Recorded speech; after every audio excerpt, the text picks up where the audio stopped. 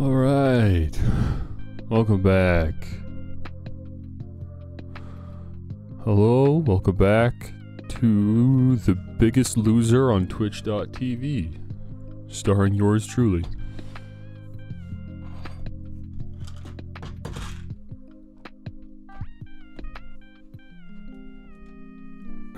Okay.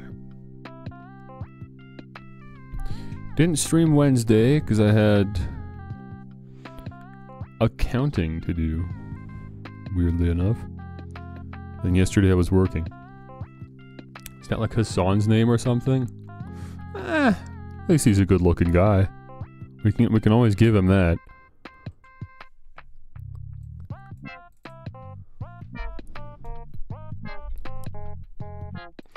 I wonder if Hassan Piker gets in the ring with Sam Hyde in Extreme Peace. The matchup of the century. Sorry, not Sam Hyde, the Candyman.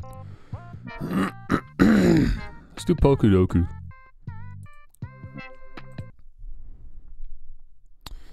By Bromo Jumbo. Doesn't even have a YouTube channel. I don't know who you're sorry, you're a Pokemon content creator? You're on X, the Everything app, and you're on Instagram. What do you do? Maybe you're a cosplayer? Alright, Pokudoku Master Puzzle by Bromo Jumbo. This one looks easy. Can I just say it before we even really get into it? Normal, fighting, and fire. Great. Common typings, we can do that. Monotype, middle evolution, and final evolution. Easy, we got this in the bag, don't even worry about it. Let's do our fighting friends. Machop? Wait, Machamp G-Max. Should I be risky and choose something I'm not 100% on? Machamp G-Max. I don't remember Machamp like gaining a typing when it goes G-Max. It's just bigger. Right? I'm sure it doesn't get a typing. I'm gonna lock it in. Nice. I got a weird one for once. Sorry, this is what? Middle evolution. We could just run this for the whole thing. We could just do Machoke. And then do Machamp. It's kind of boring, but I did it. What is G-Max? Well, every Pokemon game has a gimmick that is unique to that game, starting with Pokemon X and Y. And G-Max was Pokemon Sword and Shield's mechanic. We played Pokemon Sword and Shield on YouTube. Remember, that's what we did. That's the game we used for the Swiss Lock. Don't you remember the gym fights in that game? Their final Pokemon would always go really big. It was in a big arena, and then they'd like make their Pokemon massive, and then I'd make my Pokemon massive in a giant kaiju battle. That was G-Max. Well, that was Dynamax. G-Max is short for Gigantamax, which is that some Pokemon, when they Dynamax, they actually change forms just a little bit. Like Machamp, for some reason, gets pea hands. He gets pants. He gets pants, he gets yellow hands. I don't know. That's as far as I can tell, that's the only difference. But for some reason, they redesigned a couple Pokemon for when they go Dynamax. And they gave it a new name called Gigantamax. Mono Fire type. Fennekin. I love Fennekin. Everybody likes, obviously, the evolution because they're furries. I just like Fennekin. Fennekin's adorable. Look at Fennekin. That's an all-timer for fire starters. Fennekin's adorable. I actually don't like the middle stage that much. It looks kind of awkwardly proportioned. Can't remember what it's called. The final evolution's alright, though. I like the idea of it. Nah, Fennekin's adorable. Actually, maybe I can just do the whole Fennekin line. I'm remembering BR. Oh no, I don't remember anything else. What's like a fire word that starts with PR? Let me just run the vowels. Oh, it's right there. It's this one. Braixen. Or Brazian, maybe? I'm not sure. And then what the heck do you evolve into? The like wizard mage thing.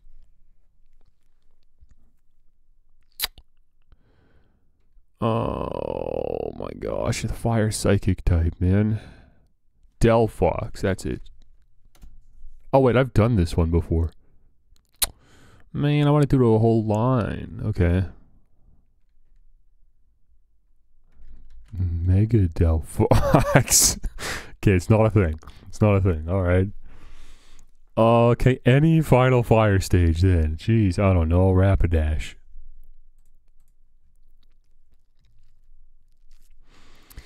Normal monotype. Give me no, don't give me Squovit. I want you to give me Greedent. Oh, I've done Greedent. Okay, never mind. Give me Squovit. Middle evolution. Normal type. Evolution line. Does it have to be normal over the course of the entire evolution line?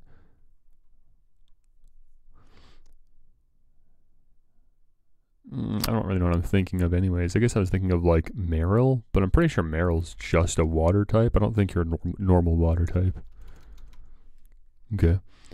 Let me think. 3-stager. Normal type.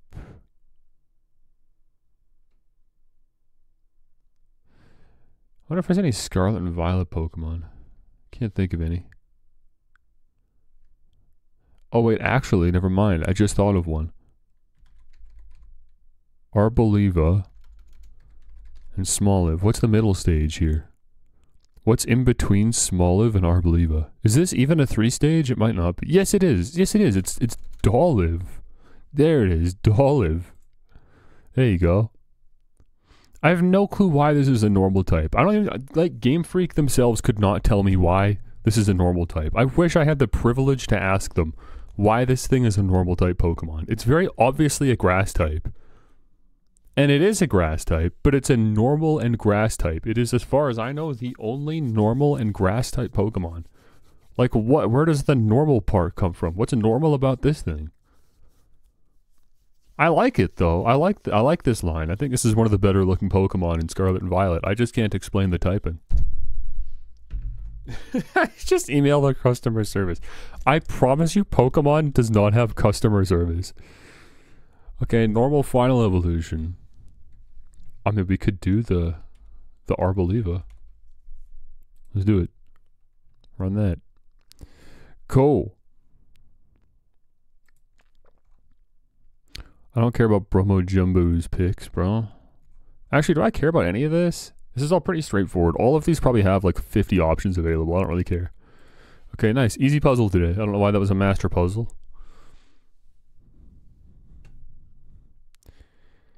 Gameplay help hotlines? Yeah, that was just a universal Nintendo service.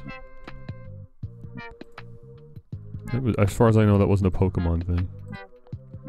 Can I look at this person's Instagram just out of curiosity? Because I know if I go to their Twitter, it won't work. Looks safe to show. I guess I don't know why I assumed it wouldn't be.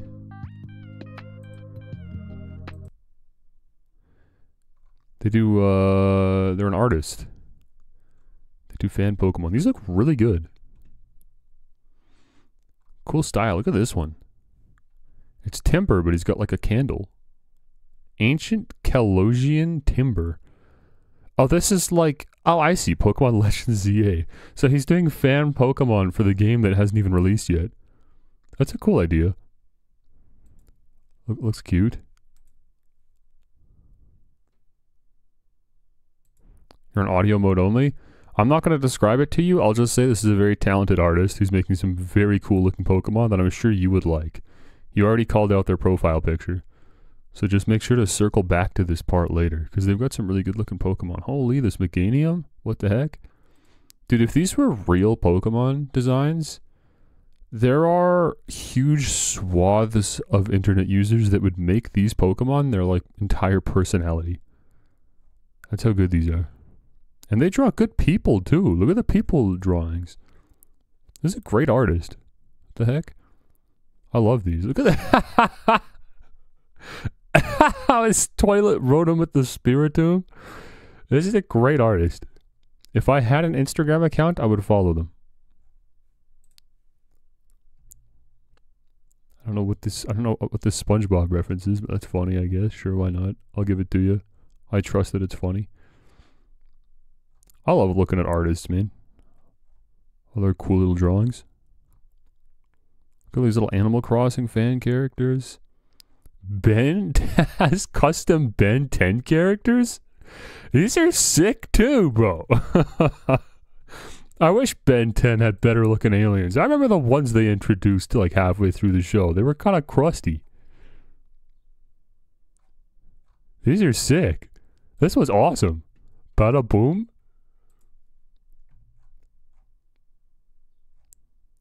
More Pokemon. More people. What are these? Oh, these are Peach. These are from, these are like Showtime. Princess Peach Showtime.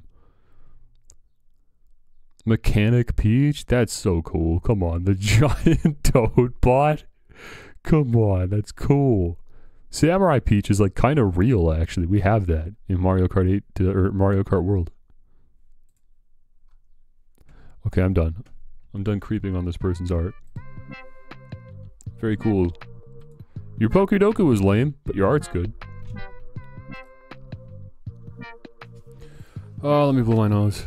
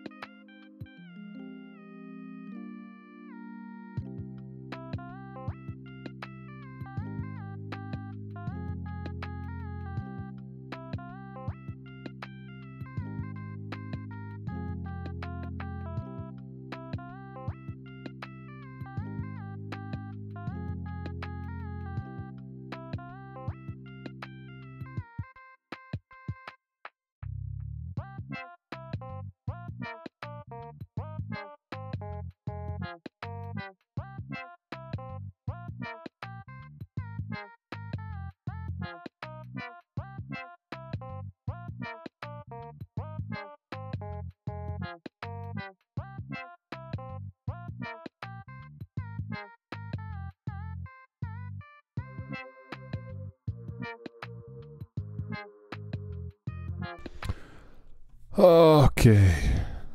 Got my tea ready. Waiting for it to cool down, of course. You're on a train? How European of you.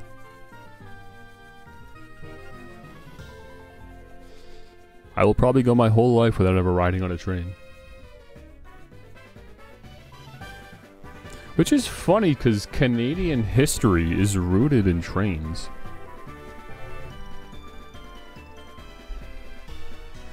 But it's all just for transporting. We have train tracks everywhere, running across Canada, and they're not for passenger trains. We do not have passenger trains, as far as I know.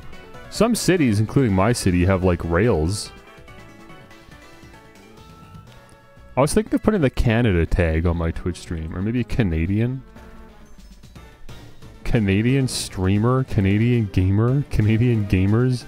I don't understand. Have I complained about this before? Twitch needs to have like actual tags that they have, like categories. It's fine for there to also just be custom tags that you can put in, but I want to know which are the ones that are like Twitch like approved or made or whatever. And like everybody knows if you belong to a region, you use this tag. Because I'm a Canadian and there's like 1,000 results when I type in the word Canadian. Never mind just Canada. How am I supposed to know which one? I'm just gonna go Canadian. I'm gonna capitalize on that national pride that's been festering for a while. Put a little maple leaf in the corner of my stream so everybody knows this stream is Canadian made. Oh, it's doing the thing again where I gotta unplug my controller. And then replug it in.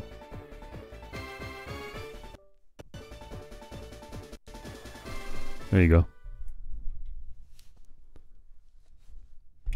I actually do have I do have ample space on my stream for a Canadian flag. I've been thinking about ways to update the stream's visuals for the big rebrand. Not a rebrand, but like for the big visual uplift and stuff for when I'm ready to finally affiliate my channel. Who knows how far away we are from that happening, but when it happens, I would like to make sure that presentation-wise, I'm a step ahead of where I am now. Put a bit more effort into it. I gotta animate this background to be scrolling. I gotta have an actual border for chat, like a little overlay. Work on my screen proportions a little bit more. Although I will say, a huge bulk of what we're gonna be streaming, as far as fan games go, are gonna be Game Boy Advance games, not dual screen games, so... The weird proportions of the DS streams are only gonna last as long as it takes me to play through, you know, this, black and white, X and Y, whatever. And that might be one of the very last times we see these games on stream. Okay, well here's me and my Magnemite. Ribby, I don't know if you watched everything that happened on the last stream after you left, but I guess we'll take a little peek at the team, see how everyone's looking. So I got this Magnemite, just randomly, it appeared to me. I thought, I don't know, sure. Because, you know, I've been catching every Pokemon. Turned out to be an incredible catch. Oh my gosh, a modest Magnemite. Literally the best nature I could ask for a Magnemite. Has been doing an excellent job, great damage output. I was able to get the Flash Cannon TM and teach it to it. So it's got an 80 damage, 100 accuracy steel type attack. With its 75 special attack. It's an incredible Magnemite. It doesn't put out great damage output in the electric department because I'm still waiting for it to learn Discharge. And unfortunately I would have to play days and days of Voltorb Flip in order to get the Thunderbolt TM, so that's not an option. Sandshrew has evolved into Sandslash and is still holding his weight, I would say. Strength and Dig. I taught it Dig and Shadow Claw via TM. Very good decisions on my part because Sandslash doesn't actually learn great moves, so you kind of have to use TMs to make the most of this guy. But yeah, really happy with this. I don't really need rollout, but that's fine. I don't really have anything else to put there for now. I can't remember if there's anything else coming. Feraligatr, somehow, against all odds, you end up getting a Feraligatr so early in this game. I swear there's no starter Pokemon in any Pokemon game that evolves as early as Croconaw does. I can't believe I have a level 30 for my final evolution. But yeah, massive spike in damage. Even special attack is still very respectable at 57 when we've got a move like Surf, but ideally I do replace that with Waterfall down the road. And then we leave Surfing up to our newest HM member, Furret, who has replaced Rattata completely. Don't care about Furret's nature. Furret's not meant to attack. Furret's simply meant to get me from point A to point B, and my goodness, he does a good job doing it. With Surf, Whirlpool, Cut, and Rock Smash, I couldn't ask for a better HM Pokemon. You are currently holding all of the 4 HMs that I don't want to actually give to my team. Furret's the only good Pokemon in the party. I love Furret. I know there's a lot of people that love Furret. That's not like an uncommon take. Furret's a very popular Pokemon in recent years. But I proudly also stand among the Furret fans. Good Pokemon. Here's Ariados, obviously the weakest link in the team, but again, is really just meant to serve a very specific purpose in combating grass-type Pokemon. Ironically enough, though, Magnemite resists grass pretty comfortably. And Steel should be hitting grass neutrally, so Ariados is feeling less and less useful, but I don't really care. I just like Ariados. It was a cool little grab, get my little spider from the tree. I just want to keep Ariados here, sue me. That's it, we're locked in. This is the final team. There's not really any room for change at this point. I'm going to keep catching Pokemon because I like to, but there's no more Pokemon to add. And then I've just got a Bellsprout, just because he's got Flash, or she's got Flash. I can't remember why. Why did I have Bellsprout here? Why did I even need Flash? Oh, for the Unknown Ruins, that's what it was. Yeah, I think Bellsprout's getting replaced by my Flyer, right? Yeah, Farfetch'd is supposed to be here. And I just never made the swap. I can actually go do that quick. There's a PC in this building. I'm supposed to have Farfetch'd, not Bellsprout. Make that little swap there. There we go, it's a little better. There we go. So Farfetch'd is here to fly me around. I don't have Fly yet, but eventually we'll get it. And then Farfetch'd will be very useful. There's no defog in this game, thank goodness.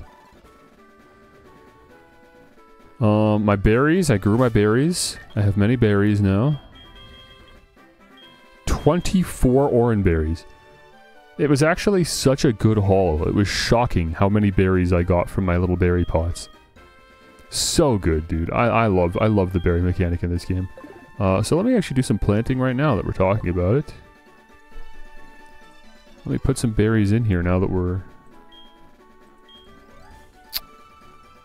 done with the Orans. I got plenty of Oran berries.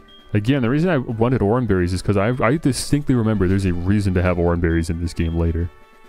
We'll get to it. We're actually not too far from it. What other berries do we not have many of? Oh, right, the cherry berries. Yeah. Yeah, I want cherry berries. I should just plant all... Well, Chesto would be good too. I'll plant 2 cherry berries and a Chesto berry.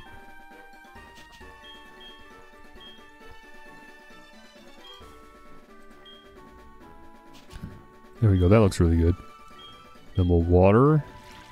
Get my little Squirtle can. Oops.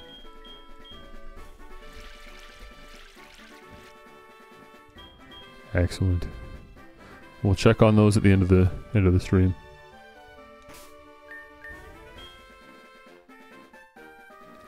Aquaman, but for mammals?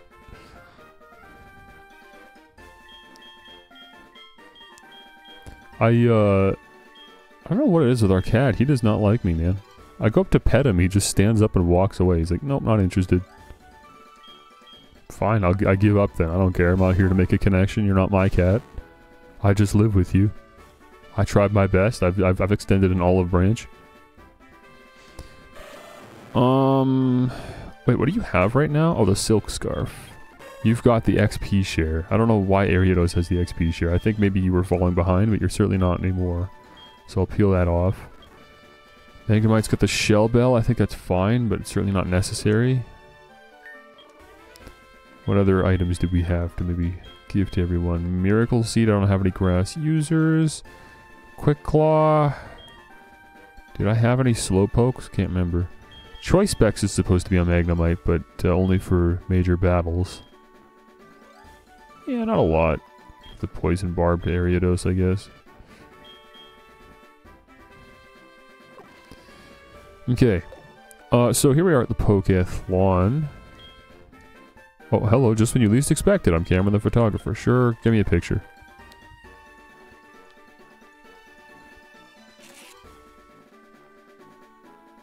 The squad. So we made it to the Pokethlon.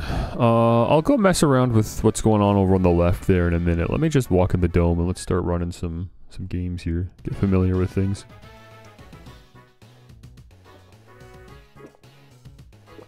My tea's the perfect temperature. Hold on.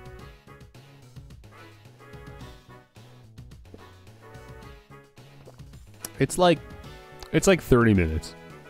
Usually 30 minutes after I pour my tea, that's when it's ready to drink.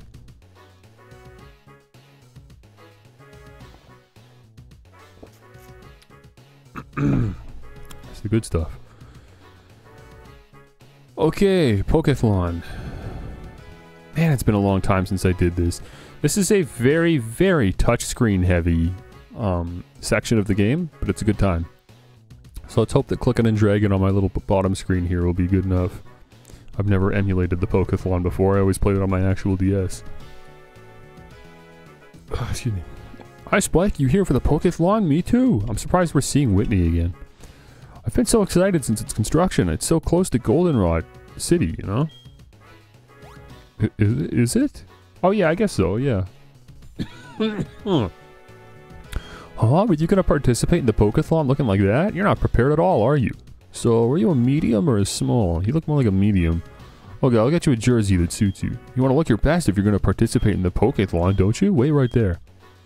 That's funny, I think that's like a callback to Diamond and Pearl when your mom gives you a suit for the contest.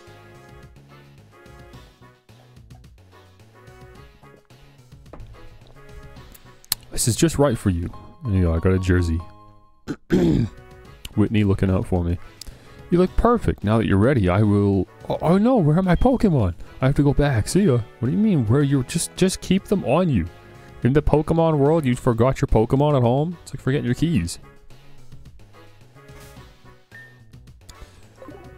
Welcome, this is the reception for admission. Will you try the Pokéthlon? Yeah. Which course would you like to try? I don't know, speed course. I don't remember the difference between them. Yes, the speed course.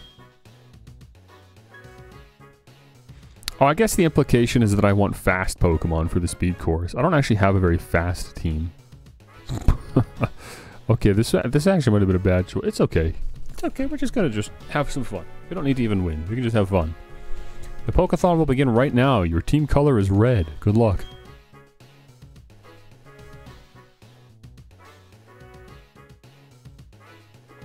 Right, I have to choose which Pokemon to submit. Well, I don't have to choose from my party. I can pull into the boxes too. Magnemite looks pretty darn good. Speed, skill, and jump. Dude, I'm sorry. How does Ariados have 4 stars in speed? You are not that fast. It's okay. Let's get Magnemite in here. You're looking good.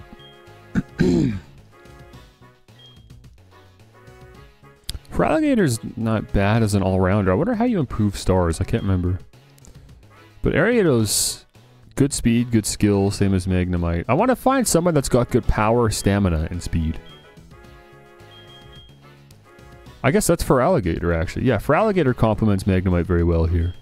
And now I can dip into the boxes and I can just grab any of these random Pokemon I've caught. So suddenly all those Pokemon I've been catching over the course of the game, now they've got a good use case.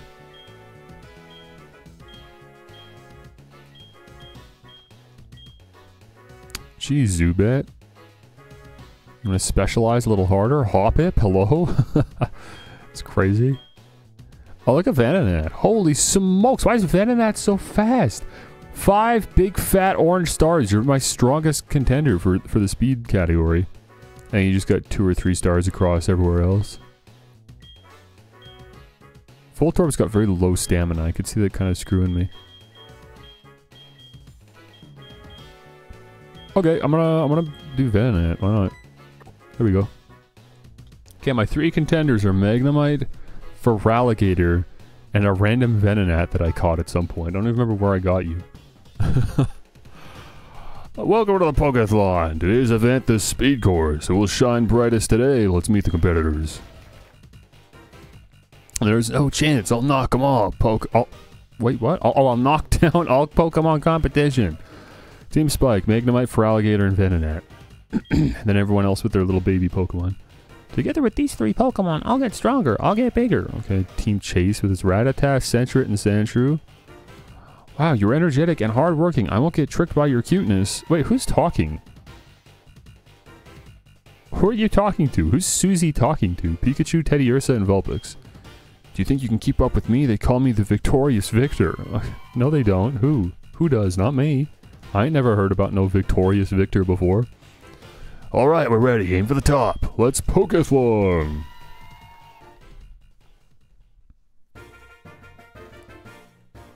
Hurdle Dash. Okay. touch the Pokemon to jump, control 3 Pokemon at the same time, jump the hurdles. I think I remember this one. Why is your Gyarados orange? Because you weren't here for the last stream. You missed a very important story moment. It's a scripted shiny Pokemon encounter. And it's well known enough in Pokemon, like just generally in the Pokemon world, that it has its own TV program when you play Diamond and Pearl, which is kind of cool. Alright. Do I remember how to swap Pokemon? Is there just a button? Because I think they get exhausted at some point. I don't know. I can't remember. So they all run automatically, and then it's on me to... Okay, well... The 3D emulation is kind of weird here. Oh no, it's not. I see what's happening. It's the way my screen layout is. But yeah, I'm trying my best on the bottom screen. The action's happening on the smaller screen. I don't know if you noticed. I'm not doing well. This is very difficult.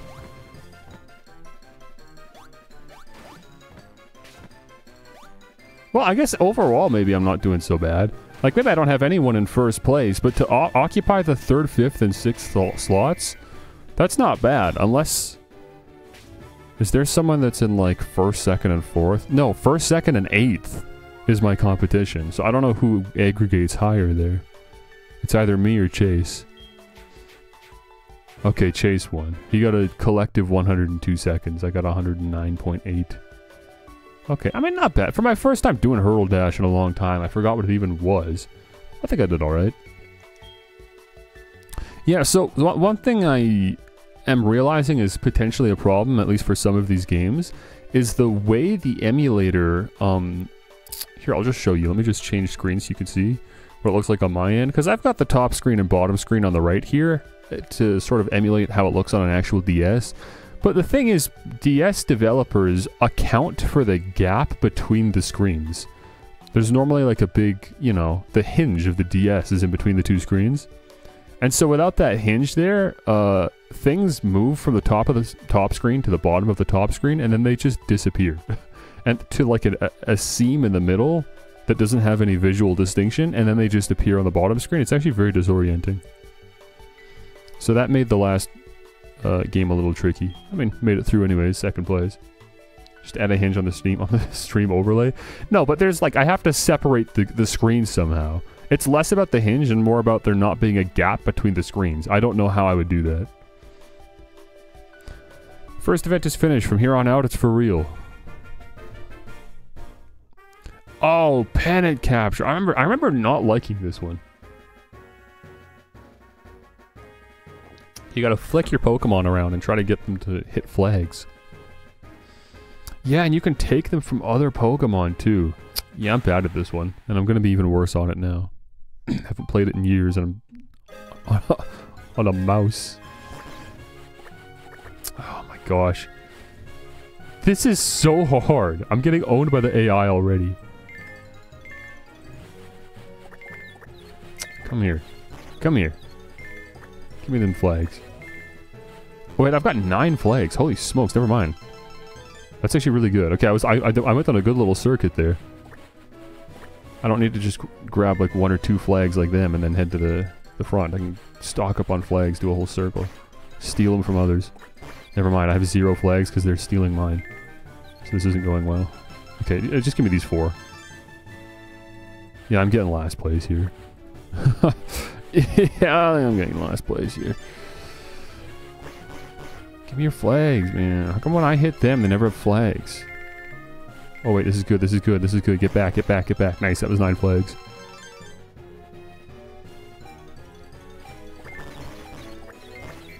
Okay. 22 flags. Is that any good? I have no idea.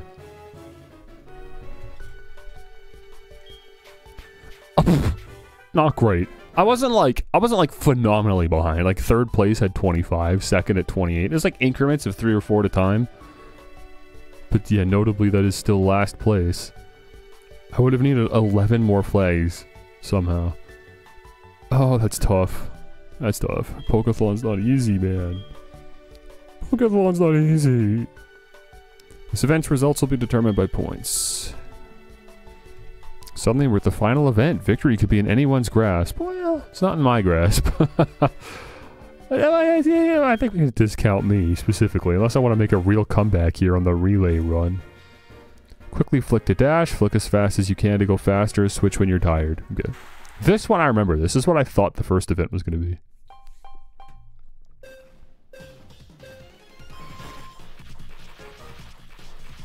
Okay, Magnemite. Wait, hold on.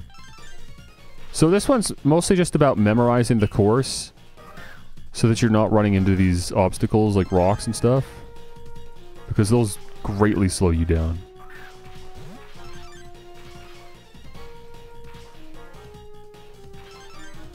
Okay, good stamina on for alligator. I told you that would matter. I told you that stamina would matter. There you go, this is why. And then Venonat just... No, it doesn't have the stamina, but holy smokes, just bursts. Okay, so I actually do have this. Like, this isn't even close. We get first place on this all day. The Pokemon that are passing me right now, I'm lapping them. Like, I'm a lap ahead of them. We're very far ahead.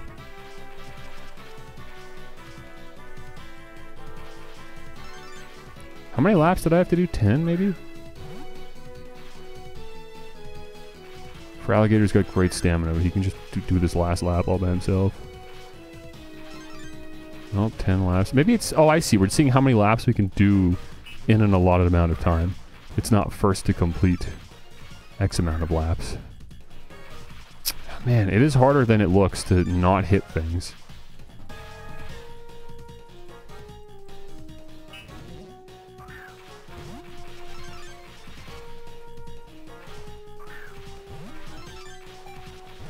Magnemite's got better control than the others, I'm noticing. For Alligator's got the worst control, so it's easier to keep Magnemite going in a straight line. That is how that works, by the way. That's not placebo. That's what the stars at the beginning of the Pokeathon were when I was choosing my Pokemon. The end, that was the third event. Well, we took that one by a long shot. Oh my gosh! 14.7? They all got like 9.5. Okay, this is the only way we win, because I was losing before this. Wow, that's a huge jump. Do you think we win overall, or does Victor still pull ahead somehow, or Chase, or whatever?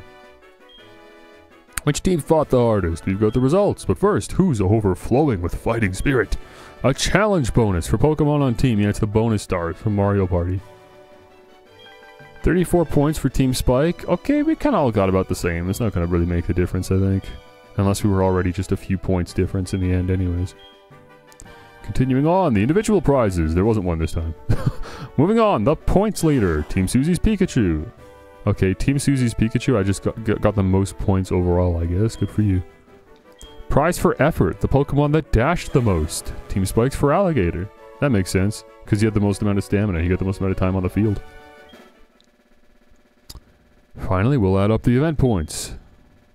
Event 1. Again, I don't get first place here.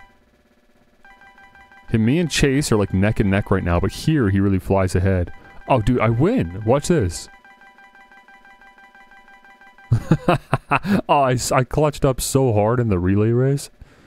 With 361 points. Team Spike. There you go. Another mechanic that's more in-depth than the main thing of the game. We're just scratching the surface, by the way, of the Pokeathon. We could spend the whole stream right here.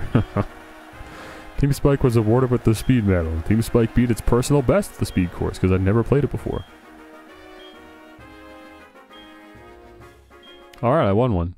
So all 3 of my Pokemon now have the Speed Medal earned.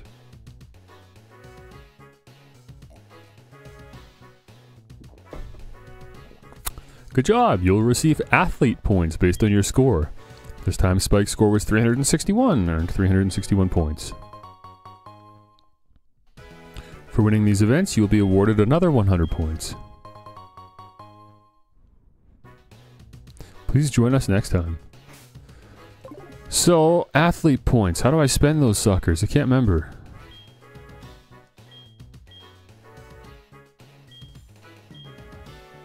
Would you like to buy a data card that contains Pokeathon records? So we can use the points that we've earned to view the stats that we've accumulated by playing Pokeathon. Like, I can buy data card 1 to see how many victories I've had. That's how in-depth this is. They expect players to spend hours and hours here. I actually can't afford any of those, though.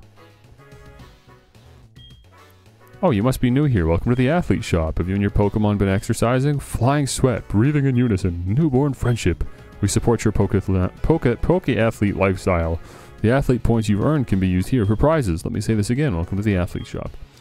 Here we can buy apricorns, moo milk, metal coat for 2500p. That would be not bad on Magnemite. Look at this. I can buy nuggets here, so I can convert my athlete points into actual money.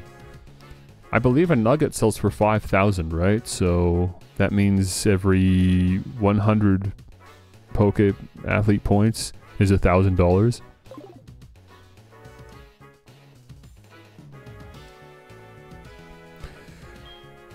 If you go on, you'll see the Museum of Poke Athlete Records. I will someday be a Poke athlete holding a record there.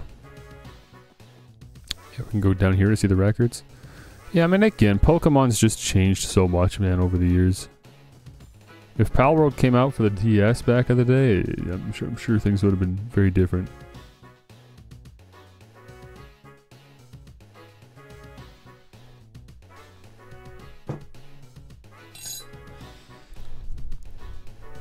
It's crazy that they have all of this in Pokemon HeartGold and Soul Silver, like an entire Olympic event.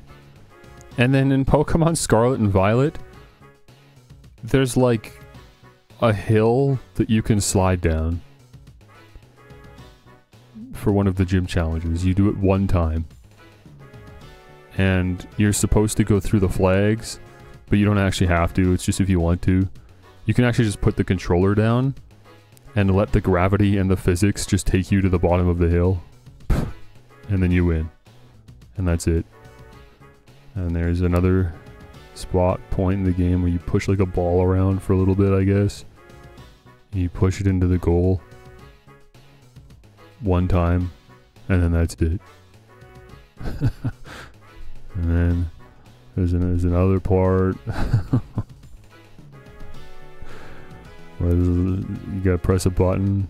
It tells you to press the right button, and you press the button. You do that for a little bit, and then that's it. It's just very sad. We've come so far technically, but Pokemon has just not kept up. I heard that Poke athletes with great records are going to have their shoes displayed at the museum. God, no. Can I keep my shoes, please? This is the Solidarity Room. It is to show the solidarity of Pokemon and people, as well as the history of the Pokemon. So here, I can check the course records for all the individual courses. And see how I've managed to earn the points that I've earned. So I've got like personal goals that I can try to surpass. And there are NPCs that ask you to like earn certain points in certain areas, I think? Can't remember. When you win a course, you receive a medal. I've got to win at every course. Rattata, I guess, is happy about that. The Pokethlon does go way back. Can I read this? Pokeathlon Almanac. There are many Poke athletes and Pokemon medalists shown in the photos. It's an old scroll. The beginning of Pokethlon. To commemorate the friendship of the person and 3 Pokemon that conveyed the words of the cure, people started to tell of their achievement. The commemorating eventually took the form of 10 games to compete in, just like the obstacles in the legend. An old worn scroll, Pokethlon myth. When a disease took over the entire island, 1 human and 3 Pokemon overcame 10 obstacles to spread the word about the cure. Weird. An old wall painting. 1 person and 3 Pokemon seem to be learning something from looking up at the sky. Strange. So at some point in ancient times, there was a disease, and it was 1 person and their 3 Pokemon that were able to cure the disease by going through 10 trials. And that's the origins of the Pokethlon. Only the Poke athletes who have come in first in 5 of the courses are allowed here.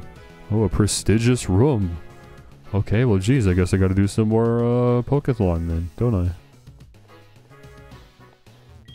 Some Pokemon are good at speed events, some are not. You need to form a team whose members can help one another. Yeah, that's what I did actually, that's why I won.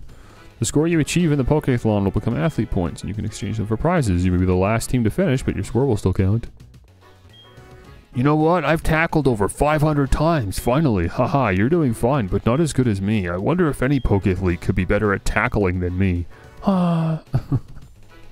What an annoying NPC.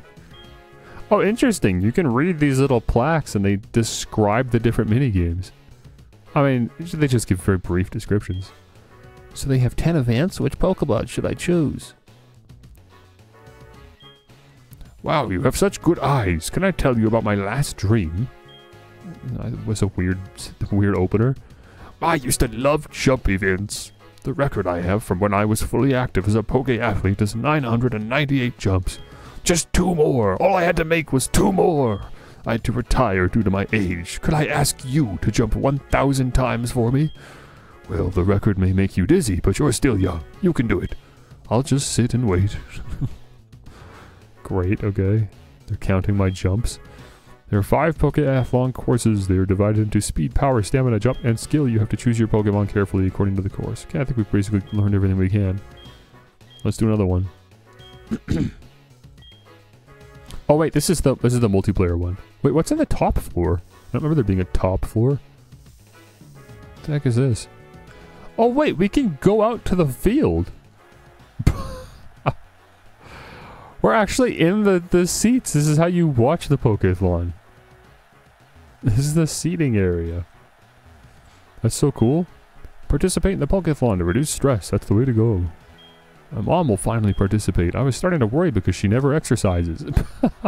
Don't you dare underestimate your mom. The look on her face when she was selling things in a bargain. It still gives me shivers. Very silly. I will try to win at every course with Magikarp. Okay.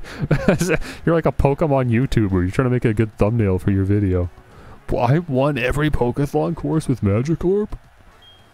The Pokéathlon is all about scores. No one knows he's going to win until the last moment. Apra Juice for victory. Your Pokemon can show their true performance potential. Yeah, that's something we haven't even looked into yet. My boyfriend's a Poke athlete, but he's so shy about it that I root for him behind a column so he won't spot me. I didn't expect so many rather old ladies like me participating. Maybe I can join them. There may be a chance to get close to my hero, Poke athlete Jet. I'm cheering for you. I'm watching intently. Okay. Young Poke athlete. Uh-oh, this dude's got custom music. I mean, you're the dude that's the host. Running out of energy? Hello again. Good. My name is Maximo. I'm the Pokeathlon MC. Nice to meet you. I'll be there for you when you need to know anything about the Pokeathlon. Do you have any questions? No? Young Pokeathlete. Pokeathlete. I hate having to flip-flop back and forth between Pokeathlete and Pokeathlon. Don't forget to do your Pokeathlon stretches before exercises. I will break my personal record at Hurdle Dash. Okay, which Pokemon should I choose? Yeek. Arg. Wow, that guy over there is Magnus, the Pokéathlon owner. I heard he once beat a Machamp at arm wrestling. Could it be true? We could just spy on Magnus across the way.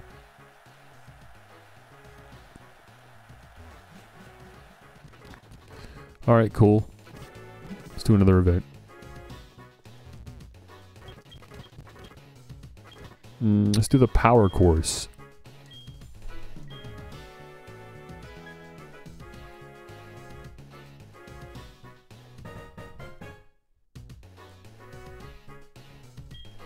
Your team color is always red. I don't know why they have to tell you every time. I guess if you're doing like multiplayer, it didn't matter.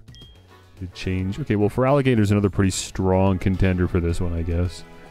So we'll go for Alligator. Geez, Ariados is a good all-rounder. I should probably make sure we're choosing Pokemon with like 4 stars or higher. I imagine Power is a skill that increases as Pokemon evolve. And of course you can train it specifically with Juice or whatever. Okay, Miltank's looking good. You're very slow for some reason? Why are you so slow? Miltank is famously a very fast Pokemon. Okay. Machops, not great in much. It's just the power. I'd rather do like Sudowoodo. He's looking pretty good. Oh, there's Gyarados with the 5 power. Also very slow though. I don't think I want 2 really slow Pokemon. I could see that maybe screwing me. I don't know specifically, you know, what's coming up or anything, but Because what was Feraligator's speed? Oh, you're pretty fast. See, right, because I took you in the speed course. I guess we could maybe use someone with jump. I don't know if we need jump in the power course, of course. I don't know what's in the power course. But Gyarados certainly has jump. Alright, screw it. I'm gonna do Feraligator, Gyarados, and Miltank. Maybe I'll get screwed because of poor speed. We'll see. Push, push, push. Push it aside. Why? These are like techno lyrics. Push, push, push, push, push, push. I can see that. This is our team. This is our power. Team Mandy with Ghastly, Ekans, and Grimer. These don't look like powerful Pokemon to me. I see a Machop. I'll give it to Machop. Machop's probably got some power behind him. Maybe Phanpy? I don't know. I'm not seeing a lot of power here. Power is strength, strength is power. I'll use that power to climb to the top. Yeah, so Team Yona is the one team that I might want to watch out for. The other two don't seem like much of a threat. Behind that cute face lies hidden power. You'll see it with your own eyes. Okay, Avon, we'll see. We'll see about that. Clefairy, Jigglypuff, and Pikachu. I gotta fix my chair. Break my back at that angle.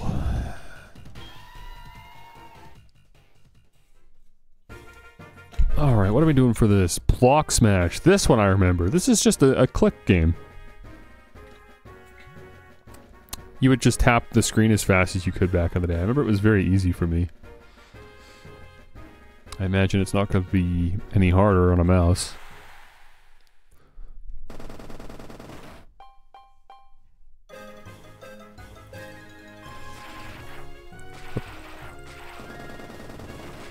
Are there... I think there might be points in the block that you want to, like, hit. Like, you want to hit the cracked parts, and you get, like, a critical hit or something, and hit multiple blocks. I seem to be remembering that. Yeah, I imagine we have this. I feel pretty good about this. Especially because my Pokemon are doing a really good job hitting, like, exactly 2 stacks, and then switching. Nice. 97 points. Oh yeah, looking at the graph on the left there. Surprisingly though, it's not like a blowout. The others did alright, all things considered. Avon didn't, but you know, 97 to 79. But yeah, we win that one. I'm sure we can get 100 without too much trouble if I did it again. Good power, good power. Power! Circle push. Use the stylus to move your Pokemon around. Control 3 Pokemon at once. I don't remember this at all. What the heck is circle push? Get in the circle? What is it, like Fortnite? Can't be in the zone or whatever? Use the stylus to move your Pokemon around. Control 3 Pokemon at once. Get in the circle. I don't remember this. We like push each other around, I guess? Okay, well everyone get in there. There, I win. You're gonna push me out? I don't think so. It's easy. Oh, there's rounds to it. Yeah, oh, now, yeah, okay, now it makes sense. Alright, so obviously I don't want to fall out of the edge of the ring there. And yeah, we want to be in this one here. Let me get Miltank over there. Can I... I wanted to push Feraligator in the purple last second. That's okay. At least everyone was in a circle. Let me get Gyarados down there and then try to keep Feraligator and Miltank both up here. Nice! Good management. Oh, there's only room for one Pokemon in the far right there. I'm gonna try to make it Gyarados. I wasn't able to focus on Feraligator, but it was worth it because Gyarados locked in that 5. And then here we just gotta try to split my 3 Pokemon up like this. Nice! Oh yeah, we win this easy. Look at this performance.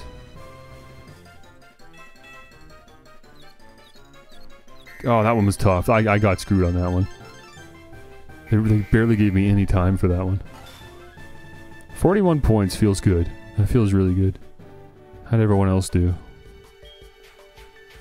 Okay. Yeah, again, wasn't a blowout, but I won. As long as I can consistently hit first place, then obviously we have this in the bag. So unless I do terrible on this next one, I think we win. Everything comes down to the final event. Give it all you've got.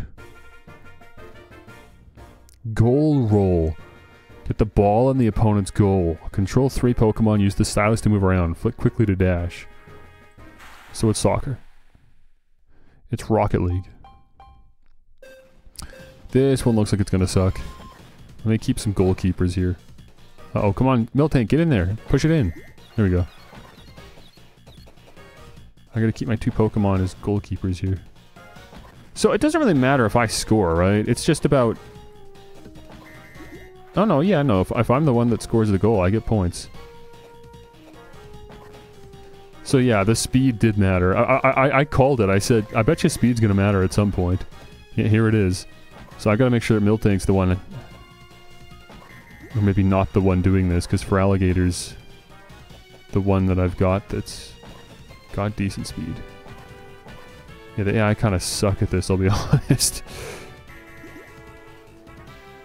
As long as they don't get it in my goal, I win. I can just cruise here for the rest of this. I don't need to get any more goals. Oh shoot, get this ball out of here. Ah! They actually got one. Okay, good job, Swinub. I love how none of the AI are bothering to goal keep. They're just out here. Ouch, I just scored on myself. I was trying to get around to the ball. It did not work, obviously. Come here. Nice. Oh yeah, we're cleaning up now. I'm just learning, like right now in real time, I do not have to flick the ball. I can just click and drag. Which makes this way easier.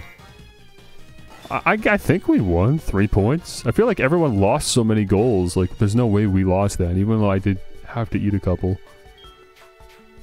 Okay, yeah, 3 points versus 1 and then 2 zeros. Okay, so then we clean that up then. The power, this one was way easier than the speed course. Who's overflowing with fighting spirit? A challenge bonus for Pokemon and team. 29 points for Team Spike. 30. Okay, we lost that. I don't get how the bonus stars work, but it doesn't matter because we're just acing the main event. So who cares? The no miss bonus. Team Spike's Miltank, and Team Spike's Gyarados, and Team Mandy's Ekans, and Team Mandy's Grimer. Okay, this is getting silly. Come on, nobody misses. I get it. For Alligator was the point leader. That heads up. The Pokemon that failed the most. Team Mandy's Ghastly. Great. You got some pity points. We'll add up the event points, okay? I mean, we win this. This is a little anticlimactic. Yep. With 404 points. Over a 100 point lead. Yeah, we won that. Oh, there's some powerful Pokemon right there.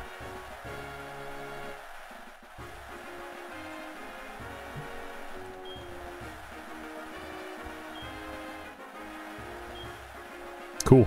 I could make sure Feraligatr participates in every single event, and then he'll be able to secure 5 medals.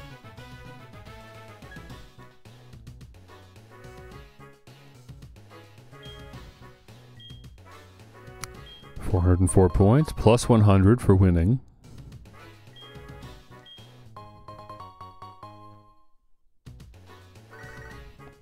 Anthony's calling. Sup, this is Anthony, how are you? Oh yeah, I was battling this Rattata the other day. Took off when I got distracted by a passing beauty. Learn from my mistake, always stay focused on the job at hand. Alright then, be good. The charms of women. You cannot allow these vixens to distract you from your Giga Chad Sigma grind set of catching Rattata. Oh, let me take my hoodie off. I'm getting too hot. Okay, let's try another one. I want to do all 5 of these. I'm not leaving until I've done all 5. Until I've won all 5, let me clarify. I want to win all 5 of these. I'm having fun. Pokathlon is good. I knew this would be a good way to open this stream instead of trying to squeeze this in on the last stream.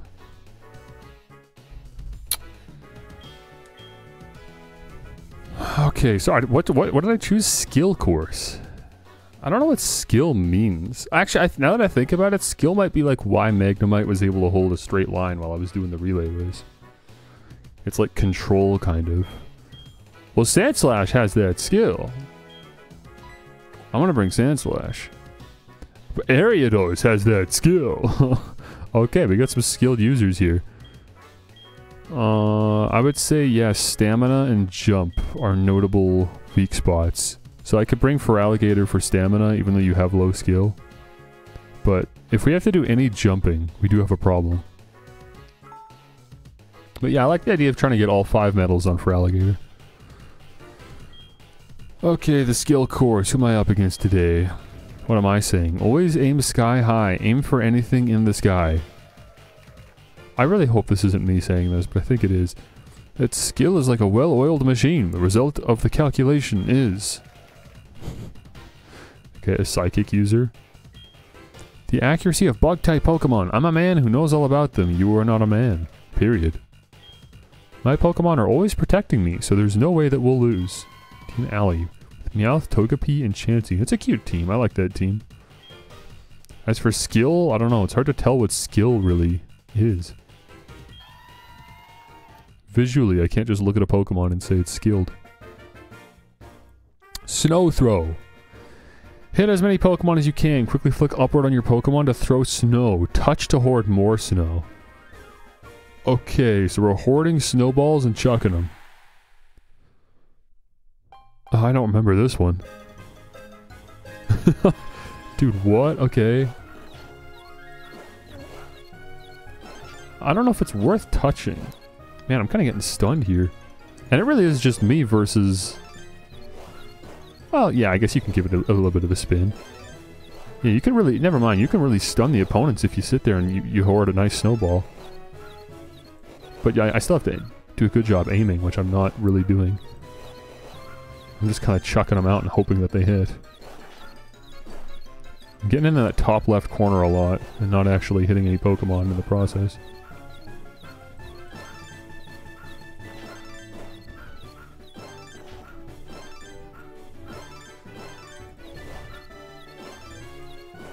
Is this good? I have no idea. I don't even have a gauge for, like, how I'm doing relative to others. I feel like I'm not getting stunned too much, though. Or maybe I am. I don't know. I don't think I've been this unclear on a minigame so far. Like, I know what I'm doing, but I have no gauge as to how I'm doing. I guess capture the flag, too. Yeah, okay, we kind of just averaged with everyone. I wonder what this... Like, what's the strat for that? What would benefit you? I wonder if there's like a stat you could have. Like maybe stamina would be good for that one. Maybe it would prevent you from getting knocked and dizzied. But I mean, they still get a point if they hit you. That's a tough one. 69 points though, can't complain about that. Goal roll again, okay. I wasn't too bad at this one, and I'm gonna be better this time, because I understand it a little bit better now. Who's the goalkeeper? Actually, I think I like the way it's set up right now. This will be good. No. Come on now. Get this out of here. Get this out of here. I don't like this placement. Why is Meowth in my goal? Get out of here. Dude, come on. What happened? What a horrible way to start. Ariados, get out there. Make some goals for me. No. Ow. Why is everyone trying to score on me? I'm not even the threat here.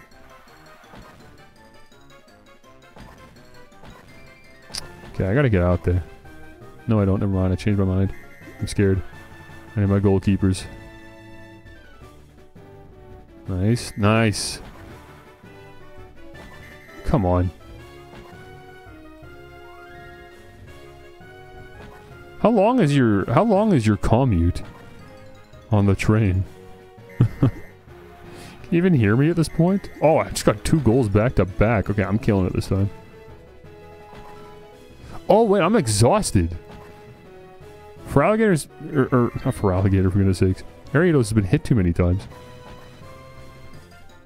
Oh, I gotta lock that in. Oh, come on. Drowsy got it? Oh wait, he scored on himself, so he just didn't get anything. What a waste. Scoring the golden ball in your own goal. That is crazy work. I'm at 7 right now. It's so free, dude. Come on. 9 points.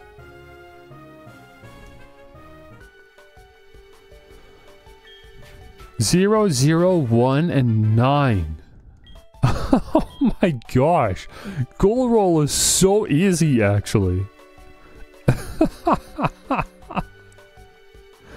Okay, so you get 60 points by default. So you would need like, yeah, like 8 points to double that. There's definitely like a curve off. It doesn't like just continue to multiply. Pennant capture again. I don't know how I feel about the skill-based games. We can do soccer, but I don't like these other two. The snowballs and capture the flag.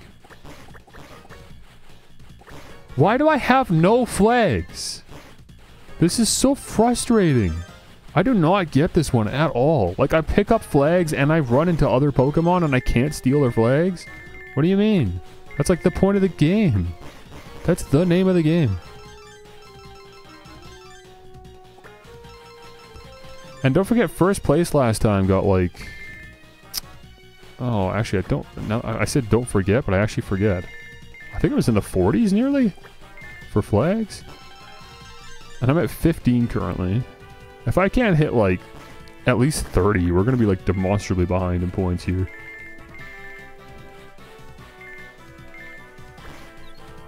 Get out of here, Sandslash. I got 5 seconds, dude. I'm not even doing any better than the first time I did this. Get this single flag back. What a joke. 23 points.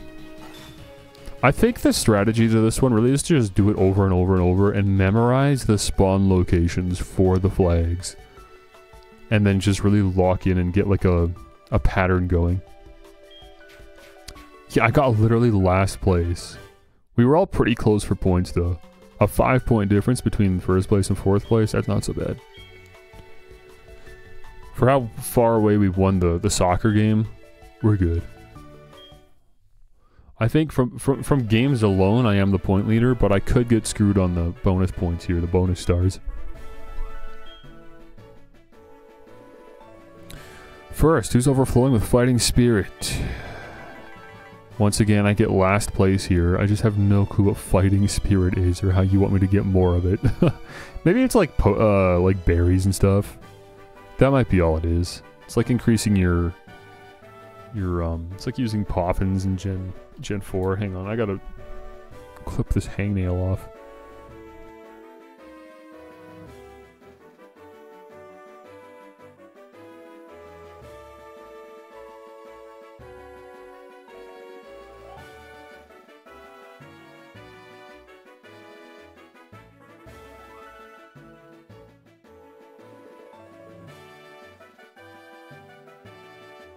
And blow my nose.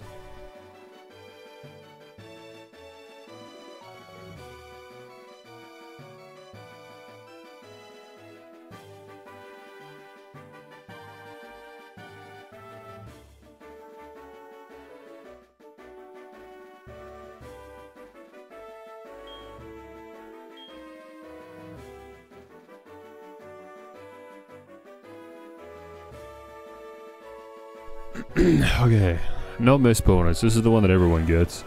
Feraligatr got it. Chaz's Weedle gets it. Yeah, whatever. Oh, never mind. There's actually like 3 Pokemon, and then Chaz's Caterpie got something else. What the heck is going on with Chaz's stupid bugs? The prize for effort, the Pokemon that dashed the most. Team Alley's Togepi. I didn't even win that one. And now the event points. Chaz has a 41-point lead on me right now. If I don't win, it's gonna be the bug trainer that wins. Look at him. No, dude. This right here is my one opportunity to catch up. How much do I get? Okay, I'm in the lead, but I got last place on the next one. 2 points ahead? No, dude. The bug kid won by 2 points.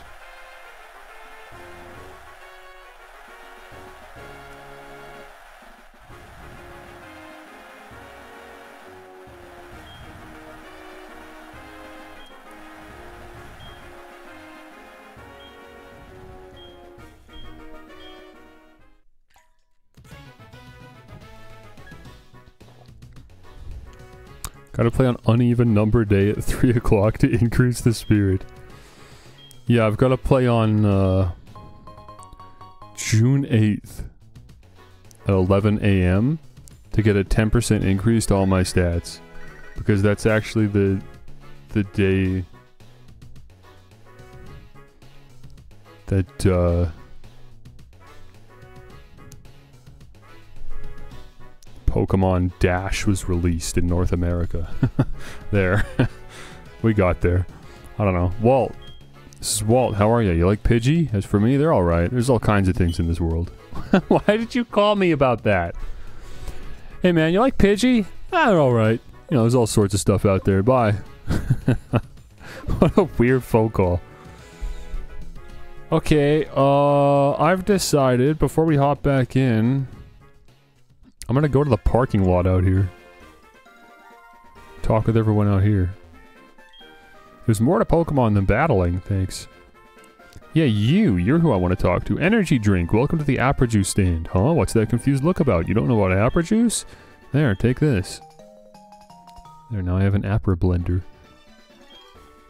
When you have the Apra blender, you can make Apra Juice to let your Pokemon show their true potential. It's so easy to make. All you have to do is put Apricorns in the Apra blender. Put in as many as you can. The more the merrier. Then you walk. You can run if you want. 98, 99, 100 steps. Here. Then you open it, give it to your Pokemon, or drink it yourself. You can buy Apra Juice here. Why don't you try and see how it works? Apra Juice know-how, maybe? The labels of the Apra blenders tell you what kind of drink it is. Different drinks have different effects. You should use them to suit the event you want to participate in. That's how to make a top Poke athlete. If your Pokemon's performance is maxed out, you cannot make it higher. Okay, so I'm gonna have to check my Pokemon's performance before I do this. Because they're not gonna show me. What I want to do is boost Feraligator's skill. That's all I'm trying to do, really. Because, yeah, we've got room to grow here. We could take away maybe a bit of speed. If I could, like, cut speed and put it in skill, I would do that. That feels good. I like that you've got all that stamina. That's awesome. I don't really want to cut that. But just to cut speed, boost skill would be what I want. So let's see if we can make Apra Juice or buy Apra Juice that'll do that. Holden's Power Juice, only $100. No. Gilmore's Skill Juice, only $150. Okay. Which Pokemon do you want to give it to? I'm going to give it to Feraligator. We'll see how the stats change. It doesn't say ahead of time. We're just gambling here. But again, I'm trying to boost skill, and ideally we cut speed. If I had to cut, like, maybe just like 1 point off of power or stamina, I guess I could live with that. Drink up, buddy. Let's see how this affects your internals.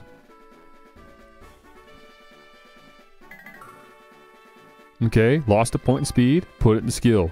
Okay, you know what? That was actually perfectly ideal. Because you still have 3 speed. And now you just got 2 points in skill. That's just, in my opinion, that's a better Feraligator right there. For the Pokethon. If I'm trying to, like, earn all medals on one Pokethon, or on one participant, I feel like you're in a really good spot now. You're better rounded.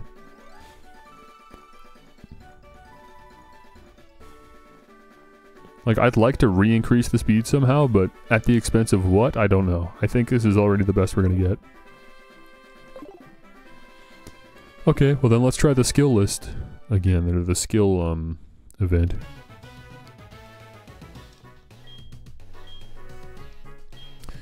Actually, let me click on info. What can I get from this? What would you like to know about? I guess the skill course? Snow throw. Aim for them and throw snow. I mean, that's the one I want to learn more about, is snow throw specifically.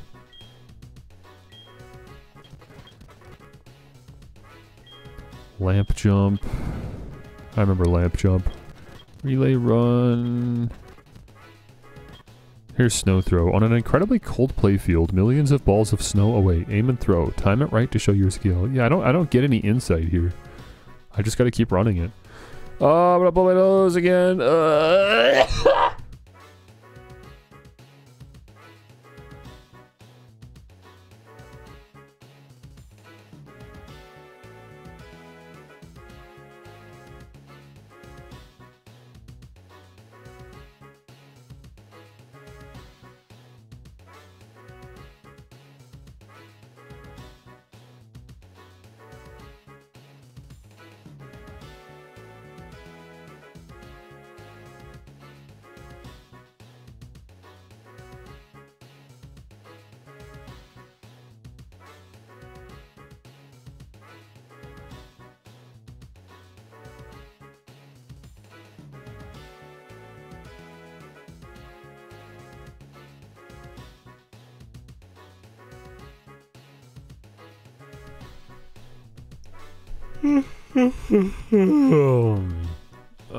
Okay. One thing I just thought of. I wonder if I should evolve Magnemite before doing this again, because I bet you Magneton gets like a cheeky little boost to something here, right? I don't know what. I don't have any theories as to how specifically the stats would change, but it would be nice if there was a way to maybe get an extra point or two in power and stamina. You'd be a better all-rounder as a result. You got 3 points in skill. I should be bringing you to the skill course. Like, could I get... Like, how many experience points short are we of a level up? 850? We could just quickly, like, go do something. Are there any trainers I can fight out here? That'd be nice. Oh, they look good today. They went so well yesterday, but we'll win today for sure. Okay. There's some winners right there. Want to fight me? Each Pokemon has its unique traits. A true Poke athlete knows them and lets the true performance of his or her Pokemon emerge. Have you heard of Apple Juice? Pokemon can increase their performance with food and drink. Apple Juice is a drink developed from nutrition research to improve performance. If you let your Pokemon drink it before a Pokeathlon event, it will show its true potential. Your Slowbro is blocking me, thank you. Oh, what about you? Everyday training is the sure way to glory. Dashing 1,000 times. That's my goal for now. What's your goal? Having a goal lets you enjoy life more. No, I disagree. I just disagree.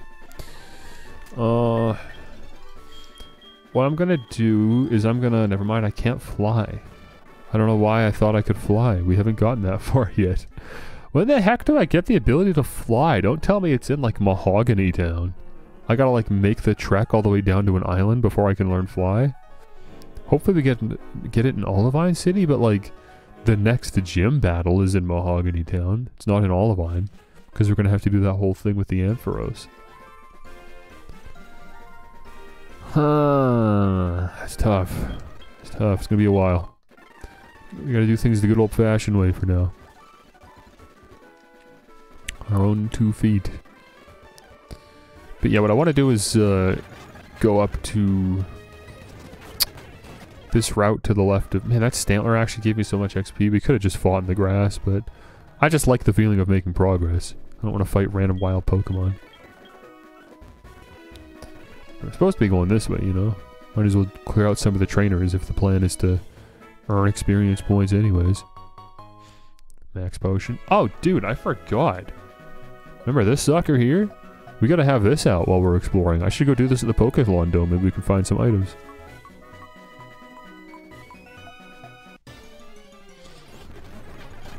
Miltank, already have you. Very low-level Pokemon out here. Surprise. Hi, aren't you a cute trainer? May I see your Pokemon? Y'all call me cute. How young am I? Like 10 years old? Oh, aren't you just the cutest thing?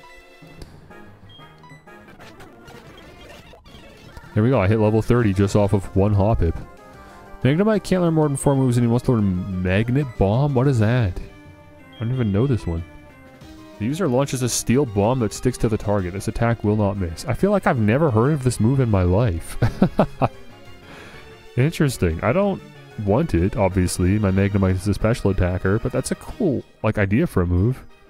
There are, I'm sure, many steel-type Pokemon that would appreciate a move like this, but Magnemite not so much, so we're giving up on that one. It's too bad. We're literally a magnet. You'd think that'd be the perfect move for us. Skiploom. Let's send out Ariados. Poison sting these things. Can't wait until we can actually deal good damage with poison. Dude, Magnemite's evolving.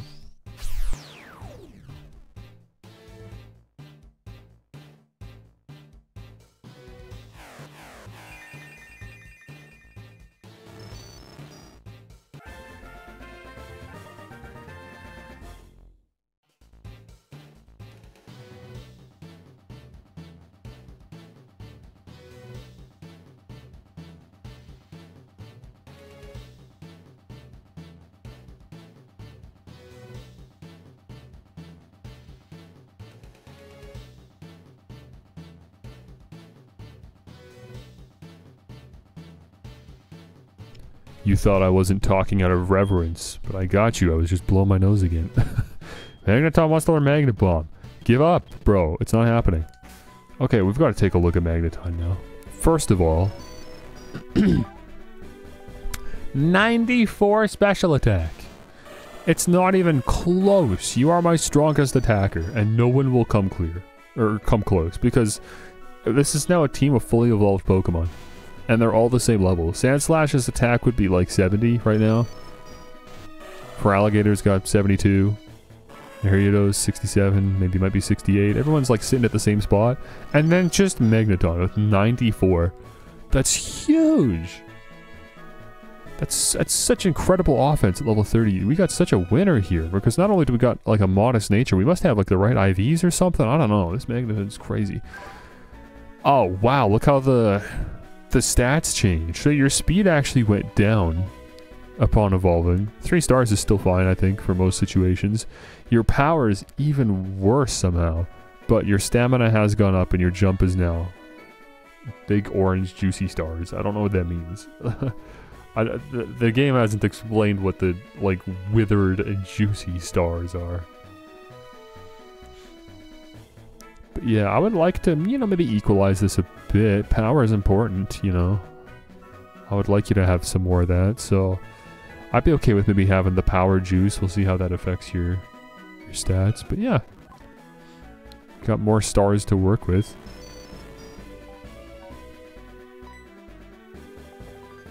Magneton is showing off its agility.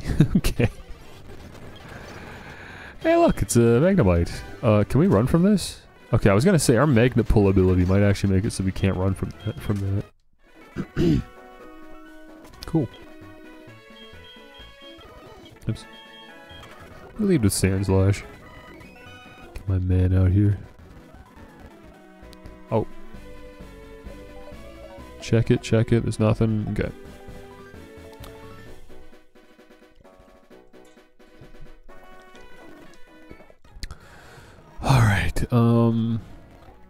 I want to go back to the Pokethlon Dome and run the dowsing machine there. See if there's anything hiding in the parking lot. Grab more apricorns, who knows, maybe want to go blend some custom juice. I mean, maybe if you do the blending yourself, maybe you can make juice that doesn't have downsides. That'd be cool. I would love to just increase Magneton's power without having to trade off something else. That's worth looking into. Let's take a peek here. What do we got? Is there like a instruction manual that comes with this thing? Comes with this dang old thing. Where the heck is it? Hello? Where's the Apper Blender? Is it in the berry pocket? Where's the Apper Blender? It's obviously not in the main items pocket. The Apricorn box? Is it in here? Oh, here we go. How to make Apper Juice. Collect apricorns and put them in the Apper Blender. You can make a drink with one, but the more apricorns, the better the taste. Put the apricorns in and blend by running into the next town.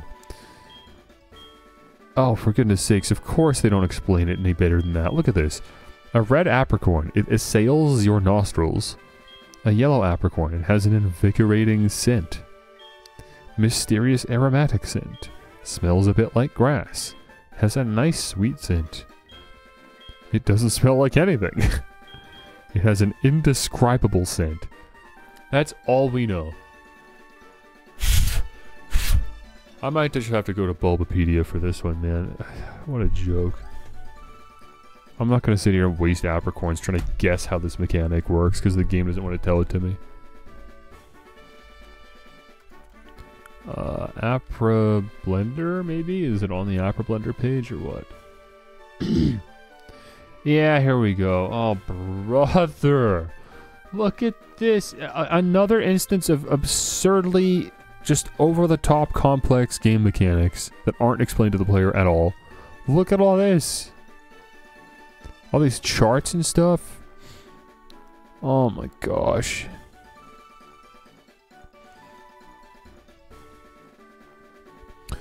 Okay, the flavor of apple juice determines how much it will raise the stats of a Pokemon that drinks it. The flavor of a type of juice increases when certain apricorns are blended with an existing batch.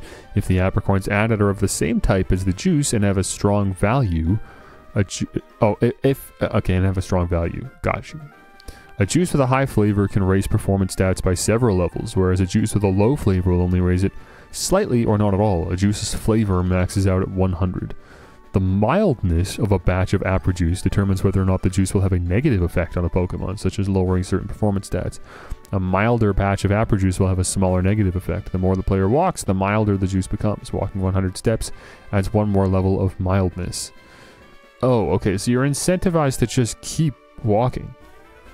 As days pass, the mildness increases. If apricorns are added to a batch to increase the flavor, the mildness will be reset to 0 when the batch is done mixing. The juice's mildness maxes out at 255. Dude, no way! You have to walk so much? 100 steps adds one level of mildness, and it maxes out at 255. Dude, what? That's 20,000 steps! You could, like, beat the whole game 10 times over and still not have the, like, mildest juice. That's way too many. The effects of multiple apple juices do not stack when fed to a Pokemon. The effects of the new drink replace the effects of the last drink. When a Pokemon is put into a PC box, all of the effects of an apple juice disappear. What? Really? So Pokemon have, like, inherent natural stats that they reset to every time they're boxed? That's crazy. Very unnecessary. Oh my gosh, dude, look at this. The existing flavor values of the existing apple juice, its mildness, as well as the identities of the strongest, second strongest flavors are noted. The flavor values are adjusted appropriately. A strong taste effect, as detailed below, raises the corresponding flavor by 4 points, except for black apricorns, which raise each flavor by 2 points, while a weak taste effect lowers it by 2 points. Each flavor is capped at a maximum of 63 points and a minimum of 0. If a flavor other than its strongest and second strongest, as noted above, was raised in the previous step, the mildness decreases by 10. Dude, I don't know what you're saying. This is like, what's it called? Keep calm and... No, what was it called? Try not to explode. What was the VR game with the bomb instructions? It's like that one.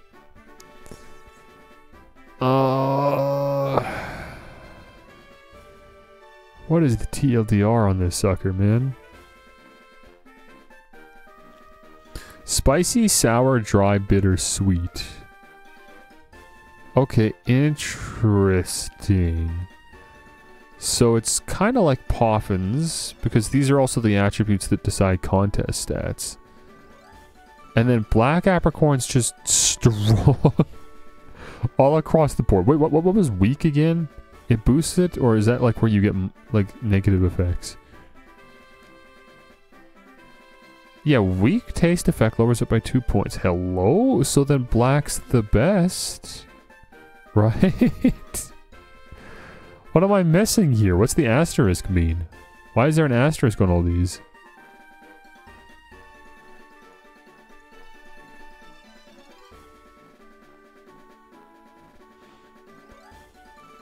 I don't know. I don't see, like, what the asterisk ties to.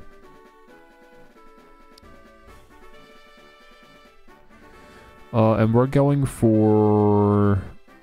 sour. We're going for stamina. Right? No. Wait, what was it again? What the heck was it?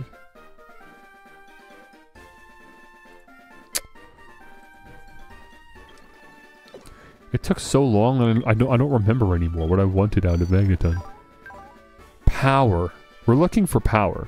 Ideally, nothing gets cut at the expense of that. That's why I wanted to do this. A custom blend. Because I wanted to see if there was a way to increase power without actually taking anything away, or at the very least greatly diminishing the negative effects. So for power, we want spicy. So a red apricorn would give us power. Otherwise, black apricorns.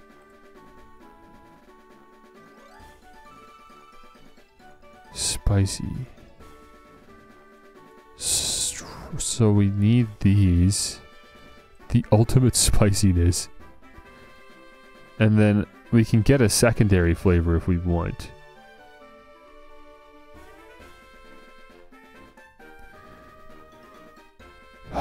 So how do you get a secondary flavor? It's just whatever the second apricorn you put it in is. Can I just put in like 20 apricorns and it just gets stronger? What's the limit on apricorns here?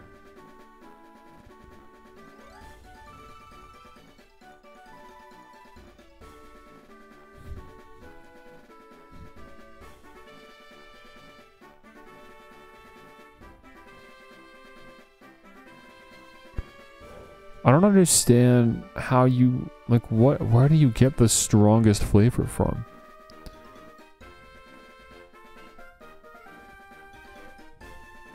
Maybe this is on the apricorn page? Man, I knew this was going to be too complex. Let's just ring it. Let's just run it. I was going to say let's wing it and let's run it, and I ended up saying let's ring it.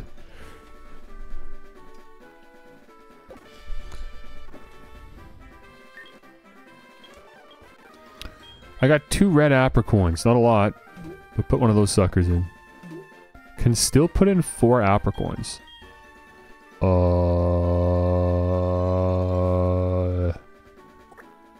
Put in a second red, and then put in a black, too. I guess.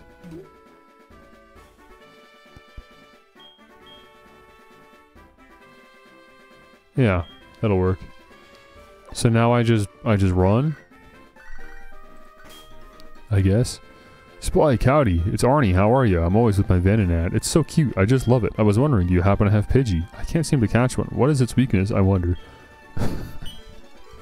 It's a Pidgey, bro! What do you mean? It's just a Pidgey! Just catch it! Just throw a Pokeball! You don't even need to attack it!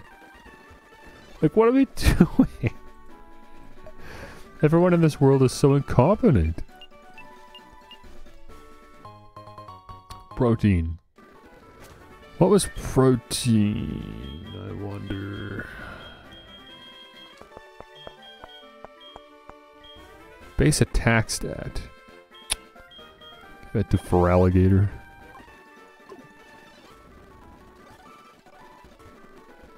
Yeah, I could just run laps here to strengthen my juice, my apricorn juice. Double check that there's no more hidden items out here. No. Also, how my berries doing? Looking good? Just seeds, but you know. Okay, well how's that then? I should probably just make sure that we're on the right track here. Made apple juice. Flavor 18. Mildness 4. Looks kind of nasty. It's power juice though, that's what we wanted. Is that good enough or what? Taste. Unspeakably incredible flavor. Its tastes are evenly balanced. I can't tell what kind of flavor. I don't want that. Right? Or do I? Screw it, let's try it. I hope I don't end up ruining Magneton's stats by doing this. Here we go. The only stats that even can increase are power and stamina.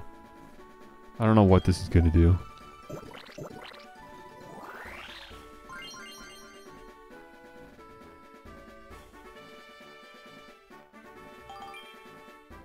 Okay.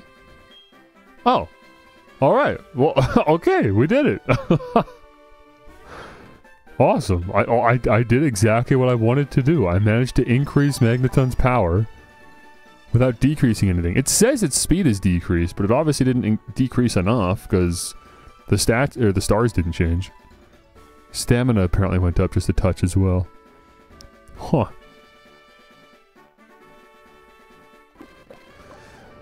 How strange.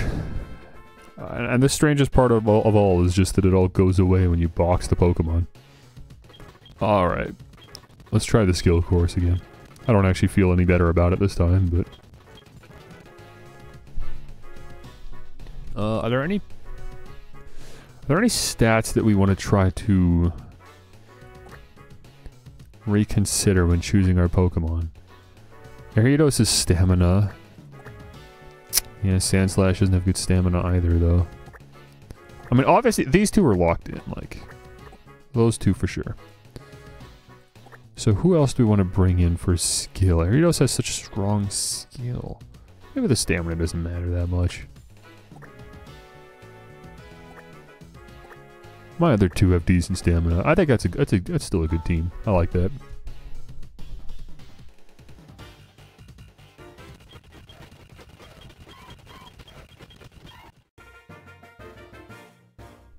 Dude, I gotta blow my nose again.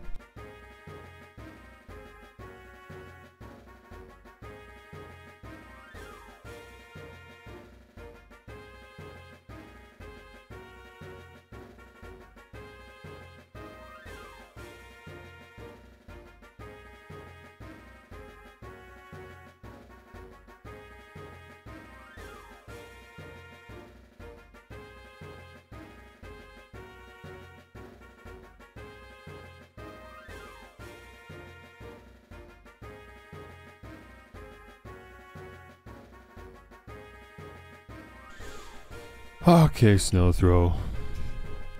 So, we're gonna get hit. It's just how it is. I think it's just really important to just keep chucking snowballs. I don't know about this touch to hoard more snow. It doesn't seem super worth it. Like, I can tell what's going on. You roll a bigger snowball, and then you're able to, like, incapacitate a Pokemon for a longer period of time. But that doesn't get you more points. That just prevents them from getting more points. I think it's better to just lob these things. And, you know, if I'm wrong, but right now, that's the strategy. I'm just gonna keep hitting these Pokemon on the left here. I'm just gonna hard target them over and over. Gyarados is having a hard time hitting, actually. Maybe, you know, let's change direction a little bit. Try to hit these guys. Am I maybe not rolling them far enough, though? I don't know. I'm trying to hit like 30 points. If I can hit 30 points, I'll know I did pretty good. I'm on the right track. That's like first place positioning right there. Yeah, we're doing great. This is way better. Look at the points. Because remember the first time I did this, I was sitting in the 20s and I got last place. So if we can hit 30s, we're obviously on the right track. I don't necessarily need to get first. I just can't be getting last here in these. I'm just gonna keep hitting these stupid bugs. This is the easiest way to do it. Just spam. Just spam the ones that are closest to you. Easy. I don't need to sit here and build snowballs up. Oh my gosh. It's actually so easy. Okay, never mind. We're good on Snow Throw. We understand Snow Throw now. So now it's really just the flag rally that we gotta work on. But like I said, that's just about doing it over and over and over. And sort of memorizing the layout.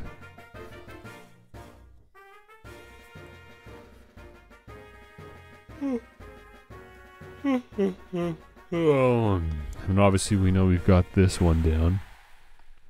Even if they get some goals on me, it just doesn't matter. We're obviously out-goaling the others, so it just doesn't matter. We just gotta get in there. Get them goals. Follow that ball. Come on, get in there. That's fine. Oh, Magneton doesn't have the stamina for this, actually. Hold on. I gotta get Feraligatr out here. He's gonna be better at running around, making goals. Uh-oh, come on. Don't mess this up. There you go. Okay, all good.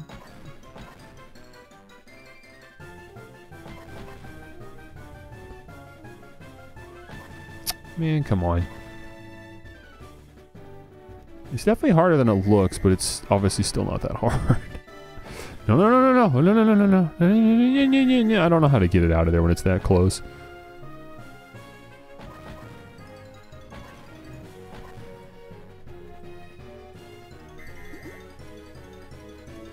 I give Feraligatr a breather there.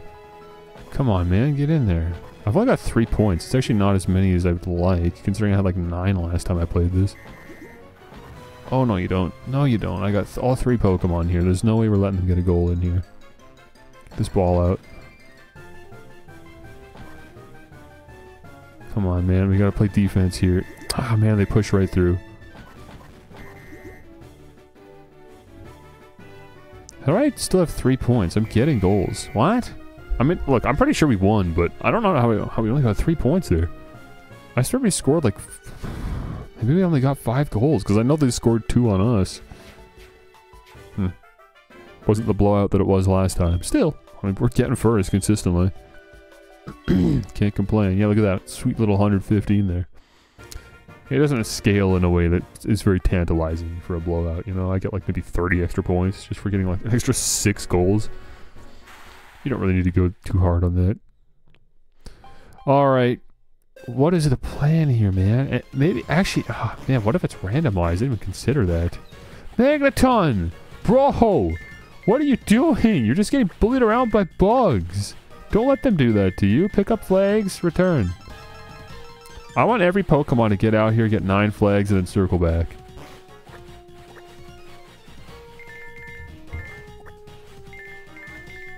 Looking good. 7 flags, we'll take that. That's fine. Give us a nice quick run. 30 seconds.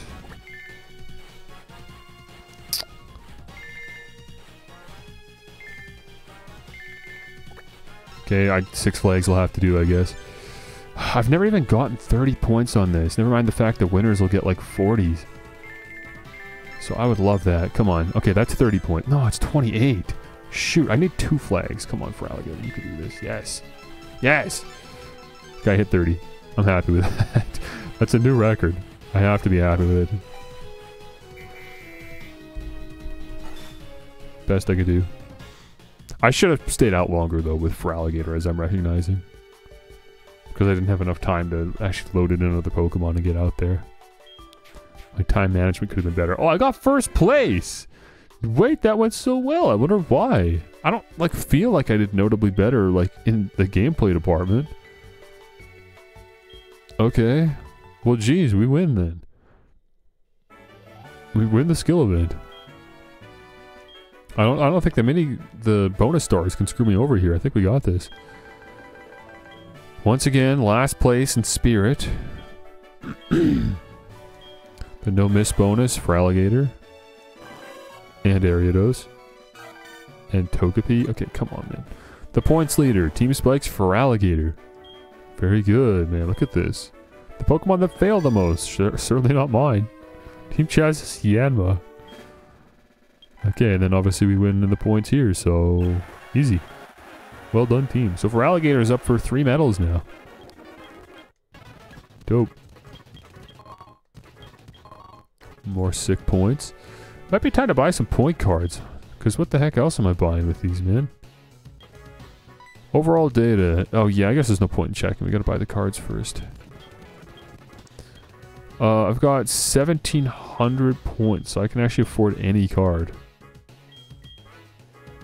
How many victories you've had, how many losses you've had, how many times your Pokemon have dashed, how many times your Pokemon have jumped, how many times you've won the hurdle dash, how many times you've won the relay run. I wonder how you unlock more data cards.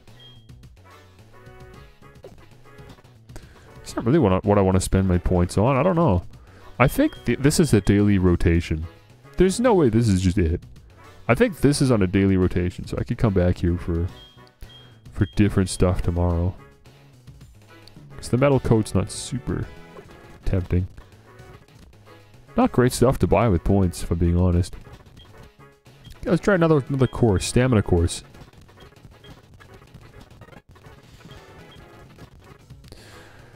Who got stamina? Feraligatr's got stamina for days. It wouldn't matter if you didn't. I want you to have all 5 medals, so. Fart's looking pretty good. You don't have great power, but it's like you get great stamina either. Look at Farfetch. You have a lot of room to grow. Why are you in the same spot? I told you, the Pokeathon's fun, man. I'm going to sit here and I'm going to get first place in all 5 contests. That's the plan. Okay, Magneton's at the point where he's just like, he's an all-rounder. I can bring him in anything.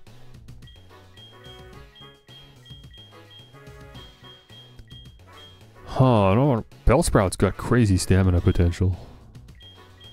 What the heck is I'm sorry. Why can Sunkern have 5 stars in all the Pokéthons? What am I looking at? Sunkern has the potential to be the Pokéthon god? Why? Who gave it this power? That's absurd. Is it just my Sunkern specifically?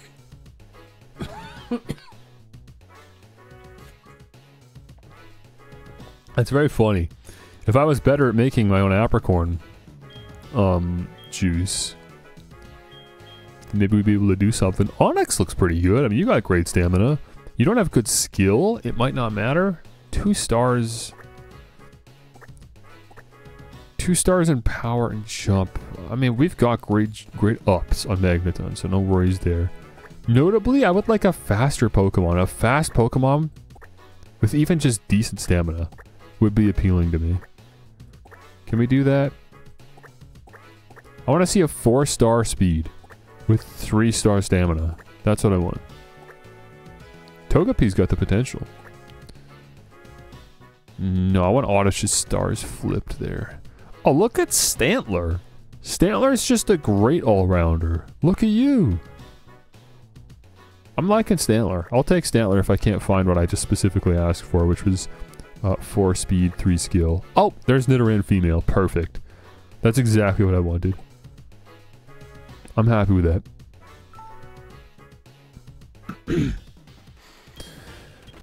Okay, I'm not gonna do this again. Let's just go.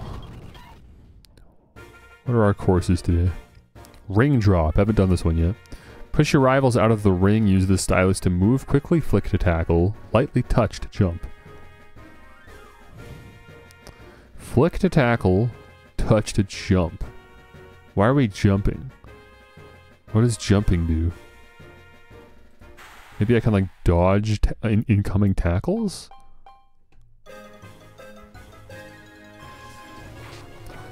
Oh, yeah, dude, look at this. I just gotta push these guys around. Oh, and I get points based on pushing Pokemon around. I'm realizing. It's not just about holding my position. Unfortunately, I'm a little winded right now. Oh, okay, we switched. Got you. It's one of these games. No. Get this Rhydon out of here, man. Annoying Pokemon. Man, I got good points. There's someone else's Magnemite here. Get the heck out of here. Oh, I got blown down. Okay. Nidoran's time. I don't know if Nidoran has the skill set for this one specifically, but... Oh, and I just flew right off myself. Okay, 31 points feels good to me. Move, Shuckle. Oh, there we go. 58 points. Now we're talking. 70? No, there's no way I didn't win that. That's gotta be great, right? I was wrecking the ring.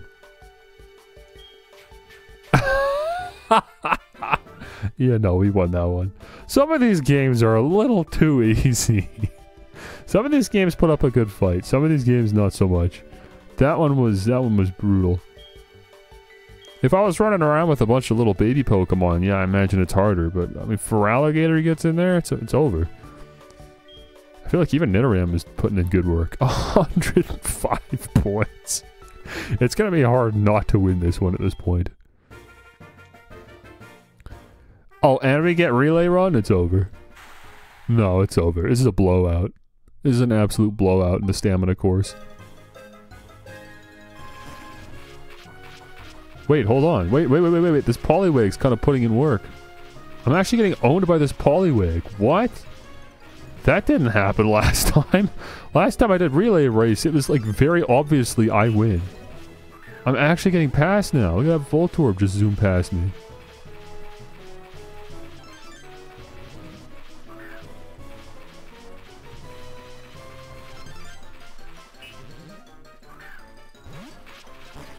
Okay, Nidoran, this is why I pulled you in here. I said I needed a Pokemon with speed. It's you. I need you to make up for lost time here. Oh, man. The rocks suck getting stuck on those, man. Feraligator's got a lot of stamina, but doesn't really have the speed to make it worth it. Not bad, though. Magneton's definitely the worst player here for the relay run, though. You got the same speed as Feraligator, but you don't have the stamina. And you also can't push other Pokemon around. You're too light. Every other Pokemon's just a wall. Get in there. Make some moves. I want to see 14 laps. If I can't hit 14 laps, this is going to be worse than the last time I did the relay race, and that's not good. If the others also have 14, then that's how it is, I guess. Man, honestly, getting winded right there kind of ruined it. I was like spamming the switch button, and it just didn't matter. It was grayed out because I'd been hit. So, did I even win that? Oh, I did. Oh, okay. I thought I was getting owned. Never mind. We still won that. Okay, I don't know why the heck... I didn't even see me passing the Poliwhirl, but I guess they're swapping out, so you can't really tell. Or Poliwag. Okay, what's the last stamina-based event? Oh, it's Block Smash! Okay, yeah, we can get 100 points on this. This will be easy.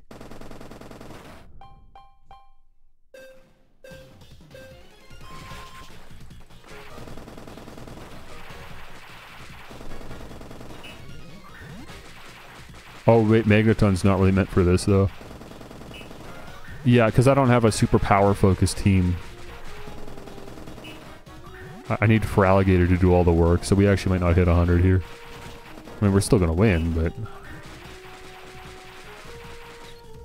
Oh my gosh. Magneton struggles to get through a full stack even. That sucks. Yeah, 70 points. We won, but that goes to show how important the right Pokemon are. Yeah, I don't know if stamina is the right stat for this. Like, playing these 3 games, it seems like power and skill. I mean, obviously stamina too, but power was really good for 2 of these. And skill would help probably in all 3. Even speed. Wow, I only beat Irvin by 1 piece. Yeah, I didn't have the right team for Block Smash. This doesn't matter, I still won, but, you know, just acknowledging there's room for improvement. Fighting Spirit! You want to bet that I'm last place again? Big surprise. Individual prizes. There wasn't one this time, okay? The points leader for Alligator. Once again. Pokemon that dashed the most. Team Hudson Shuckle. That's ironic. That was it? That's it for the bonus stars. Weird. I guess they just thought there's no point, I win. No bonus stars are going to prevent me from winning, so who cares? Tiffany, who the heck is that? Well, hey, good afternoon, what's up? This is Tiffany. Well, I was at the Goldenrod department store recently. I found these super cute Poké Dolls. I'll give you one. Come collect it on Route 43. Oh, okay, actually, someone that wants to meet up? Hold on. Wait a minute, where's Route 43? Maybe I can do this. Is it this one? No, it's 38. Where the heck is Route 43? Oh, that's north of Mahogany Town. That's really out of the way. I mean, it's out of the way in the sense that I've got no other business there. Oh, you can track Raikou and Entei on the... on the marking map. I didn't even think about that. They just show up there. That's super handy. It's very friendly compared to some of the other games and their roaming Pokemon behaviors. I don't even want to Pokédoll that much. I just like engaging with the game mechanics. And I want to collect the thing. This is the second time I've been phoned for a reason other than just to say hi. I've gotten so many phone calls in this game. This is the second one ever that's had, like, utility to it. And so, yeah, I want to go get the thing.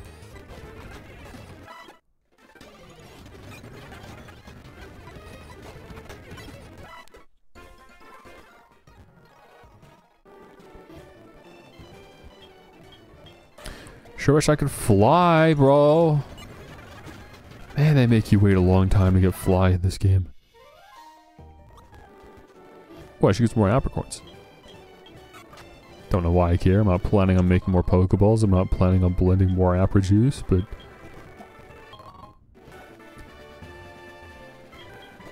I'm in the Johto region. Give me apricorns. That's just how it works.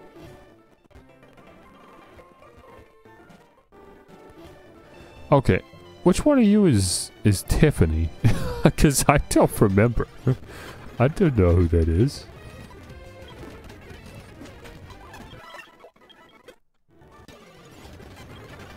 I'm not gonna fight you guys. I'm gonna get paralyzed. Oh, there you are. I'll give this to you then. It's a Clefairy Pokédoll. Awesome. Okay. That was super worth it. By the way, Pokédolls, in case you were wondering, they just let you run away from a Pokemon battle. But, like, you can already do that. It's called just clicking the run away button. The only benefit to a Pokédoll is if you're, like, severely underleveled and you're actually having a hard time running away from a Pokemon and it's attacking you and you just can't get away. You're clicking the run away button, it's not working. Pokédoll guarantees a runaway, but it's not worth it. Pokemon Sword and Shield was the first time it felt like they finally figured out how to use the Pokédoll. To make it feel like a useful item. I guess I shouldn't say that because I haven't played X and Y or Sun and Moon, but... I can tell you that they certainly didn't feel very valuable back in these games.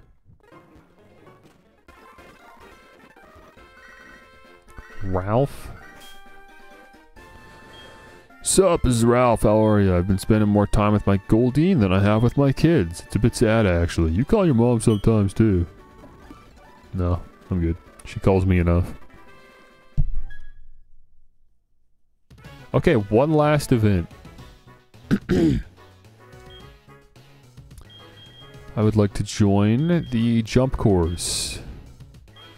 Now, I'm kind of throwing a bit because, again, I just want to see what happens when I get all 5 Pokethlon medals on one Pokemon. But Feraligatr is not a jumper. He doesn't even have the potential to be a jumper. So I'm kind of just throwing here. So I need to make sure that my other 3 Pokemon got ups. Magneton, he's got ups. Good all-rounder, like I said, pretty much for everyone. I need to find like a 5-star. I want someone I can really rely on. Not that I know exactly what jumps are going to do for me in all of these, but... Beedrill, 1 star in power, 2 star in stamina. That might not matter. I'm receptive to Beedrill. Who else do we have? That's really killing it in the jump department. This is Zubat. No, we got to get some Blender Apra Juice on you before your contest ready. Hoppip doesn't even have the potential that Zubat has. Gyarados is looking good. If I fed you Apra Juice that's specifically blended to increase your jump, yeah, you're only 1 star away. We could definitely do that. It's entirely unnecessary though. There's Dunsparce, you're also looking pretty good. I like Beedrill, I'm gonna go Beedrill. My bug contest winning Beedrill.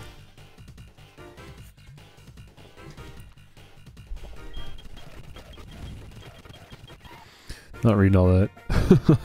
Lamp Jump. This is the one I was waiting for. I remember Lamp Jump. Not that I remember it fondly or anything. I just remembered that this was one of the games we haven't gotten yet. Jump and aim for the lit lamps. Quickly pull the Pokemon down to jump. Yeah, this one... I remember feeling like this was maybe the least skill-based of all the minigames. This one feels like truly just random chance. There's not a whole lot you can do. The point is just to go like this and just... see how many of these suckers you can hit. Okay, so we've got Beedrill to hit the ones that are really high up, which is good. Feraligatr is, I guess, kind of the most useless for this one. Because he can only go like halfway up.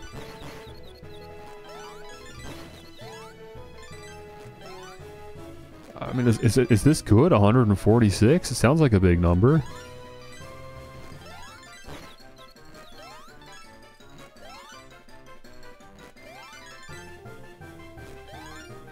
Oh yeah, man. Having high jump for this one makes such a difference. Look at Beedrill. He can just clear the whole, like, screen. Even Magneton can't quite hit those top ones. And he's got 4 stars. But Beedrill just jumps.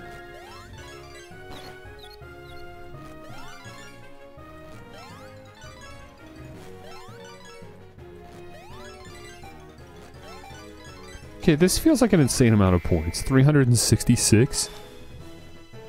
Is this not, like, insanely high? Did the others get, like, 90 or something? What are we looking at? No, yeah, everyone got in the 300s. Okay, the points are just really, like, weighted differently in this one is all. But I won. Everyone got 320s, I got 360, so nice. Must have been doing something right. Cool. Yeah, not a huge point lead. Look at that. 90s for everyone, and then I just got 100? We might as well have tied. It barely does anything. Disc catch. Catch the flying discs. Use the stylus to move 3 Pokemon around. Touch to jump and catch. What is this? Move 3 Pokemon around all at the same time. And then just touch them to jump. And time it so that when a disc is above the Pokemon. Yeah. Oh no. This is tough. Oh, dude, of course. The touchscreen disparity again. This one's so difficult on an emulator. Okay, good job, Beedrill. Nice, good job, Magneton. So getting up front there is definitely beneficial to catching it first, but there's like points on the ground to show you how many points you're going to get when you catch the disc. You can't afford to just wait in the back because someone else is just going to catch it before you. I'm getting so many points, by the way. I think we win this. Like, unless I'm missing something, I think I just win this. The others are not getting consistently as many discs as I'm getting. I say that, though I have been letting quite a few fumble here. Oh, shoot, they're really flying now. Get in there, Beedrill.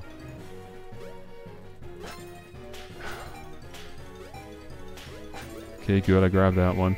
18? I feel like that's good. I feel like the others got like single digits.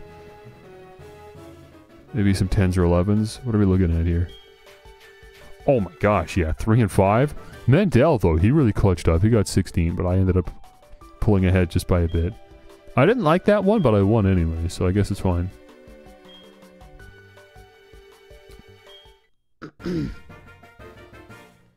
Hurdle Dash. Oh, okay. This one again. This is the very first one we did. Let's see if I can do better than last time. Because this one's an aggregate score. I don't have to necessarily get first place with any of them. I just need to make sure that all of them are placing, like, maybe top 5. I'd say that pretty much guarantees victory.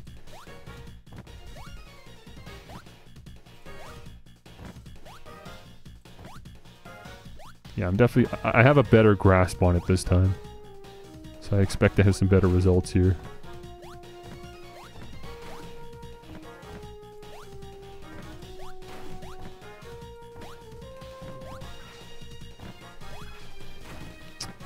It's just really hard to manage 3 at a time. Magneton is sprinting. Okay, Feraligator's definitely lagging behind, but a second and third is pretty good. Or not Magneton, Feraligator. Feraligator got 7th on that. That sucks. That definitely makes a difference. I think Crease might have won. Yeah. It's okay, that was real close. Still did good. This was all around a lot closer than the other events, right? Because we won the first one, but only by like 10 points. We lost this one by like a single point. And then we won the last one by just a few points. So the bonus points could completely swing this.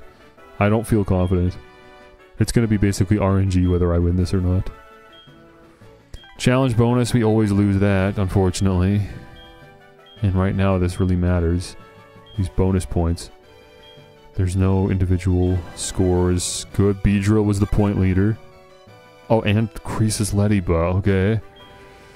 Prize for effort, the Pokemon that jumped the most. Feraligator, he was jumping. Okay, we're currently in the lead. Okay, I think we win. I think we got this.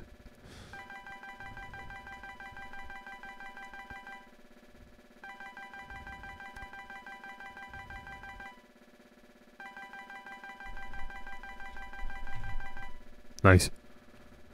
Nice, dude. I did it! Even though Feraligatr had 2 stars in jump.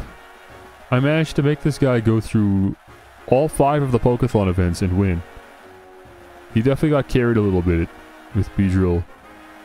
Beedrill was exceptionally good for this.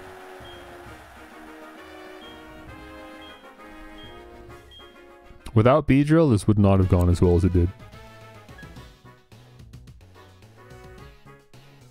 Cool. Considering the performance this time, Spike will be permitted to go to the Trust Room. Congratulations. Considering the performance this time, Pokeathlete Spike will be permitted to go to the Potential Room. Congratulations. Trust and Potential I've just unlocked. We'll find out what that means in a second here. First of all, let's just admire our achievements here, right? Looking good. So we can see this visual that shows exactly which Pokemon I took to get my highest scores in each event. 357 for the stamina course is our lowest point value, but I don't think that matters too much. Because some of these events you just get fewer points in. That's what it feels like anyways. Like, how do I get 130 points in the relay run? That's so much higher than all of these other ones. 147 on this one too. The relay run just hands out points. And then the pennant capture, I'm just really struggling to get points in. At least here, I've only got 66. Okay, so you're gonna let me in here. This is the Trust Room. Please go ahead. Oops. Someone was trying to call me. Sorry. I went into a room, which means I can't answer your phone call right now. Spike, check the medal. Oh, okay, here we go. Look at this. So now I get to look at all of the Pokemon I've earned medals on. And then Feraligatr gets a special banner called Medalist Pokemon. Huh. So yeah, you would want to fill this out with Medalist Pokemon, I guess. That would be the end goal. You could spend so much time in the Pokethon, man. Oh, this is the same thing. This is just all one case that has the same information. To win medals with different kinds of Pokemon, it is essential to believe in your Pokemon.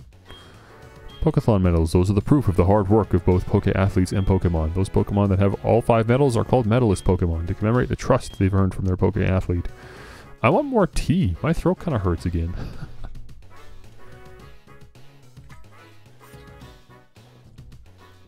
I shouldn't have thrown out my tea bag. I should have just filled it back up. I don't think this is a cog. I think this is the dome. This is the dome that we're in. This is like a model of the Pokethon dome. This dome contains so many other domes. Okay. I would love to see my own shoes here. Those who have dashed 5,000 times are commemorated here for their achievement in breaking the legendary record. Yeah, I have not broken any records here. Those who have participated in the Pokethon 50 times are commemorated here for their never-yielding spirits. I've competed 6 times. Think about how many streams we would have to do to get 50 Pokethon. I could just become a Pokethon streamer. How does that sound? Those who have switched 200 times are commemorated here for great teamwork and their bond with their Pokemon. So this must be the, what was it, the Bravery Room or something? Or the Potential Room. It is to show the infinite potential of both Pokemon and people. Spike, check the event records. 3 Pokemon total time records surpassed the #1 record. What? 3 Pokemon total time record.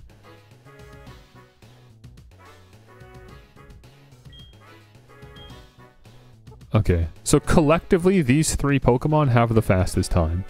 And this Bayleaf Chikorita Totodile combo is just baked into the game. This is like the baked in high score to beat. And the closest I've gotten was with Magnemite, Feraligatr, and Venonat when I was doing the speed thing. Oh wait, no, on the bottom screen it shows, like this is the hurdle dash. So during the hurdle dash specifically, you're trying to get under 100 seconds so that you can become first on the leaderboard here. Okay, I get it. So I bet you if I did get first on all 10 of the games here, I would be able to get access to the next room of the Pokéthon. Dude, the Pokéthon Streamathon actually sounds fun. That'd be a great little gimmick, wouldn't it? I could totally see that. I put on like a sweatband. We actually have like exercise breaks in the middle of the Streamathon. Every couple hours, get up, do some push-ups, pop on the treadmill, whatever. Number of pennants returned. Oh, so we're not actually doing that bad. I thought I was abysmally bad at this, but actually, the internal record is 35 flags. That doesn't feel unachievable. It's definitely tough. This is probably the hardest game for me. But I mean, my best is 30 flags. I think if you just really get lucky, you memorize it, you could do it. It's just too bad you can't do these games individually. You have to do like a full tournament, you know? We already took the circle push record by 1 point. Blocks broken, that was easy. We smashed that. 80 pieces was the record. We got 97. Disc catch points. Dude, I'm sorry, what? 40 points? I got first place when I played. I still only got 18 points. I got more than double that? You gotta catch every disc. You've gotta have speed for that one. That's big. Like, the jump is obviously important, but speed, I'd say, is actually more important than jump for disc catch. Lamp jump points, we got that just randomly first try. Apparently I needed 350 points. I hit 366. This is for what? Relay run. Oh, the relay run. Dude, 12 laps was the internal record. That was so easy to break. 14.7. Venonat's a little speedster. Bro is running. Ring drop points. I've actually tied this one, which doesn't count. I ended up getting the exact record of 70 points, so I need 71. But that's not too bad. I barely even knew what I was doing. I got 70 points. I think on a second try, we win that. Snowball hit. Check it out. 40 hits. We smashed that just by spamming them against the stupid bugs. And then goal roll. 9 points. I don't even know how I got 9 points. That was a very lucky game. Because the other times I played, I got 3 points, which ties the record. But yeah, we got crazy there. Okay, well, I'm not going to go do all that. We're ready to move on at this point. You are quite a Poke athlete to come here, but you still have a long way to become the top Poke athlete. Shall I show you some special techniques? I don't know, maybe. What do you got? Oh, bro's got the insider info. Look at this. Tell me about the jump course. Which event would you like to know about? Tell me about disc catch, because this one I'm phenomenally behind on. Disc catch is about how long you can wait until you catch the discs. Bird Pokemon can move around in the air, so it'll be easier. Oh, so it'll be easier to catch discs if you form a team of bird Pokemon. You can click and hold. Oh, it's not just a tap situation. If you actually bring flying type Pokemon, you can click and hold while in the air and just fly above the Pokemon to grab the discs. It's still like a jumping action. I'm sure I don't actually like stay there infinitely, but I'm sure there's like an extra like second or whatever in the air that I have to position myself once I'm up there. That'll definitely help. Good to know. Bro's actually got the deets. Tell me about pennant capture. This event is not only about the pennants on the beach, but also the ones other Pokemon have collected. If you bump into them from behind, they will be knocked down, and your Pokemon will grab their pennants. That must be the thing that I'm missing, because I hit Pokemon on purpose, and somehow I'm the one that ends up with 0 flags. It keeps happening. It's really hard. So the only way I even got a decent score with 30 flags was to just not run into any Pokemon. But yeah, you've got to be aggressive. You've got to figure out how that works. These Poke athletes who have come in first in every event at the Pokeathlon 50 times are commemorated here for their overwhelming might and the arrival of a new legend.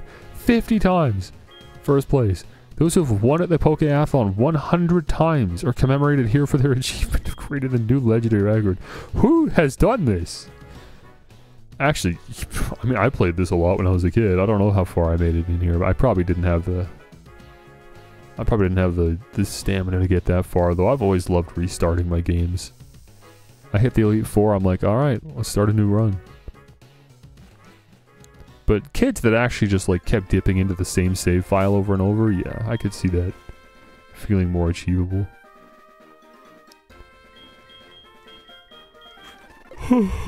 Okay, area dose.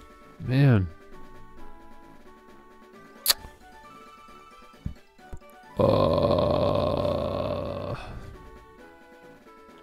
yeah, man. I don't know. Let's go. Enough of that. Good distraction. Good couple hours spent just in the Pokéthon. Why not?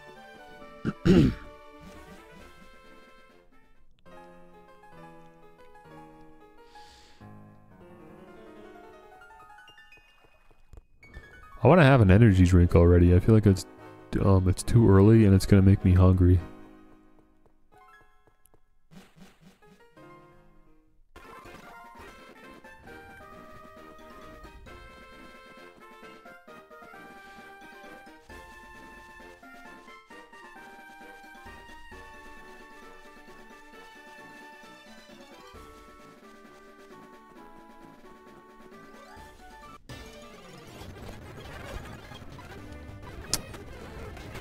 I might do it anyways, man.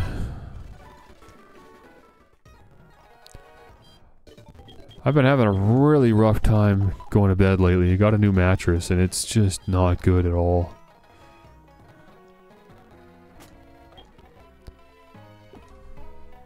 It's been a lot harder to get to sleep. Just so much tossing and turning. I can't get comfortable. It's a memory foam mattress. It's very firm. I'm waking up with a sore back. This is not a mattress for me. Ugh. Just sore in general. Oh, I want a nice comfy mattress. That's all I wanted. And Mom was like, oh look, this one's only like $200. You should get this. Yeah, it wasn't worth it.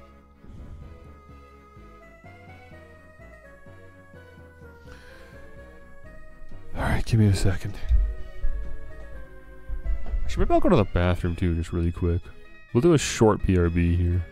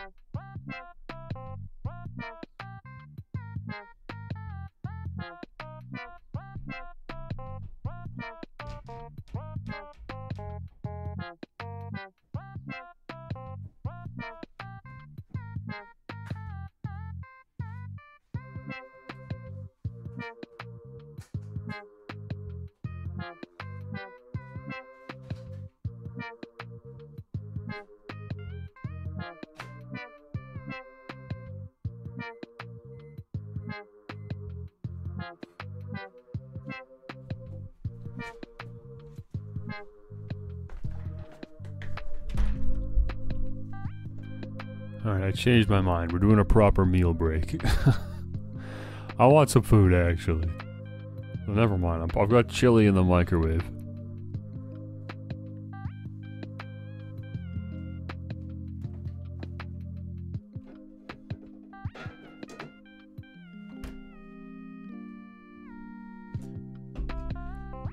Oh. Bought some Rockstar for the first time in a while. Man, have the cans changed. Shrinkflation's been hitting the energy drink industry pretty hard. They used to be so much taller.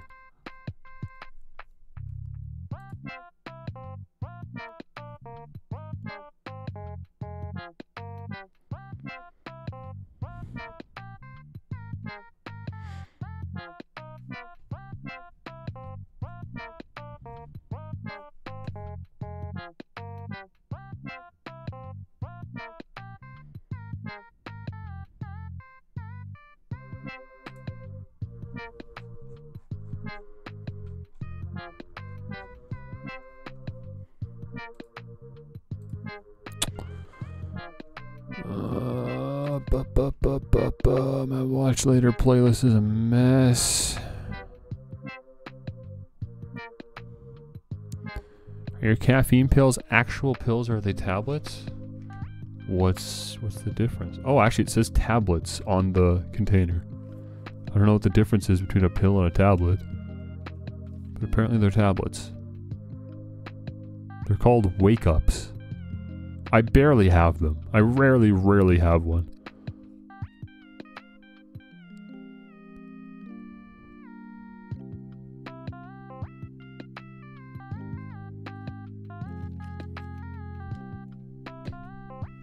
I don't know, maybe today would be a good use case. No, that might be a bit much. Because I got a Rockstar. We're not talking about Zoa. This sucker's already got 160 milligrams of caffeine. Throwing an extra 200 on top of that might be a bit much. I actually don't think I've had a regular Rockstar before, now that I'm thinking about it. I always get the, like, flavored ones. I don't know what just a default Rockstar tastes like. But that's what I got, because that was the one that was on sale.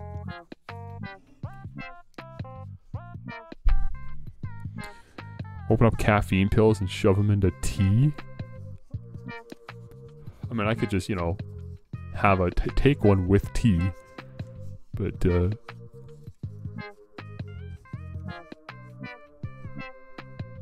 caffeine pill on its own just doesn't seem as effective for me. It helps, but it helps in combination with something else usually. Okay. Oh, dissolving. Oh, okay. It's the dissolving element that makes the difference. Got it. I'm gonna try to sort my watch later just a little bit better here to pull out some of the stuff that I meant to watch on my own. I want to separate that from the stuff that we're watching together. I really should just make a separate playlist entirely.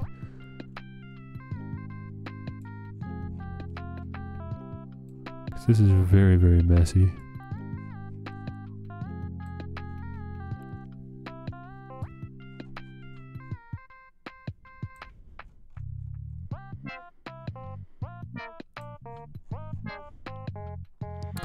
Okay, I've got two different videos I want to watch. They're both the exact same length. One of them is a Pokemon video, one of them's not. The Pokemon video is from someone I'm subscribed to, who uploaded this 4 hours ago, and it's called The Many Glitches of Gen 1 Combat. It's a whole, like there's so many glitches in Pokemon Red and Blue that he can make an entire video just specifically about the combat glitches. And I mean, those are the reasons that I hated Pokemon Red and Blue. I hated that one. I hated those games just because of the combat glitches. Skate is Dead by Flippy. I don't know. I don't think I have the attachment to the Skate franchise that a lot of other people do, right? I just really liked Skate 2. It was just the right game at the right point in my life, but that's kind of it. And it's not even like I've revisited it a single time.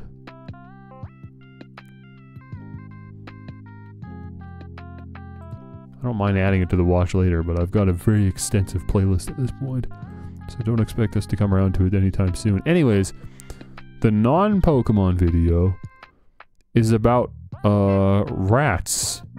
It's called The Great Canadian Rat War.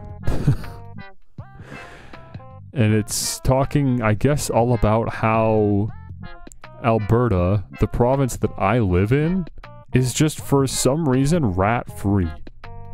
It's like rats exist everywhere in the world. They are a thing, but not here, in our province specifically.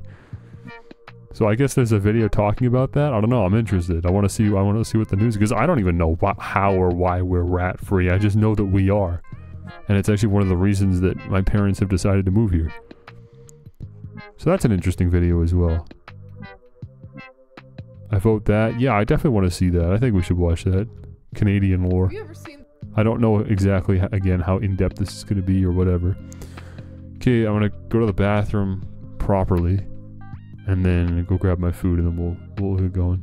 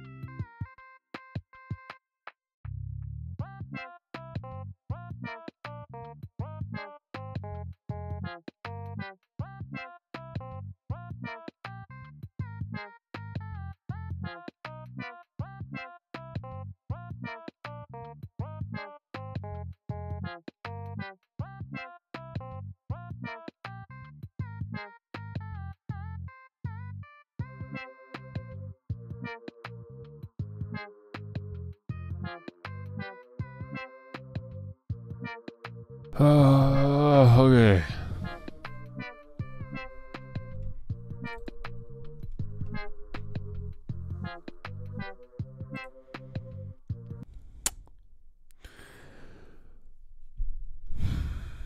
If no rats, does that also mean mice? No, we've got mice. We have like field mice or something. I don't know what they're actually called, but yeah, we've got like little guys. My last apartment actually had mice. So yeah, like mice will show up if you don't take care of your place, I guess. It also depends on the community, I guess, but and then like out in the country and stuff, you'll get mice. If you live out in the country, there's a real good chance you've got mice. But no rats. I barely know the difference, honestly.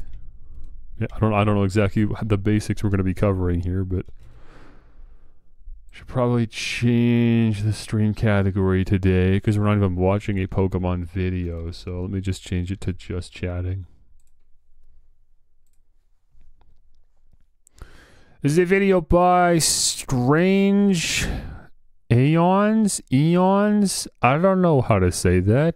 But they've got 1 million subscribers, so I'm sure at least somebody knows who this is. Have you ever seen the global rat distribution map? Because it's intriguing. I saw it and I felt intrigued. As you can see, there are rats everywhere on Earth. That's such a funny visual. Except for the Arctic, Antarctica, a few remote islands, which you would expect, and Alberta, Canada, which you would not. Just that one province, though. Why wouldn't Alberta have rats? But let's start with an even simpler. It's like such a distinct line. Like that is the outline of Alberta. It's not like there's just like a blob there. Like just generally that area for some reason is inhospitable. That is the outline of Alberta. It is illegal for rats to enter. And so they simply can't. We have border patrol to make sure that there are no rats entering the province. And I'm not joking. And I'm sure she'll talk about it. We take the rat situation very seriously here. And I don't know why. I never looked into it. I know that rats are responsible for like diseases historically. Maybe that's why. But at some point, someone must have gotten real serious about rats and said, look, we don't need them. They're a pest. Our ecosystem will not suffer without rats. Get them out of here. now there's just this awkward situation where rats are literally everywhere globally except right here in Alberta. For you non-Canadians, what is Alberta? I recently heard it referred to as the Texas of Canada, which is not, it just doesn't feel entirely inaccurate. This is how they voted in our recent election. Alberta's got... Wait, hang on. I didn't even look at this. Like, I know I live in a conservative area, but wow, that's definitely blue. For anyone that doesn't know, contrary to American politics, blue and red is actually flipped in Canada. Blue is the color of the Conservative Party, red is Liberal. That's funny. I knew we were conservative. I just didn't think it was like that. Like, we've got all these districts and there's like no dissenting opinion. It's all blue. What is light blue? I wonder what that was. It's actually so funny that none of it voted NDP. Oh, there's actually, hold on, there's some zoom-ins here. Look at Edmonton. Because Edmonton's big enough to have districts, there's actually the NDP district for Jagmeet Singh or whatever his name was. And then there's a little red district in there as well. And then Calgary, of course, that's where I live. There is one red district there. That's not even my district, though, which is funny. Because I ended up voting Liberal, but... yeah, obviously I'm the exception here. Ultimately, I didn't care that much. Because I think there's pros and cons to both, not to get too political, but this was a weird election because the Liberal office has been... or our office has been Liberal for so long that most people were actually very okay with electing a Conservative in. But I just really liked Mark Carney, so I just wanted Carney. Not that you vote for Mark Carney in Canada. It's a whole thing. You vote like... whatever. I'm not going to get into it, the way our political system works. How they voted in our recent election. Alberta's got big farm, big truck, cowboy stuff. Lots of... oh, you better believe it, man. When I did sick day, which is, you know, lore that not everyone knows, but I know at least you know, Ribby. But when I operated the Sick Day channel, I made my logo a cattle skull, specifically because that's just a visual that I associate with Alberta. And DJing is more of like a local endeavor, you know. So I wanted to tie myself a little bit to my region, and I always thought cattle skulls were cool. Yeah, we got those suckers. We got lots of cows, got lots of big trucks, dusty roads, miserable environment for my allergies, I'll tell you that.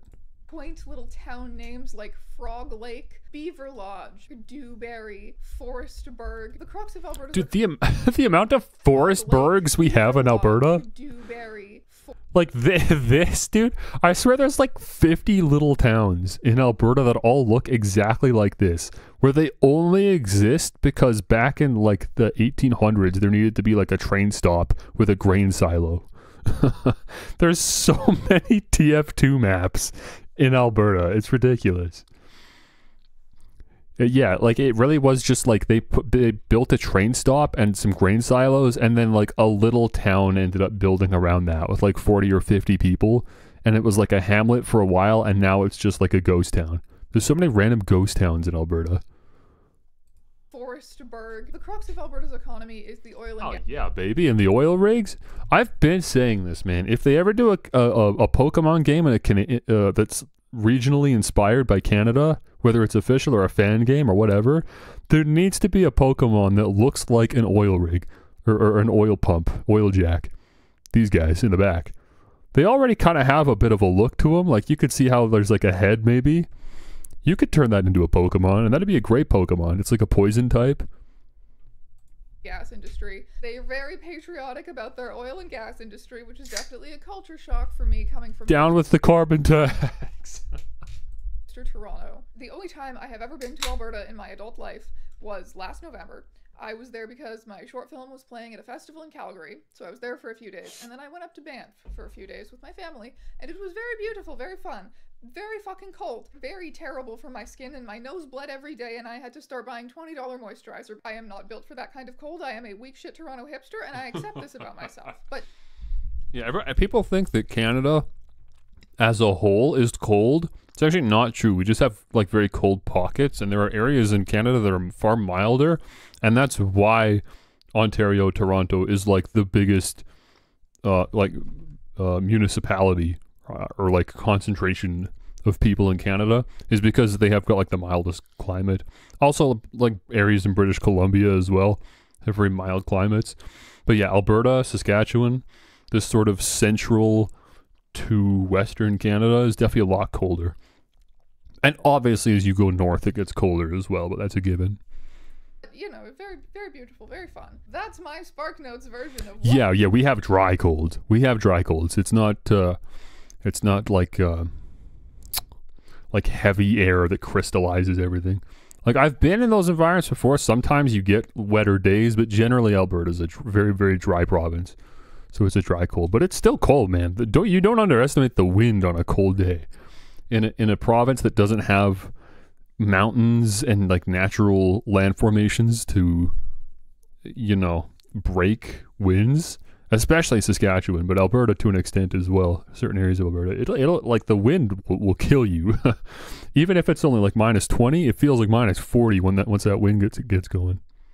What Alberta is like. And you know what else? I didn't see any rats while I was there. What did they do to the rats? But before we go any further, a word from this video's sponsor. Do you have some musty old mattress that smells weird and has no back support? Don't do this to me. I don't. I was just complaining about this. Sponsor, Helix. Everyone's different. Does Helix ship to Canada? Don't tell me you're one of these Canadian influencers that pushes products that don't even sell in Canada. I just assume that every YouTuber product doesn't ship to Canada, because every time I ever look into a YouTuber product, they don't ship to Canada. And so every time I watch a Justin Wang video, I just skip the Helix ad. I've never seen a Canadian shield for Helix. Do they ship to Canada? And they just sell toppers, huh?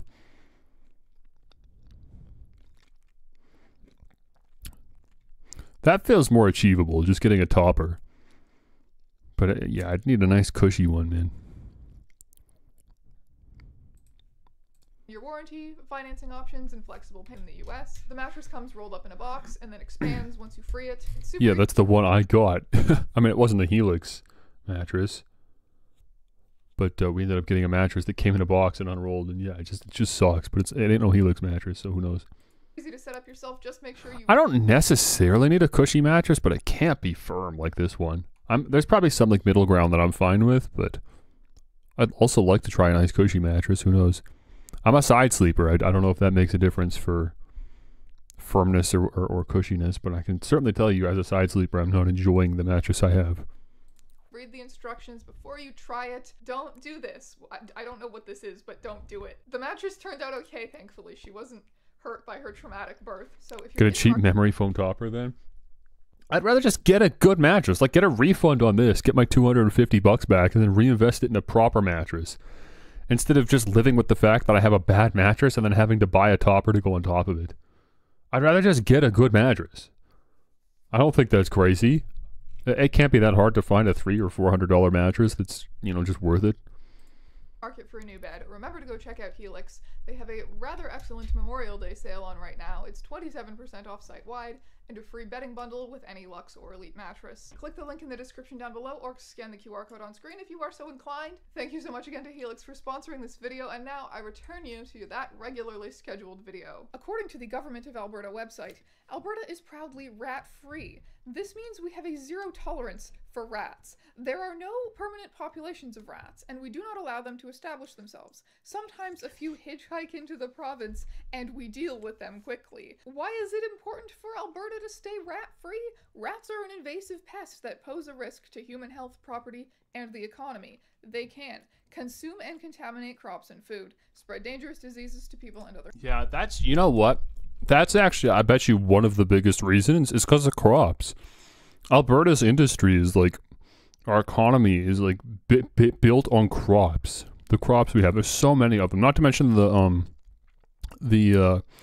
animals too, like the cows and the pigs and the chickens and stuff. We can't have rats interfering with that. I mean, and like expecting every landowner to be vigilant and deal with rats on a case-by-case basis isn't healthy either for the end consumer, but also just given how many farmers we have, it's just not practical. So that actually makes a lot of sense. I never even considered that. Other animals, damaged buildings, and electrical wires. How do we stay rat-free? We stay vigilant. Many groups work together to ensure we retain our status, including Alberta's rat control staff, pest control officers, farmers, landowners, and municipalities. Awesome. That's still kind of vague, though. I want to know the true details. To fully explain how there are no rats, I need to tell you a little bit of history of the rat. The species of rat most commonly found in North America is Rattus norvegicus, the brown rat, according to Wikipedia, also known as the common rat, street rat, sewer rat, wharf rat, Hanover rat, Norway rat, and Norwegian. Dude, if we had emotes, if I was affiliate status, this would be a great section of the stream to spam a rat emote. Because I want a rat emote. I refuse to not have a rat emote. We gotta get an emote list together. I want a rat on there. I don't know what else I want. I know I want a rat. I need something dancing too. Probably pull the Maractus back. The dancing Maractus gif. We get him back. We get a rat. I don't know what else. Rat. Rat. The archetypal rat. What makes these rats unique is their ability to live off of humans. So, like raccoons or like pigeons, they're some of the only animals that are able to thrive in like a solid concrete city environment. They can crawl inside human structures for shelter. They can eat almost anything that humans throw away. And no, rats are not native to Alberta, but they're not native to anywhere in North America. They're not native to pretty much any of this. But because of their ability to live off of humans, they've been able to infiltrate pretty much every part of the world that humans have. It's a common saying that rats are the second most successful invasive species after humans. Part of the reason for that is that they reproduce alarmingly fast. Following about a 3-week gestation period, 12 to 18 rats are born to a female rat that can be as young as 8 weeks of age. A Norway rat can produce up to 12 litters per year. Oh my gosh. Norway rats may live up to 18 months in the wild. It has been estimated that under ideal conditions, a single pair of Norway rats could produce 15,000 offspring in a year. That's insane. I thought the rabbits were bad. What on earth? That's absurd.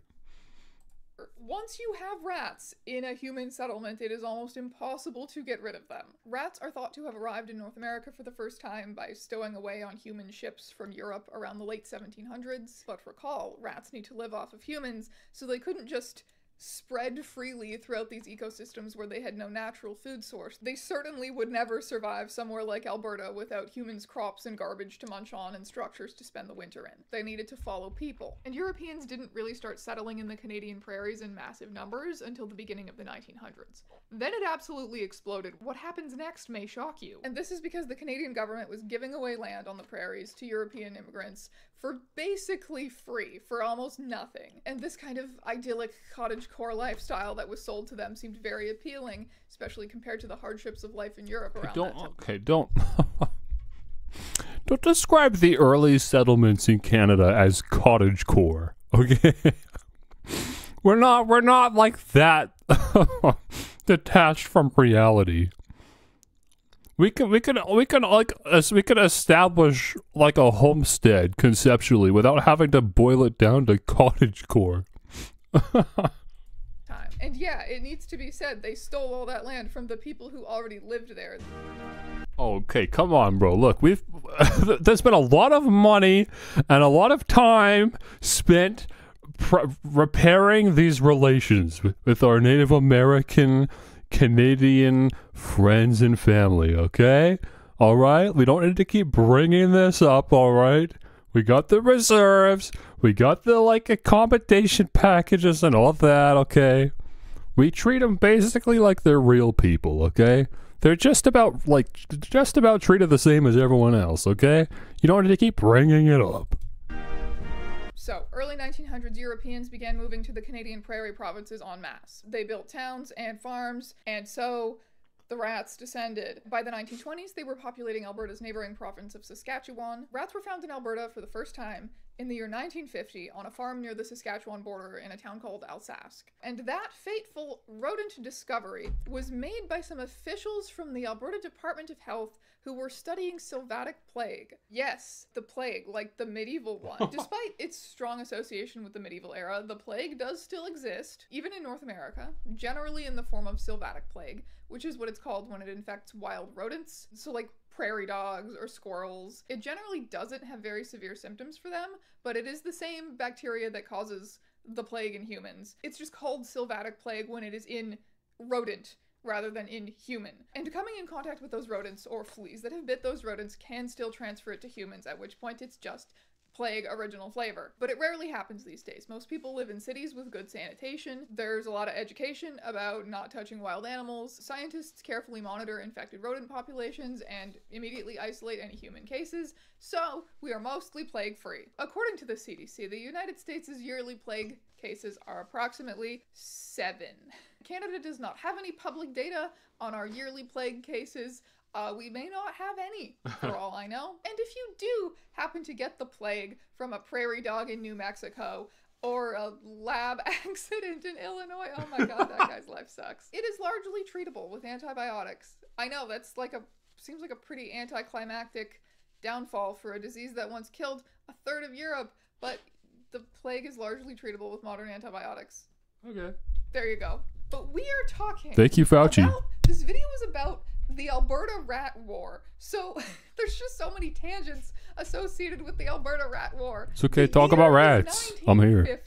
And you are the rodent plague studying scientists in Alberta, and you have just seen your first rat. A farmer in the area soon dies from something very closely resembling the plague, but there was never an official diagnosis made. He died too quickly. He was apparently a fur farmer. He was raising mink for their fur, and he was sometimes feeding these mink wild rodents that he caught. The evidence is there that this man probably got the plague from a wild rodent or from his mink, who he also infected via the rodents. Sylvatic plague coming from prairie dogs and other wild rodents is one thing, but rats say it with me, are unique in their ability to live off of humans and to live with humans. Rats could theoretically spread the plague much, much faster and farther. The first treatment of the plague with antibiotics was in 1945 in an Italian city called Taranto. It was highly experimental. Sorry, Taranto? Taranto? I'm familiar with Toronto. Sorry, a Taranto? It's not very original at Italy. What are we doing? Honestly, they threw a whole bunch of things at the wall trying to treat this plague outbreak. They made a really bad vaccine that didn't work. Results were mixed. The mortality rate from this outbreak was still around 50%, which is not good. However, we got better at treating the plague with antibiotics, and in the following decades, general mortality rate from outbreaks went down from around 60% to only 10%. So that was good. But you're the rodent guy in Alberta in 1950 and you don't know any of this is gonna happen yet. As far as you know, you've got a good reason to be concerned. You sound the alarm to the Alberta government, and the Alberta government agrees. Rats would be bad. Surveying their beautiful rat-free land, Alberta discovered that they had many natural defenses against their enemy. To the west, the Rocky Mountains, far too high and treacherous for rats to cross. To the south, Why was there an eggshell in my chili? What? Are eggs used to make chili? Why the heck was there an eggshell in here? No, I mean, that's what I thought. I just wanted the confirmation. Lawsuit time? Well, no, my mom made the chili. I didn't pull this from a can. It's my mom's homemade chili, where she just throws a bunch of stuff in. I don't know how she got eggshell in here. Was she making multiple things at a time? Did we just not wash the container properly, or what? I'll go complain to her after this. Montana. The whole area around the Saskatchewan-Montana border, it's a wasteland. Nobody lives there. It's just flat plains forever. The rats cannot cross such a distance with no food sources. To the north, boreal forest. Beautiful. Freezing. Freezing and also very sparsely populated. Cannot support rats. So interestingly, we just have a lot of natural defenses against rats anyways. So already rats are unlikely to live in Alberta. They only can live or thrive excuse me, in Alberta thanks to human compounds and facilities and food sources, etc. That's interesting. So as people come into Alberta, rats theoretically could come into Alberta. But if they just nipped it at the bud really early on, then I guess, yeah. And then it's just about maintenance. If they could only exist with humans and humans are just making sure there's no rats, then I guess it's not so bad. Once again, returning to the global rat distribution map, you will see there are rats in the northern Canadian provinces, but I assume that's meaning like in the major cities up there, and that there is a large enough space of freezing cold land where not very many people live that the rats cannot make their way down into Alberta. Alberta is vulnerable to the rodent menace from only one direction: Saskatchewan. Fucking Saskatchewan. Really? I mean, that's interesting, because I would think that Saskatchewan also is relatively resilient to rats for the same reasons as Alberta. And just that it's not exactly naturally hospitable. I wonder where they're coming from. Look at this little line here, the rat control zone. Saskatchewan is to the right, by the way. It's like perfectly connected along this straight line of Alberta. That's how Saskatchewan connects to Alberta, from top to bottom. And so I guess the bottom half of that connection is our rat control zone. They establish the rat control zone along the problematic portion of the Saskatchewan border. Alberta's rat control zone, a phrase I will never tire of saying, is a 600-kilometer long, 29-kilometer wide stretch of land that runs from Cold Lake in the north to the Montana border in the south. And it has defended Alberta against rats for 70 years now. There are 7 municipalities that bear the great responsibility of being along the rat control zone, and they all have their appointed inspectors who regularly patrol the area for rats. But let's back up for a moment. The rat control zone. What exactly does rat control mean? How do they control the rats? How the heck Alberta did that, truly. Yeah. Fences? Small fences? I hope not mass killings. Unfortunately, that's correct. A big problem that they faced in conducting this rat genocide was that they relied heavily on the vigilance of everyday citizens who lived in the rat control zone. And most of those people had never seen a rat. This is such a sick... This is such a sick poster, actually. Can I get this printed? Can I go to Displate and get a print of this from my room? Kill rats at sight. This is sick. This is some good propaganda. I like this. Any evidence of rats, alive or dead, should be reported at once to your local pest control officer. Rat, because there were no rats in Alberta. But if they were going to keep it that way, they needed to educate the public on what is a rat, and why do we hate it, and how do we murder it. They ran an all-out smear campaign. These are so sick. These are so sick. I've never seen these. How old are these? These are awesome. Who made these? Alberta, the only rat-free area in North America. Let's keep them out. How? Learn about them, watch for them, shoot them, trap them, poison them, keep them out. Let's keep them out of Alberta. These are awesome. You know what these actually, you know what? Talking about, like, looking at all this imagery, talking about a rat Hitler, this makes me want to reread Mouse. Did you ever read that comic, M-A-U-S? Read that back in the day. Mortified me. Haven't read that in years.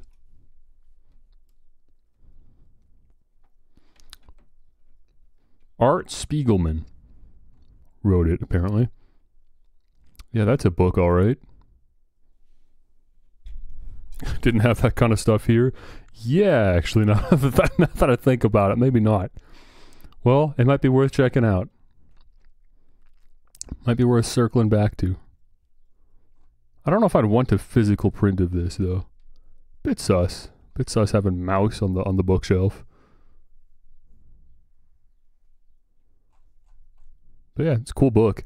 It's very, I don't know, I guess mature is the only real word to describe it, but, you know, you don't read it for a fun time.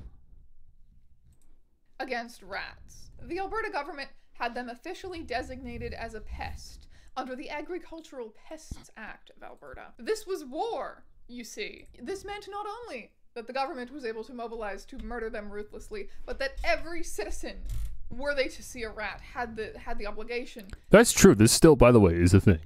Like, if I was to see a rat, that, and like it wasn't a mouse, people, there's false rat sightings all the time because people see mice, they can't tell the difference.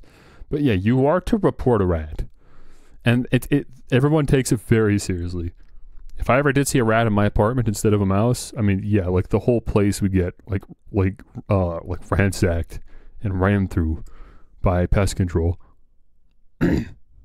To their province to do the same. According to Alberta's website, preserved rat specimens were distributed to Alberta agriculture offices to aid in the identification of rats in the 1950s. They held rat control conferences. They distributed tons of pamphlets, posters, put them up in schools, railway stations, post offices. And at first, it didn't really work. In the fall of 1951, 30 rat infestations had been confirmed along 180 kilometers of Alberta's eastern border. By 1952, rats were active along 270 kilometers of the border.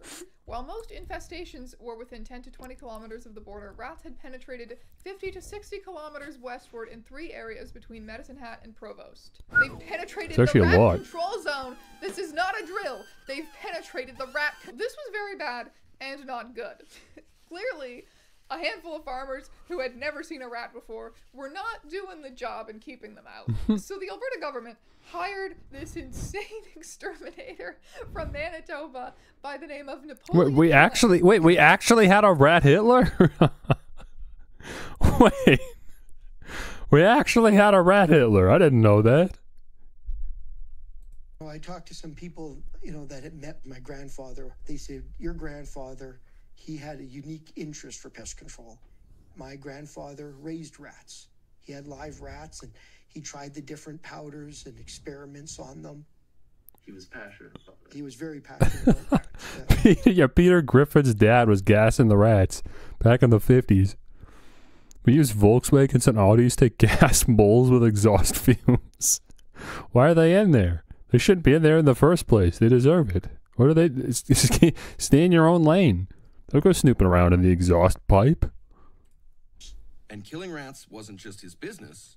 It was an opportunity to avenge a childhood vendetta. At that time, he wasn't allowed to have a puppy. And somewhere he was able to find a puppy, and he kept it in a grain shed. And he would look after it. My great-grandparents didn't know he had this. And then he came out one morning and found the puppy had been killed by rats. This particular photo is from when they clubbed to death all of the rats in a landfill. But there was all kinds of creative methods of rat murder. Between 1952 and 1953, the Alberta government spent around $150,000 having arsenic powder blown underneath thousands of buildings in the rat control zone. So there would be this poisonous arsenic powder in all the cracks and crevices in the buildings that rats might try and use as shelter. Many residents We attach pipes to exhaust and put them into their dug-up holes. So you just reroute the exhaust with the intention of specifically clearing out like a mole infestation. Or like groundhogs or whatever. We have groundhogs now that I think about it. I guess they know how to keep to themselves. Residents were not told, or were told specifically that it was only toxic to rodents. So naturally, a lot of people's pets and Oh no, the got poisoned by livestock. accident. If there was any human cases, the Alberta government didn't put it on their website. Oh my gosh. Consequently, the poison proofing program was discontinued because the arsenic poison was too dangerous and the cost considered too high. However, the program apparently was effective. Most infestations were confined to areas within 10 to 20 kilometers of the border. So there you go, for the low price of $150,000 and a lot of accidental arsenic poisoning and hiring the Hannibal Lecter of rat murder. They had got the rats in check. And you know how I mentioned that under the Pest Act, every Alberta citizen had... The only good rat is a dead rat. These are crazy. I genuinely love these, though. These are awesome. I love the way they draw this rat on the left. Look at this little menace.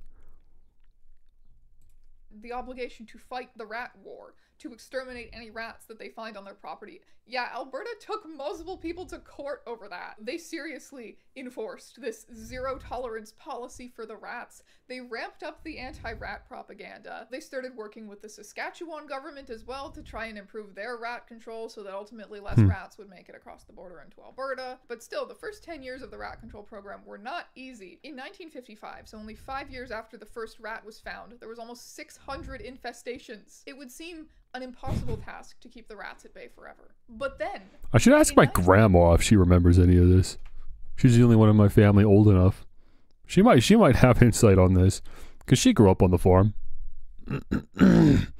She would know. She would have some memory of, I'm sure, whatever their local measures were to monitor. But she lived in central Alberta, though, and all of this was so localized to that Saskatchewan border. So maybe not, but at the very least, she would be familiar with the imagery and the sentiment. 1959, something happened. Those infestation numbers finally started dropping, and in the following decades, they absolutely plummeted. And this was thanks to a lot of things. There was innovations in pest control, aka mass rat murder, but also innovations in rapid communication, which allowed inspectors to respond. That's what I was thinking. Sanitation. I was thinking like the bottleneck of information, like spreading back in the 50s compared to like today. Obviously, that's a huge hurdle to overcome. How are you supposed to just find, like actually in person find every single other person living in a province as big as Alberta to communicate the news effectively? That's crazy. If this happened in the internet, I mean, it'd be a tweet and it would just go viral and everyone would know. It would just be in the news, you know?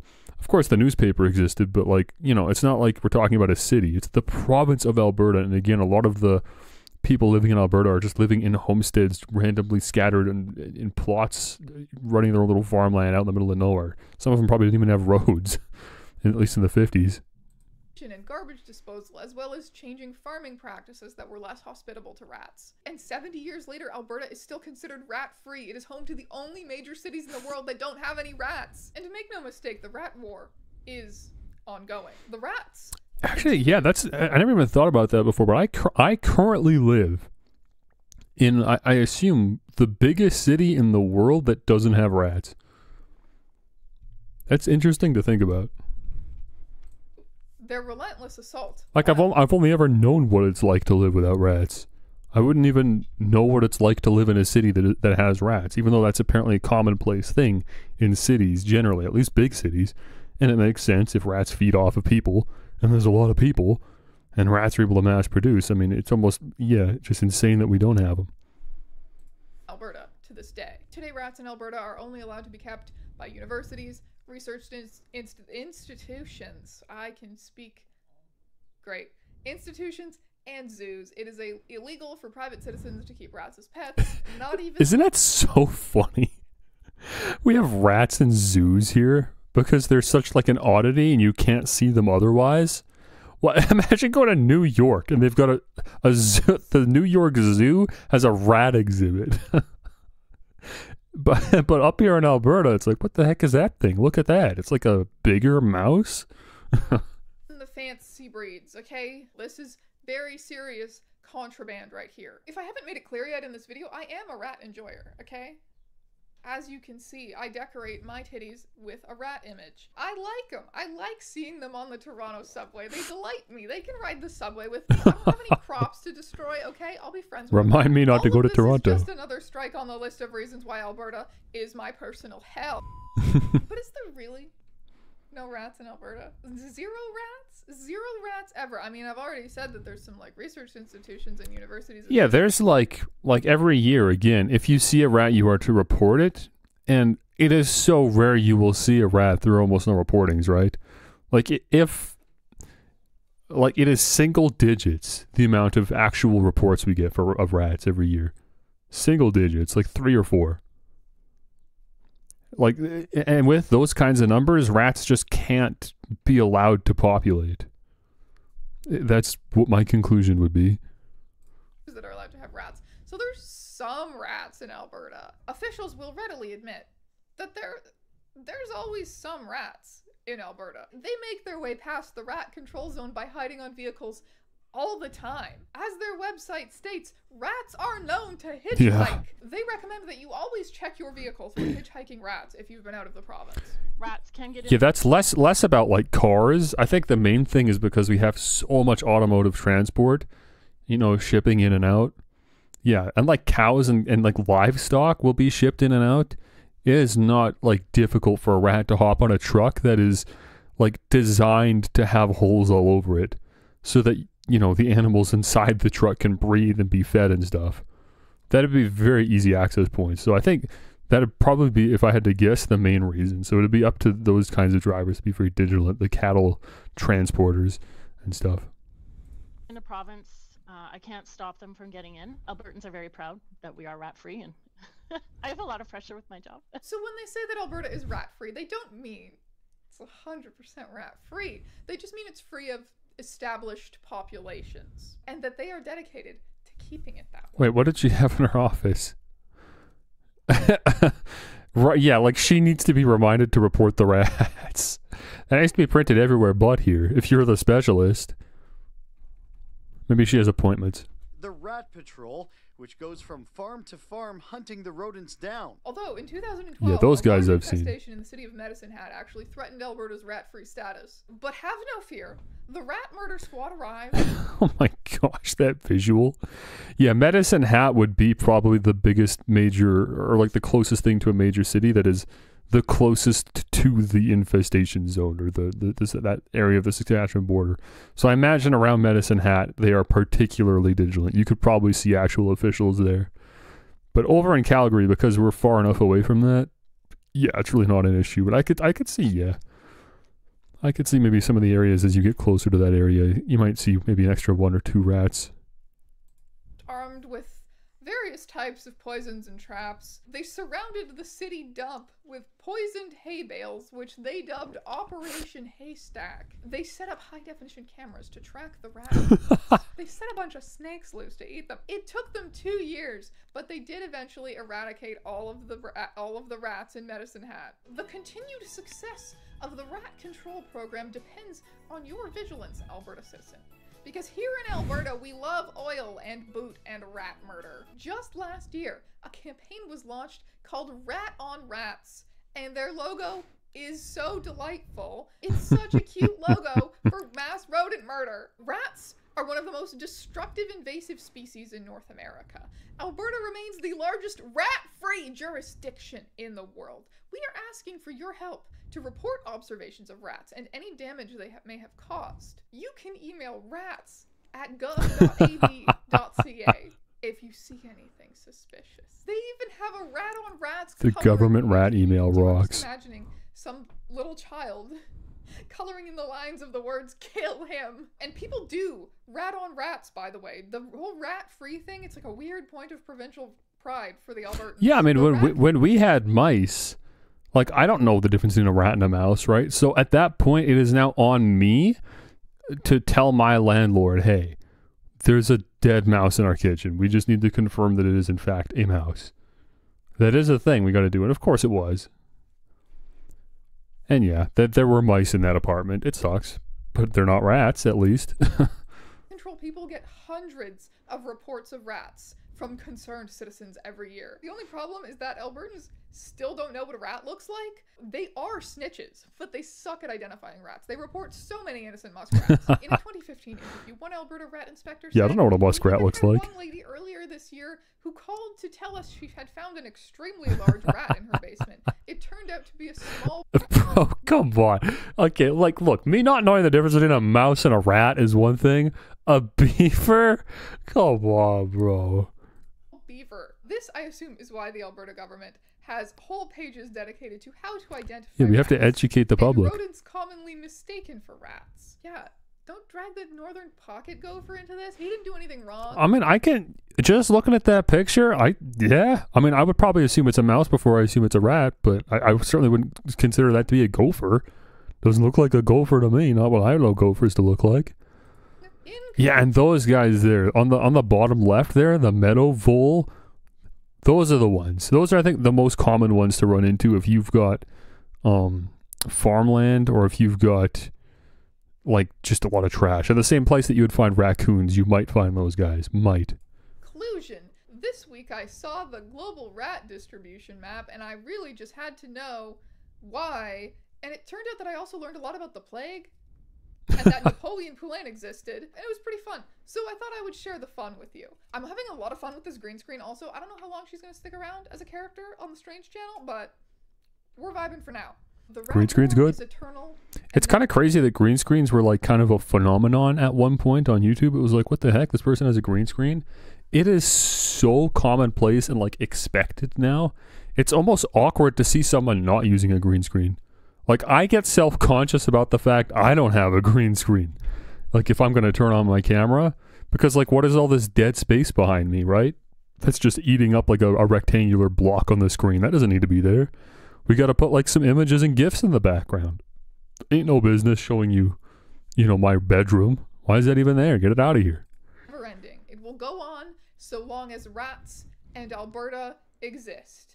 And, you know, if I had to wager on which one of those things is going to exist longer, it's probably rats. Unless those scientists from New Zealand actually do figure out how to use CRISPR to stop the rats from reproducing. I don't know, we'll see. Only time will tell where this weird and wacky world of ours that includes rat wars will go. Thank you so much for watching this video, and I will see you in another Strange very soon. Dope. Good video. Good video, Strange Aeons. I'm probably not going to watch a single other video of yours, but I did enjoy this video because it felt slightly more tailored to me specifically. German keyboard.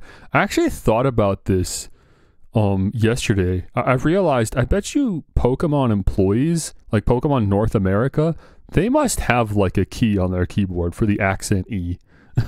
Or at the very least they've got the keyboard shortcut like memorized. Because I don't know how to do that little thing. I just gotta, every time I need that symbol for whatever reason, I just Google the word Pokemon and then I just copy paste the E. Because I don't know how to put that thing there. It's a French thing. If you had a French keyboard, you'd be good. But yeah, standard keyboard, standard QWERTY, I don't have that. I don't know where that sucker comes from. I think there's going to be some kind of alt code if I was to learn it, but apparently I just can't be bothered.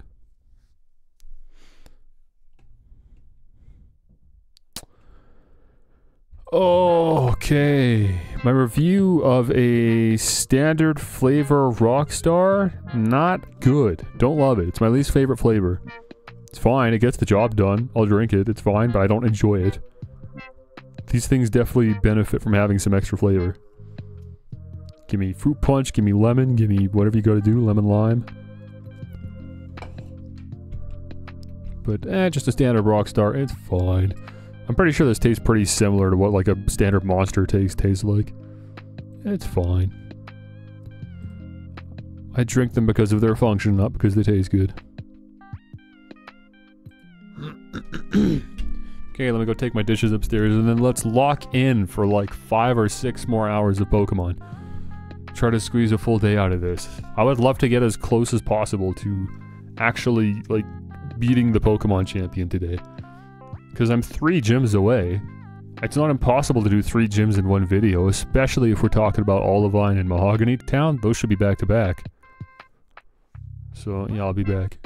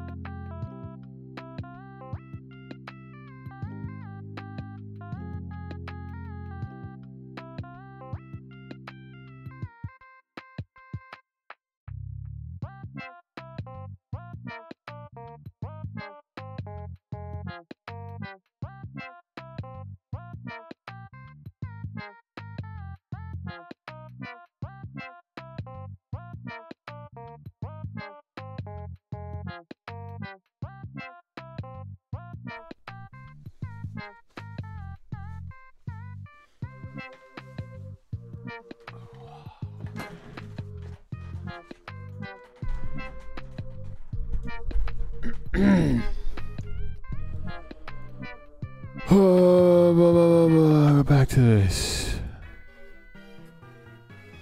Change the stream category before I forget.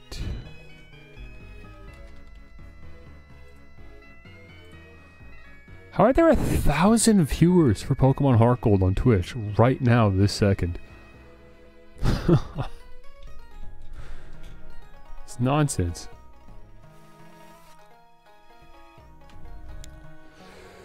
Too many people play these games.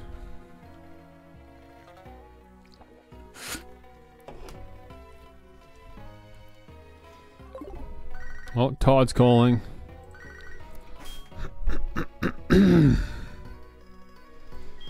It's Todd, how are you? I heard you saying you weren't going to pick up Starfield. Good news, 10% discount right now.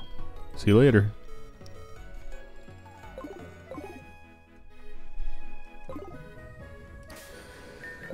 Okay, so today, starting now that we're done with the Pokéathon, we can actually begin playing the game proper and make some progress. The plan is to go to the next city, then be told that I need to go to the next city instead, fight the gym there, backtrack, fight the gym in the city I wasn't allowed to fight. After that, if I'm remembering correctly, there's like a big, like story-related thing. And then it's going to be a while until the next gym. But I still think we can do all 3 of those last 8 gyms in today's stream. Because again, it's only like, what, 2 or something? 2:30. I've got 6 hours at least. It's definitely going to be a longer stream today. I don't know if we'll hit double digits. It's hard to stream for 10 hours. It just is. But I think we'll hit 9. 9 should be doable. We'll see. We'll see how long the Rockstar keeps me going.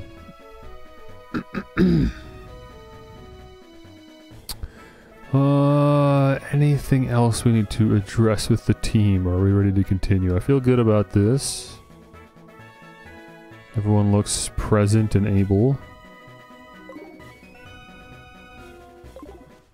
I think we're good. And again, I'm going to try to push for Ariados. Oh, I got to be thinking about the upcoming gyms too. Like, who's going to perform the best?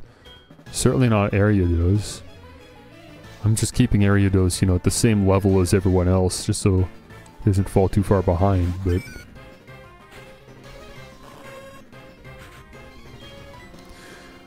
Oh, let's see. Whoopa, whoopa, whoopa, whoopa. Right, we've got Shadow Sneak. We've got an actual damage-dealing move that does more than, like, 10 damage. We don't get stabbed for it or anything, but geez, at least we can do something. That was it. Just a level 20 Whooper. That's it. Just a level 20 Whooper. That's the whole battle. Alright. Yeah, so for the upcoming gym, I imagine... Who do I want? I keep imagining him as a water-type gym, but he's not. He's fighting. Let me pull up my trainer card. Because we can see all the gyms here. It's kind of funny seeing how out of order I did it. Hey, fighting Price as my 5th gym leader. I don't know if I've done that before. It's uncommon. People don't tend to do that. But you can do it, and I ended up doing it. And he was level 34. But we made it through. So yeah, I've got to fight... I think Chuck is his name. He's on the bottom left there. So he's fighting. And then Jasmine is beside him. She's Steel. And then once that's done, the final gym would be whatever her name is. She's Dragon. Obviously, we don't have much of a plan for her. Oh, I guess for Alligator's got Ice Fang, actually. It's pretty big. But yeah, so for a fighting type gym, I'm actually kind of feeling a lot better about Ariados now that I think about it. We just gotta work on that offense, man. I gotta get you to learn something that's better than 40 damage, man. I mean, even if we had a 40 damage move, but it was a bug or poison type move, then we could at least get stabbed for it. But like, yeah, dude, this is tough, man. Nightshade's just scaling and actually increasing in viability with every passing level. And there was nothing here. No. I mean, there's hidden power, I guess, but I'm not sold on that. There's secret power as well, of course. You're a physical attacker. I can't even entertain something like Shadow Ball. I guess I could check the... Wait, you know what I should do? We should do that. I'm going to head to Goldenrod and see which TM they're offering today. I know that no one was here for the last stream, but I spent a good like 20 minutes or so, I don't know, in the department store in Goldenrod.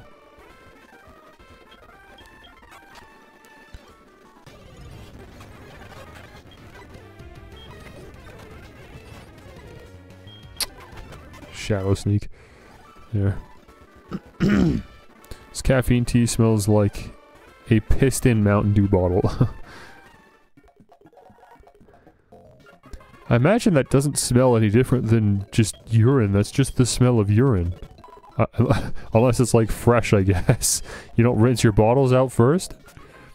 You got just a nasty mix of both chemicals? Oh, where's the department store? Down here? There it is. Let me go up here. Go to the 6th floor. Then talk to this lady. Friday's prizes will be TM42. Who rinses the bottle before? Well, you know what? The mouth of the bottle is sticky from being used. It's just a little gross. Like, at least you would rinse the mouth, even if you didn't get the whole inside, but you just might as well while you're at it, no? TM42, let me look this up.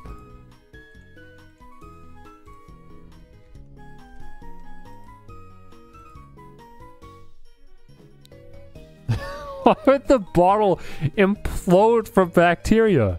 You're not supposed to keep it like a bomb, like a bioweapon. You don't hang on to it. You fill it up in case of emergencies, and at the next convenient or available moment, you dispense of it. You don't keep it around. It's not a trophy. What the heck is this? Oh, it's Facade. I mean, if they're gonna give me a free Facade TM, I guess I'll take it. Like, I'm not excited about Facade, but it's still, you know, notably better than anything Ariados currently has. Do I already have Facade? I feel like I do. Didn't I pick this up? No, I guess not. And you don't learn U-turn? I mean, that's mind-boggling to me. Why? You're a bug-type Pokemon. A physical attacking bug-type Pokemon, and you don't learn U-turn. Your move pool is so bad, man. Yeah, okay. Alright, let's try to roll for Facade. I don't know how long we're going to be here. How much cash do I have? 39k. Alright. Bit of an investment, but let's do it. Oh, shoot. What was the second prize? It's Dusk Balls. I don't even want to sell those. Man. Oh, I mean, I'm going to have to if I want my money back. Good afternoon. What's up? This is Liz. Listen. There's a Pokemon salon in Goldenrod. Yeah. We know about that. Every time I go, I have a hard time deciding whom I should use. Whom I should use? Come on, Liz. We'll try a few pulls. I don't know if I'm necessarily committed to staying here until I get the TM, but again, this money's not really going anywhere else. Especially with the Pokethlon, I can just go get nuggets if I really need to. If I'm ever in a position where I need cash. And I probably don't need this many Dusk Balls again. I've already finalized the team. I don't actually need to catch another Pokemon for the rest of the game if I don't want to, so I guess I should probably just sell these things.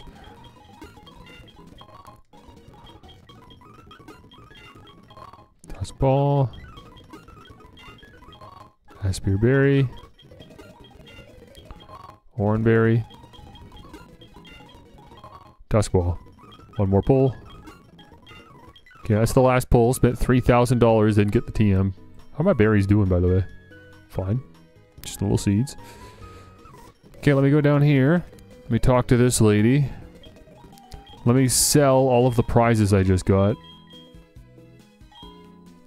That's 6 Dusk Balls for $3,000. And while I'm at it, might as well get rid of these 5 Repeat Balls too. Great, and let's go draw. I'm gonna blow my nose.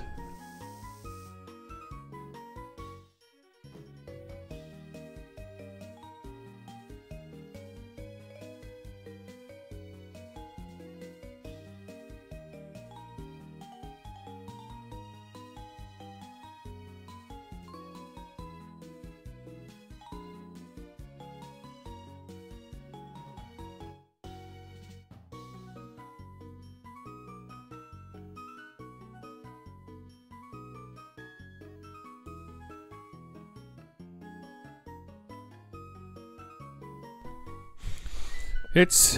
Man, I'll be honest, it's hard to complain about the Rockstar cans being smaller. I always said they were too big. I like the size that they are now. I obviously don't like that I'm spending the same amount of money. There's only 160 milligrams of caffeine. But I think that's what it was before. The concentration's the same, I think. My memory doesn't serve me very well, but... Okay, I guess we're locked in. Let's try to get Facade. Just keep selling dusk balls. It's not a big deal. Because, you know, once we get Facade, we'll have already gotten a few anyways, just from doing this. So many berries, by the way. So many berries. What am I even doing with these? I don't even use berries to, you know, in the same way I use apricorns. Berries are actually just for, like, giving to your Pokemon. As far as I remember, there's no other use for them. This isn't the Sinnoh region.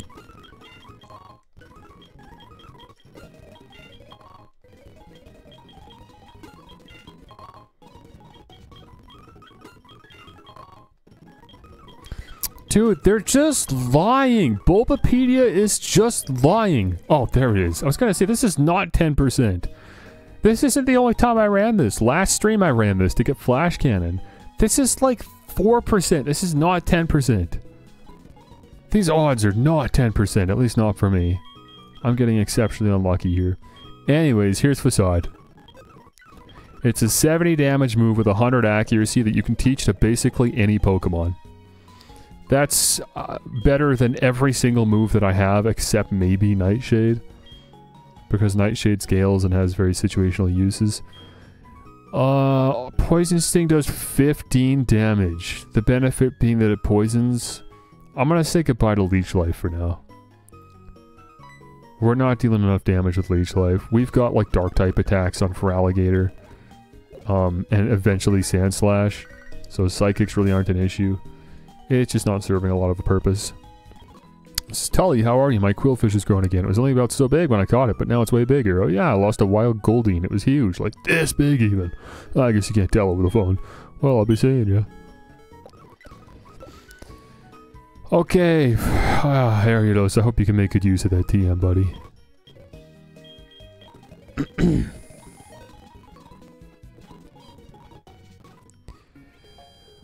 Oh, can't wait till we have Fly, so I don't have to walk everywhere. We're close, though. If I just stopped backtracking, I'd have it already. It's just because I keep backtracking. Keep getting caught up with other stuff. There we go, nice, look at that.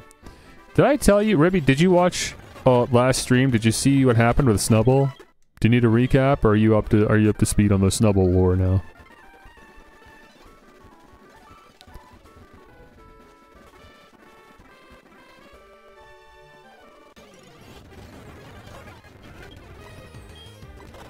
Need a recap? Okay. I don't know if you didn't do your research or if you just willfully withheld information from me. I'm not sure. Only you can answer this question. But you are correct. Snubbull is located on Route 38 here. It's only on Route 38. This is the only place in the game you can get a Snubbull, but you are right. Snubbull is available in the grass at a 1% encounter rate. We're not getting a Snubbull. I'm not gonna sit here for hours trying to find a 1% Pokemon. Forget about it. It's not happening. I don't want one that badly. If you're really good, I want you to teach me some things. And you know what's crazy too? If I did want one, you would have been able to skip the whole process. You could have just walked in today and I would have a Snubbull. Because I would have spent 4 hours on Tuesday trying to get a Snubbull. I need Nightshade, so I don't have to touch you. Yeah, I'm gonna get paralyzed anyways, so what's it matter? At least Facade does more.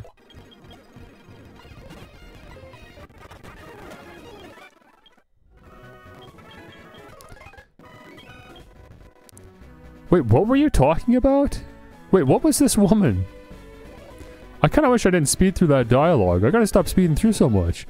She was talking about how boys keep giving her items, but she doesn't want them, so she's just gonna give them to me instead. She's so popular with guys that she keeps getting random gifts that she didn't ask for. I guess. Okay, I'm just gonna keep facading through all of this. Take advantage of paralysis. Okay, this guy's asking me about my Pokedex, because he's got a dream of catching Pokemon for Professor Oak.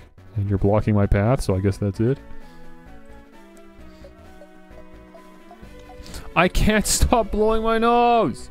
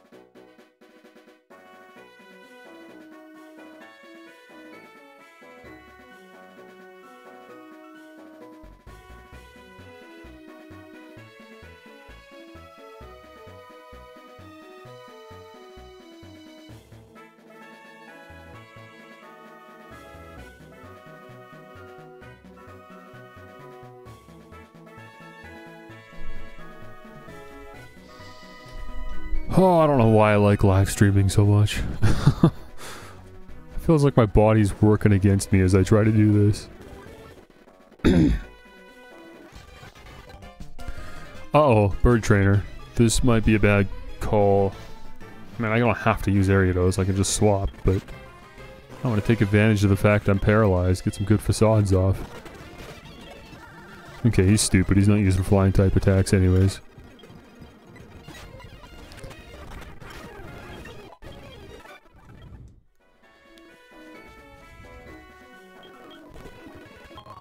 White Apricorn, thank you. Oh, I don't know if I made this clear, but like, the reason it's appealing to keep Ariados paralyzed is that Facade does more damage when you have a status condition. Like, this is a 140 damage attack right now, because I'm paralyzed. So yeah, it sucks to be paralyzed, I'm getting outsped by just about everything. And there's a 50% chance every single turn that I can't actually attack. But when I do attack, I mean, it's like a nuke. It one-shots everything. Just about. If a Pokemon is trying to evolve, you can stop it. I know that. Oh, I know where I am. Oh, bro. This is what I needed all the Oran berries for. Oh, what's this? Bauba? How do I pronounce your name? Why do you have a name? Who are you? Bauba. Oh, what you are holding is what they call a Pokédex. Haven't seen one of those in ages. My name is Bauba. I used to run a safari zone in Fuchsia City, but it was becoming out of date with new entertainment options coming out. Are you the guy that lost his gold teeth, the safari warden, in Fuchsia City? Or is there a difference between being the warden and being the guy that runs the place? I decided to go overseas and learn the newest technology and open a state-of-the-art safari zone. Not interested. Don't talk to someone else, bro. We're not doing the safari zone. It may be more than a coincidence that we are chatting. Why don't we register each other's numbers in the Pokegear? I can give you a call once the safari zone is open. Oh, it's not even open anyways. That's the way. I don't want to talk to you. I'm being nice by giving him my number, but I don't want to do the safari zone. I'll let you know over the Pokegear once it's ready.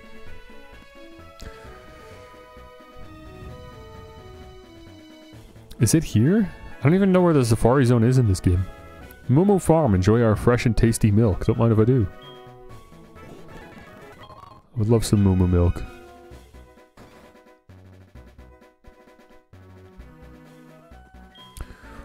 Our milk even goes out to Kanto, so if our own milk tank won't give us any milk, we're in trouble.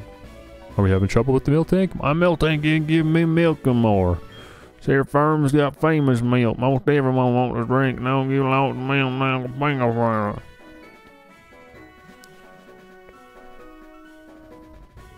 Look at all the custom assets for this area.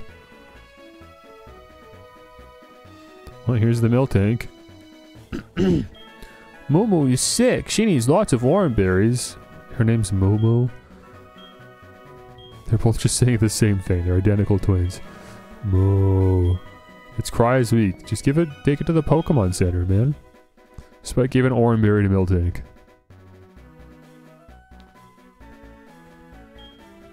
She needs lots of orange berries, okay? I guess I've got lots of orange berries. Let's give her another one.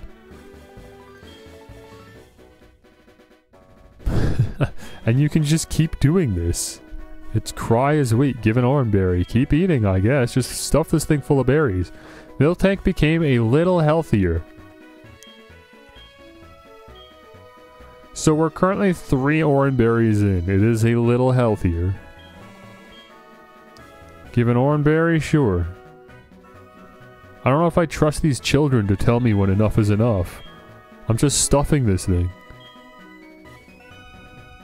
Miltank is getting healthier. Okay. 5 orange berries in. And it's getting healthier.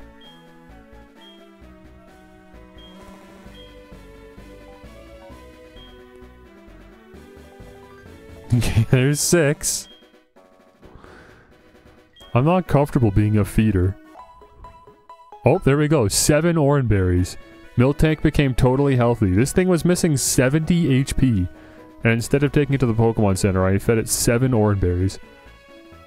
Well, now what? Shocking! I really want to give you some seals, but you don't have a seal case. But don't you worry, my sister can give you a seal case. You? Thank you, Moomoo's totally healthy again. I'll give you this seal case for your trouble. Okay, we have a seal case.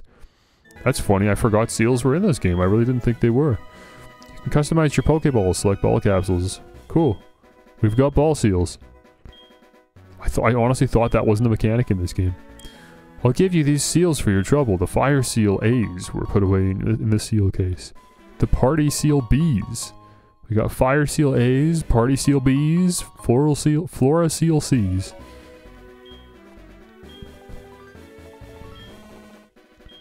It's brimming with energy. Okay.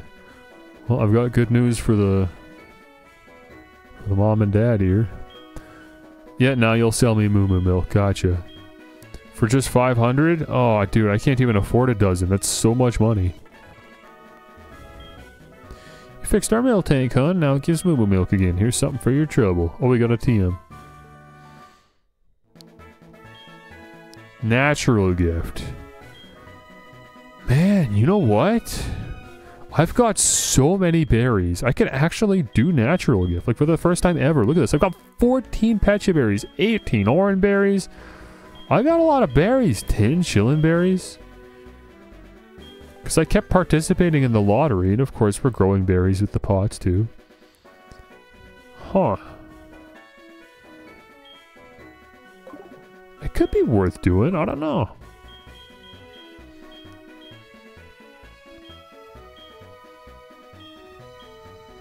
I've never, like, used Natural Gift before. I always thought it's an interesting move. I'm never going to use it.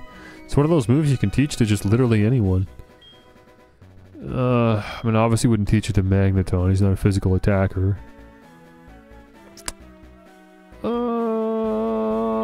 We could do Sand Slash. I mean, I honestly wanted to give a Cherry Berry to Sand Slash just as his, like, permanent item.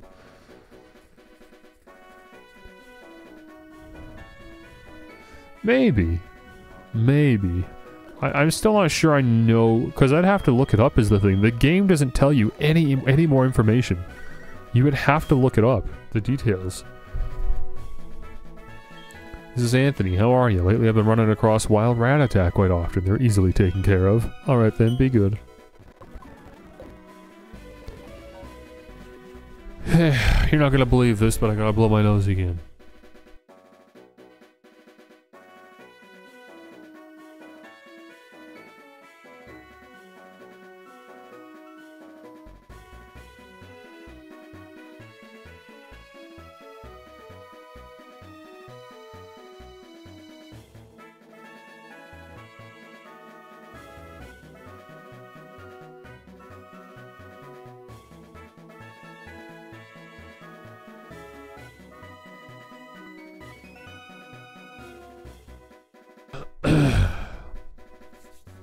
My snot breaks are so regular sometimes. It's genuinely quite upsetting.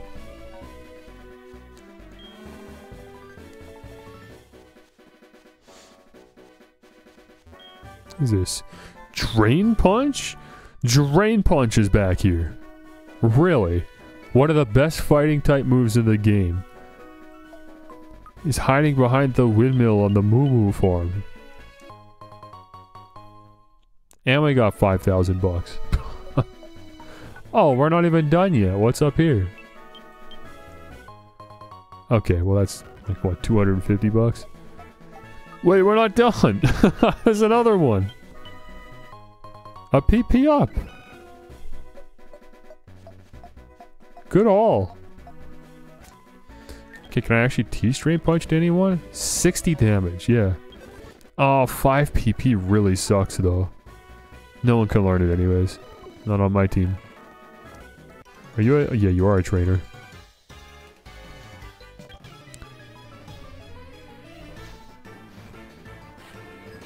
Psychic Nelson with the Slowpoke. I got rid of Leech Life, but it doesn't matter because that would have done 40 damage, or 80 damage I guess. Facade does 140.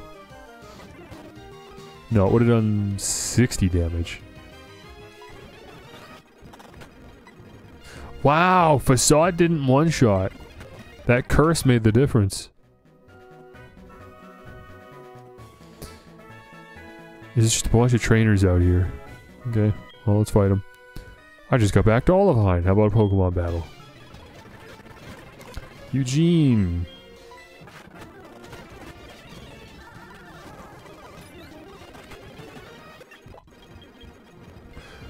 Spiderweb, what is that? The user ensnares the foe with a thin, gooey silk so it can't flee from battle. Really, bro? Level 32, this is what we're learning. Spiderweb. You don't want to learn a move that does more than 40 damage. You want to learn Spiderweb. What a useless Pokemon.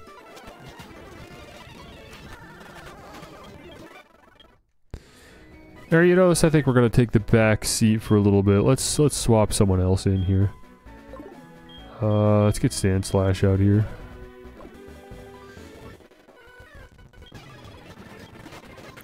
Try to get the rest of my Pokemon up to like level 31.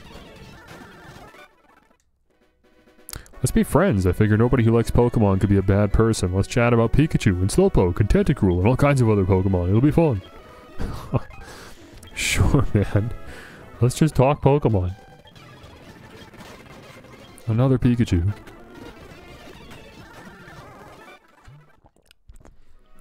And another Paralysis Avoid.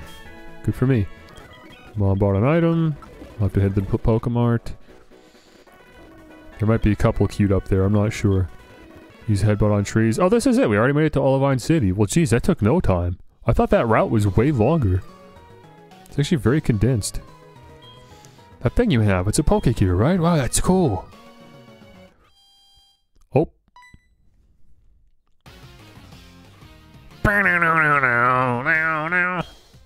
You again. There's no need to be alert. I don't bother with wimps like you. Speaking of weaklings, the city's gym leader isn't here, and is supposedly taking care of a sick Pokemon at the lighthouse. Boo-hoo. Just let sick Pokemon go. A Pokemon that can't battle is worthless. Why don't you go train at the lighthouse? Who knows, it may make you a bit of a better trainer. Oh, he got him, bro. This guy's awesome.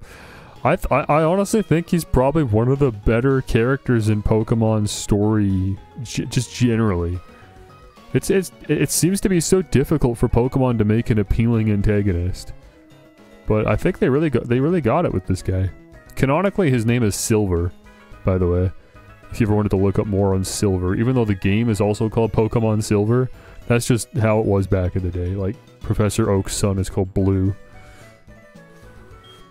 Olivine is on the sea, and if it's on the sea, there's bound to be something to catch. I've fished here for 30 years. Oh, you're gonna give me the good rod, for crying out loud. It took way too long to get the good rod. I am 5 or 6 gyms in. And you're giving me the good rod. Nuts, man. Like, we're not using it. It's just way too late. I don't care anymore. We're over it. My fishing days are past me. I fished up too many Magikarp. I fleshed out my team too far. I chose the water-type starter.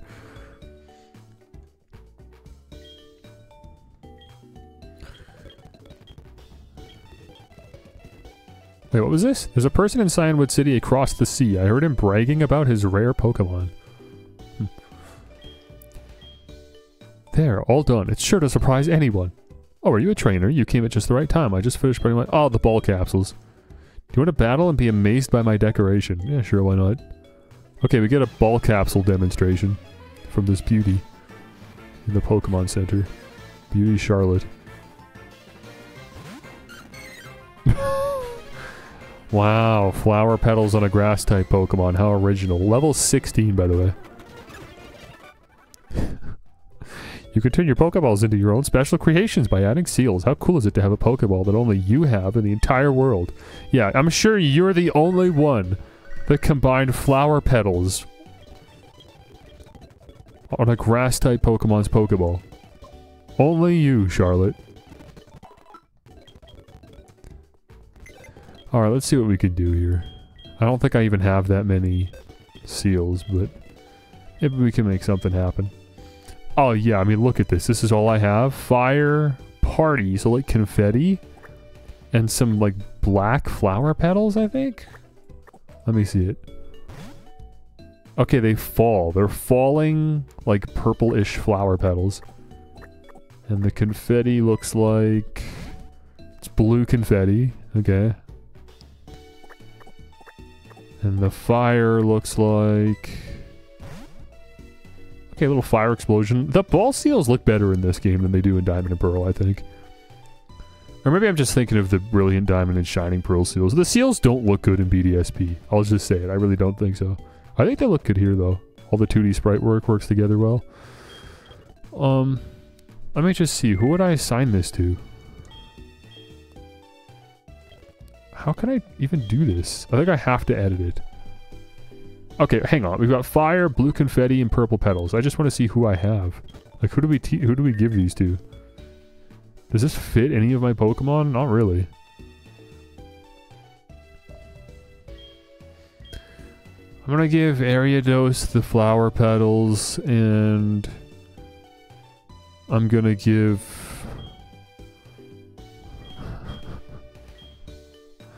I'm just gonna put all of them on one ball capsule.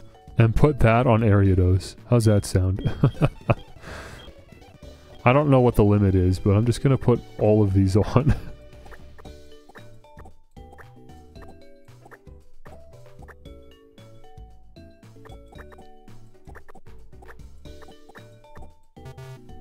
There's no more room, that's it. We can do 7. 7 seals. Well, these are the 7 seals. Looks great. I will set that on Ariados. There. I don't know how I get more ball seals.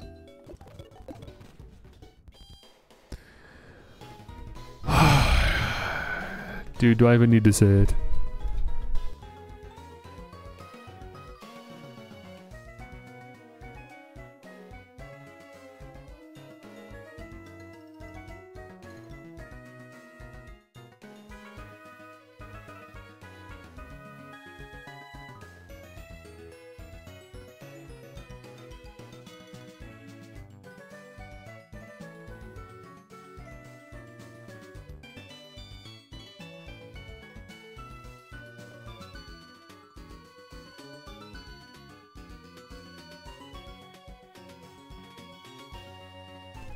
Take 3 of the pseudoephedrine stuff. Well, what I'm trying to do is save those pills for my work days. Days where it like really matters to me. That I don't have, that I'm not constantly blowing my nose because I'm at work. And it's just a harsher environment in general. And then on my days off, if I'm just sitting here all day anyways, it's fine. Like, obviously I don't... Like, I wish I could afford to just take these pills all the time. But if my body is getting too used to those pills and they're less effective as a result, then I'd rather just use them more sparingly. And so the time to use them would be on work days, not today. So today I've just taken one of the little 24-hour pills that barely do anything.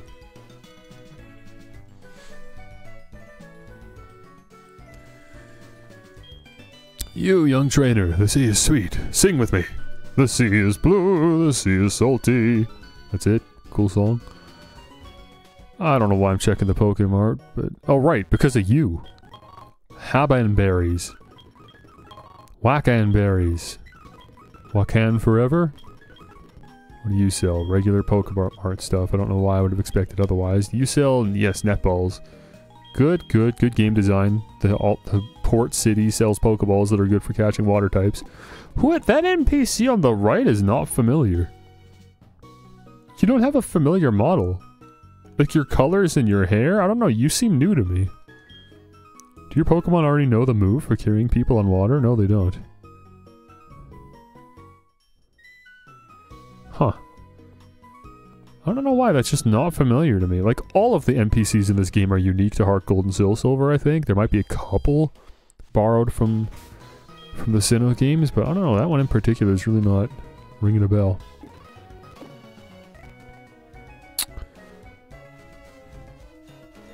That's a hidden item, come on.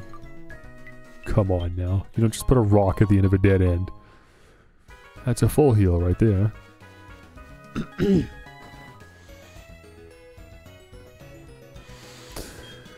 Oh man, did it come through in my note, in my voice? Do I sound more stuffed than usual? Cause it's really getting me, man. Hi, I'm looking for this Pokemon. If you have a Krabby, would you trade it for my Voltorb? I don't have a Krabby. I'd have to go fishing for one.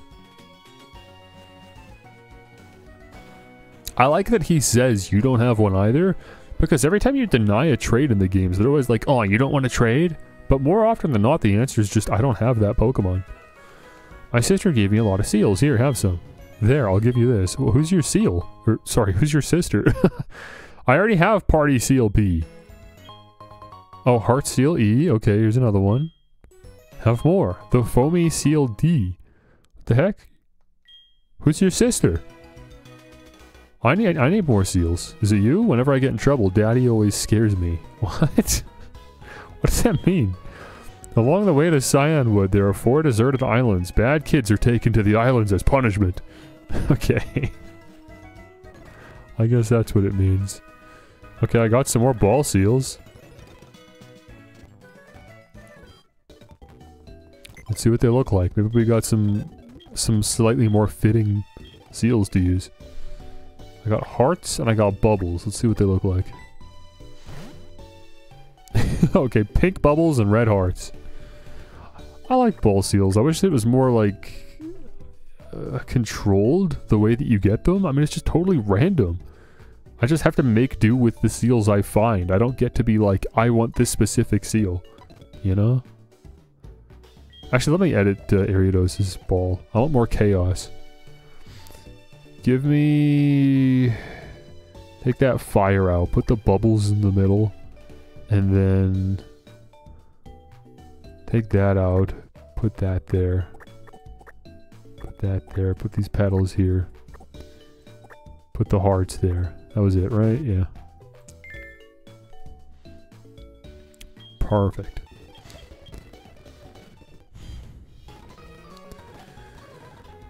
Oh, we got a whole restaurant here. What are you having? You! How's your Pokemon training coming along? Have you ever noticed that in the mountains, sometimes there are round boulders right in your way? You can move them with the hidden move Strength. Hikers at Mount Mortar sometimes have extra, or so I've heard. That's so silly, come on. Yes, it is true. I did run into a hiker in Mount Mortar who gave me strength. But what, there's rumors that that was going to happen? Olivine Cafe's menu is chock full of hearty fare for beefy sailors. Don't... All these guys are beefy sailors. Whenever I roll into Olivine, I always visit the Olivine Cafe. Everything on the menu makes me feel stronger. I can't stop eating. I'm choking! Oh, that was close. I should chew before I swallow my food. What the heck? That just made a choking guy? The iconic Pokemon character, choking guy. Fast ship pier. Is there like an SSN situation here? What is this? But this is how you get to the Kanto region. The SS Aqua uses jets to travel. It skims over water. Welcome to Fast Ship SS Aqua, except that the engine maintenance team is taking some time off, and we don't know when we can depart. Let me guess, it's after I become Pokemon Champion. That's when you can depart, right? It'll just conveniently happen once I've beaten the main game. You've been to Kanto already? I hear many rare Pokemon live over there. Sounds exciting. I'd love to visit.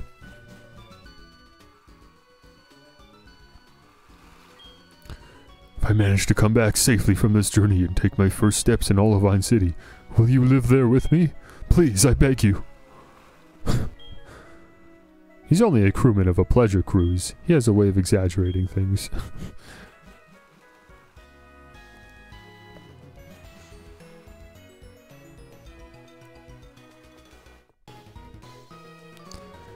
This is the aforementioned lighthouse. That doesn't have hidden items outside of it, I believe. Oh, it's down on the beach there. I gotta surf over there. Oh wait, I can. I forgot I have surf. Dark roads are dangerous at night, but in the pitch black night, the sea is even more treacherous. Without the beacon of the lighthouse to guide her, no ship can sail.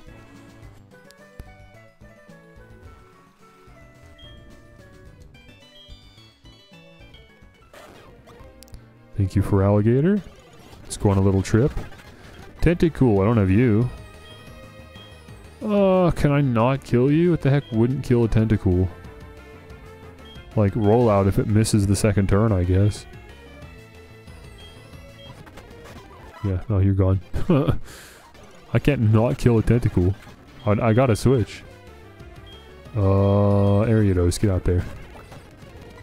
Oh, I didn't look at the, for goodness sakes, the ball capsule. Spent all that work making the ball capsule, forget to look at it.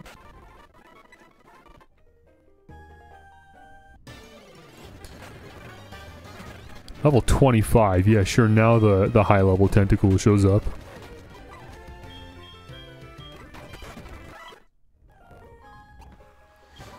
Charge Beam.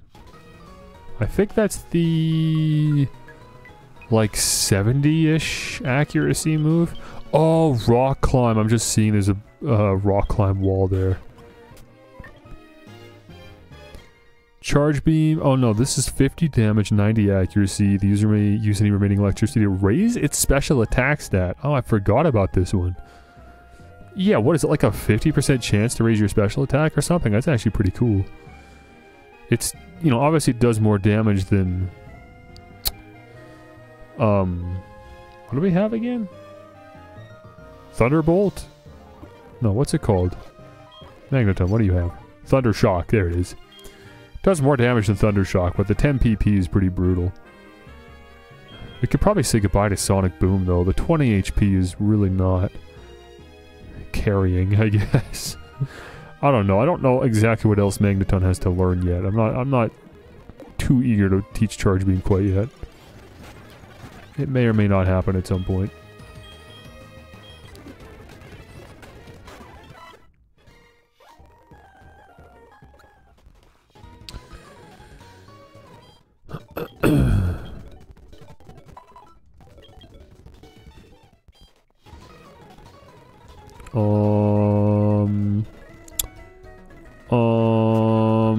Is that it? I guess so. I think we're ready to move on. Yeah, surprisingly, not much to do. Oh, I didn't go in the lighthouse yet, did I? I was like, am I sure there's nothing else in Olivine? I thought, yeah, no, there is. There's a whole lighthouse. Yeah, let's try to lead Sandslash through the bulk of this, I think. In the past, Pokemon used to light the sea around Olivine at night. The lighthouse was made to pay tribute to those Pokemon. I imagine actually it was made to, you know, functionally work as a lighthouse, but okay. People train at this lighthouse. It's not easy to climb because of all the trainers. Well, good. That means we've got business here. Wait, do I have an amulet coin in this game? I don't remember if I do. Because that would be pretty handy, I think, when fighting all these rich dudes. So that dude just gave me 4,000 bucks. I could have doubled that to 9,000. Well, now that we've made each other's acquaintance, shall we trade phone numbers? Sure, I'd love to fight you again. Lovely, now I shall be able to call you any time.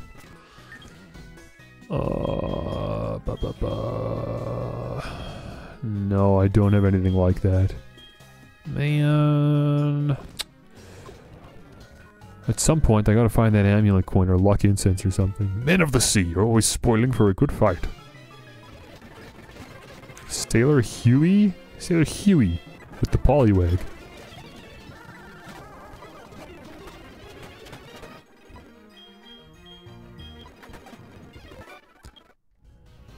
Oh, you also want my number. Cool, that's the first time I've lost in a while. Hey, give me your phone number. You'd be fun to battle, so I'll call you when I get stronger. It's the first time you've lost in a while. You led with a polywag. Professor Oak's calling? What the heck? What does Professor Oak want? Hello, it's Professor Oak. You're catching a lot of Pokemon, aren't you? Oh, that's it. That's all he wanted to say.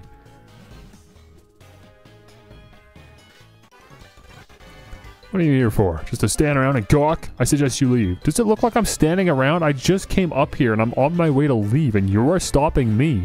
You're the one that's just standing around. That's your problem. Level 17 Pidgey. When is this game gonna grow up, man? Level 15 Pidgey. Level, for goodness sakes, dude. I'm gonna just use rollout for goodness sakes. He's just got a bunch of Pidgey. What is with all these casuals? Nobody is taking Pokemon seriously in this game. Not one person. Oh my gosh, it's actually just infuriating.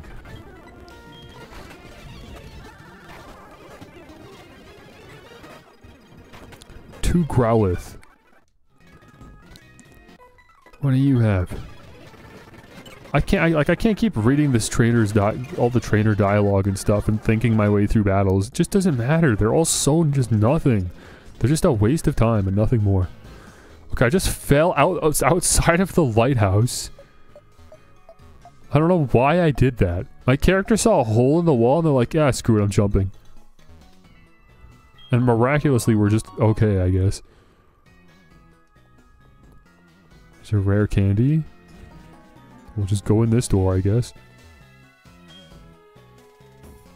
Okay, there's just a map here.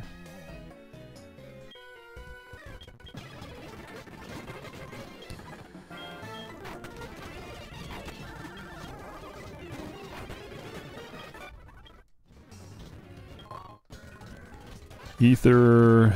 Great, more bird-type Pokemon. Getting a lot of mileage out of rollout against all these weak trainers. Oh, this guy's got a Fearow. Holy smokes. Wait, someone actually evolved their Pokemon? No way. At level 20. Again, I have 4 fully evolved Pokemon at level 30, and I've not been grinding. I'm just playing the game. I'm just fighting the trainers I see. That's it. It's the only grinding I've done. I'm not even fighting random Pokemon that I run into in the grass necessarily.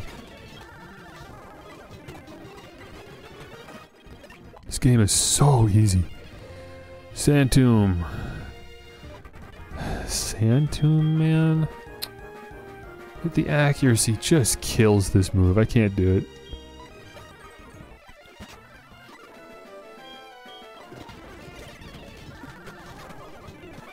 How did you use Foresight on a digging Pokemon? Great, Mom's got more free stuff for me.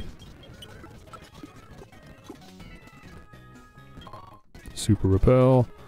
Ah, here we go, we made it. Amphi. Paloo. It's breathing a slight. This Pokemon always kept the sea lit at night, but it suddenly got sick. It's gasping for air. I understand that there's a wonderful pharmacy in Cyanwood, but that's across the sea, and I can't leave Amphi unattended.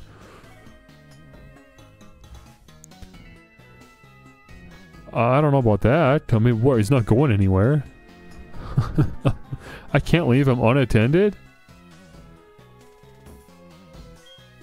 May I ask you to get some medicine for me, please? In case it wasn't clear. Okay, I gotta do everything around here. Super potion. Any hidden items? No.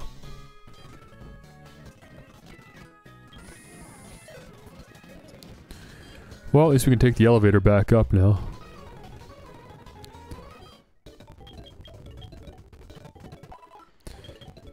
Good job, Sand Slash. Let's get Feraligatr in the lead. No, actually I want Magneton in the lead. We're about to run into a bunch of water-type trainers. Magneton is going to eat out here. How much PP do we have? There's 30 on Thundershock. Yeah, we're going to do very well here. Hey, great waves here. No one can resist such good waves. Okay. Alright, I guess they're pretty good waves. I'll hand it to you. You know what? The waves are pretty good here. Nothing there. Battle Frontier ahead. Well, I don't think we're quite ready for that. This is the entrance to the Battle Frontier. You shouldn't make a line here. What? I'm the first to arrive. There will soon be a Battle Frontier past here. I'm in line to be the first one there. I haven't slept for days. Get in line if you want to be the second one in. Apparently there's not supposed to be a line, man.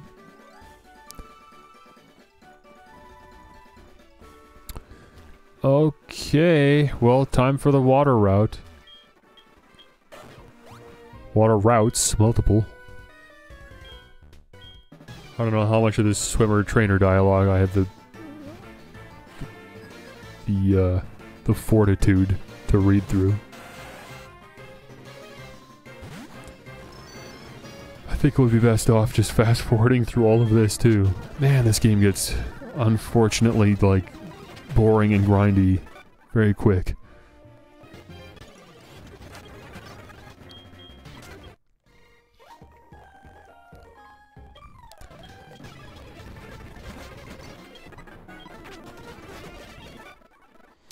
Starmie's in this game apparently. Oh good, Mom's got more free items for me.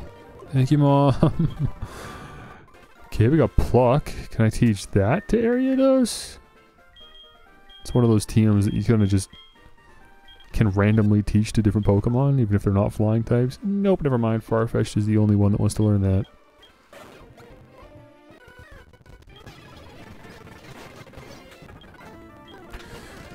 More Kanto water types. Definitely not sick of seeing these guys. Or anything like that. Oh, what's that, Mom? More free stuff. This game is absurd. Let me give the choice specs. It's probably overkill, but just to really make sure we're one-shotting everything. Can't fight every tentacool I run into. We're gonna be here all day. We can't do that. I'm only fighting the trainer Pokemon. Oh, what's that, Mom? More free junk? What is with this woman? Why don't you just like call me after you've bought everything if you're going on a little shopping spree? You don't have to call me after every individual purchase. Just bulk buy some stuff and then call me when you're done. Level 19 Tentacruel. That's not even possible. Dude, you've got to be kidding me with this woman. That's 5 items.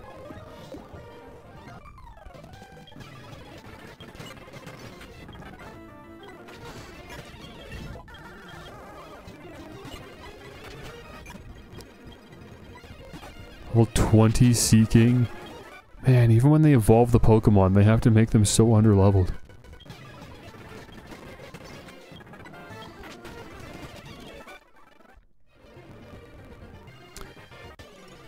We don't have access to Whirlpool yet, so anytime we see a Whirlpool, that's just a dead end. We'll be able to cross them at some point. Is it our first time seeing a Horsey? I think it might be. Gonna run out of PP on Thundershock. Wild Tentacruel at level 18.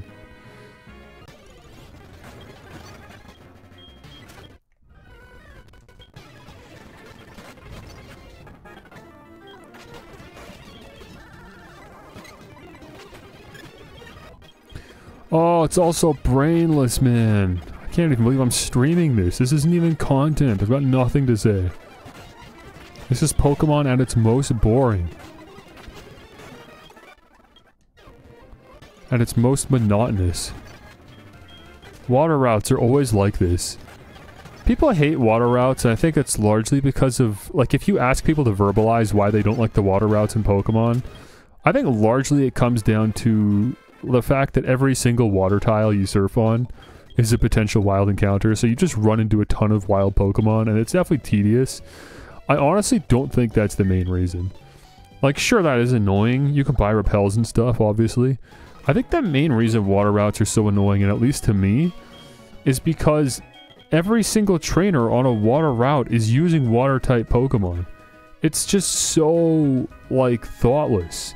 It's only electric-type attacks or grass-type attacks. Pick one and just spam it for, like, 50 Pokemon in a row.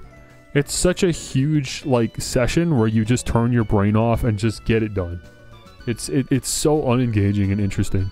Never mind the fact that visually it's all just the same, like, 3 tiles, either water, rocks, or, like, cliff pieces. And sometimes the route design is too open, so it's hard to, like, actually explore everywhere, or sometimes even know where you're going in general. It's a lot, man.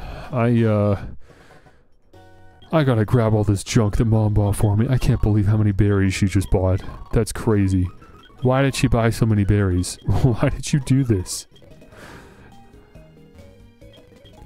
And let me see, how much do repels cost? The super repels, the most cost efficient super repels. Yeah, we'll get 10 of those. That sounds good. Because I'm not fighting these tentacles anyways, might as well just use repels. I'll use this one random single repel that I've just got sitting here eating up bag space.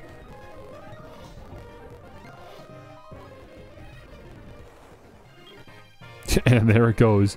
Man, you don't get a lot of mileage out of these things, huh?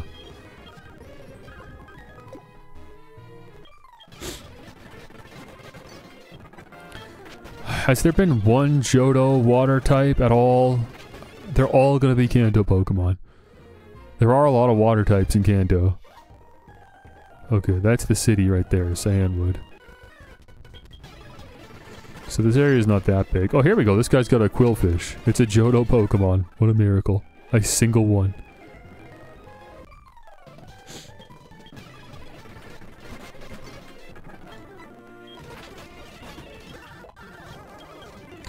Screech? Yeah, give up on Screech. You don't need Screech. You don't have physical attacks. Hey, it's Starmie. Good to see you. And you're dead.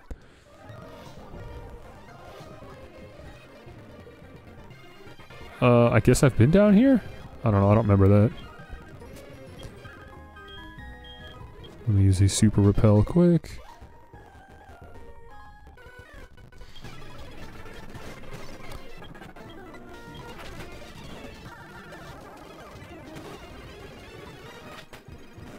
Why do you have such a delay? I didn't even address your question because I had no idea what you were referring to.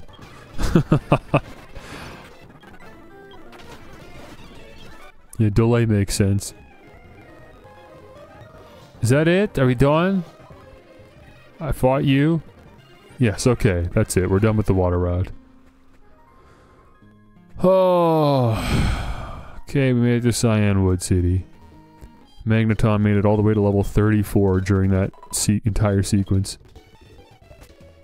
Tedious water sequence. Let's get Feraligatr out in the lead for a little bit. You're starting to trail behind at this point. The Pokemon at this gym are all rough and tough. They could blow me away in a second. Let me give you a piece of advice. The gym leader uses fighting-type Pokemon. You can try to fool them with psychic-type Pokemon, or simply defeat them before they can demonstrate their power. By the way, Chuck, the gym leader, is into his waterfall training. He won't be able to hear you unless you somehow stop the pounding water. Are you the guy that normally is inside the Pokemon gym? Why are you in the Pokemon Center? You think the stream synced up again? Okay. I was a little slow getting to that message, so... If you think there was a bit of a delay, there would have been a little bit. It's Joey, how are you? Hey, do you remember my super cool Rattata? My Rattata is different from regular Rattata. It's like my Rattata is in the top percentage of Rattata. You know what I'm saying? Every time, bro, we'll give Joey the light of day. You can't help showing off the Pokemon you have, don't you agree? I'd love to show mine to a friend of mine who lives in Violet. Oh, Violet City, yeah. Have you met the Maniac in this city? He's always bragging about his rare Pokemon. Yeah, somebody mentioned that over in Olivine City. There's apparently a Maniac here. There are several islands. I don't like. There's a Maniac here. There are several islands between here and Olivine. A mythical sea creature supposedly lives there. Yeah, I think we get to see them in the post game. 500 years of tradition. We await your medical queries. Okay, this is the place we're getting the potion for Ampharos. Oh, you need medicine? Your Pokemon appear to be fine. Is something worrying you? The lighthouse Pokemon is in trouble. I got it. This ought to do the trick. There we go. My secret potion is a tad too strong. I only offer it in an emergency. He's busy watching TV. So I could go all the way back to Olivine City and bring that back, but I still can't fly, which is just annoying, so I'm just going to do what I can here while I'm here, so that I don't have to come back here later. Chuck, the gym leader, spars with his fighting type Pokemon. That's crazy. That's life-threatening even. I'm in shock! A guy about your age with piercing eyes and long hair came in. He scared me into giving him my prized Pokemon. I still have one left, but what if he comes back? You look strong. Could you look after my Pokemon for a while? Sorry, what are you talking about?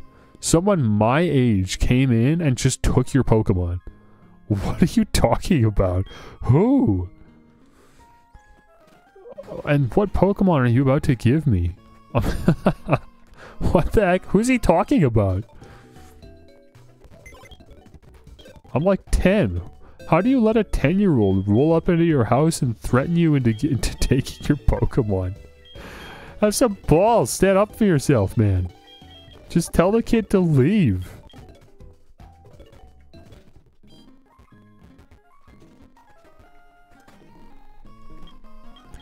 Okay, sure, man. I'll look after your Pokemon. Thank you. Take good care of it, please. What the heck is it? Oh, it's a Shuckle. Holding berry juice. I can't, so what? Am I just, this is just my Pokemon now, or what? Oh, holy Shuckle's got stamina. Doesn't have much else. I'm surprised he even has 2 stars in jump. Constrict, Bide, Encore, and Safeguard. What a nightmare trying to use this Pokemon. we add Shuckle to the Pokedex, and then that's it.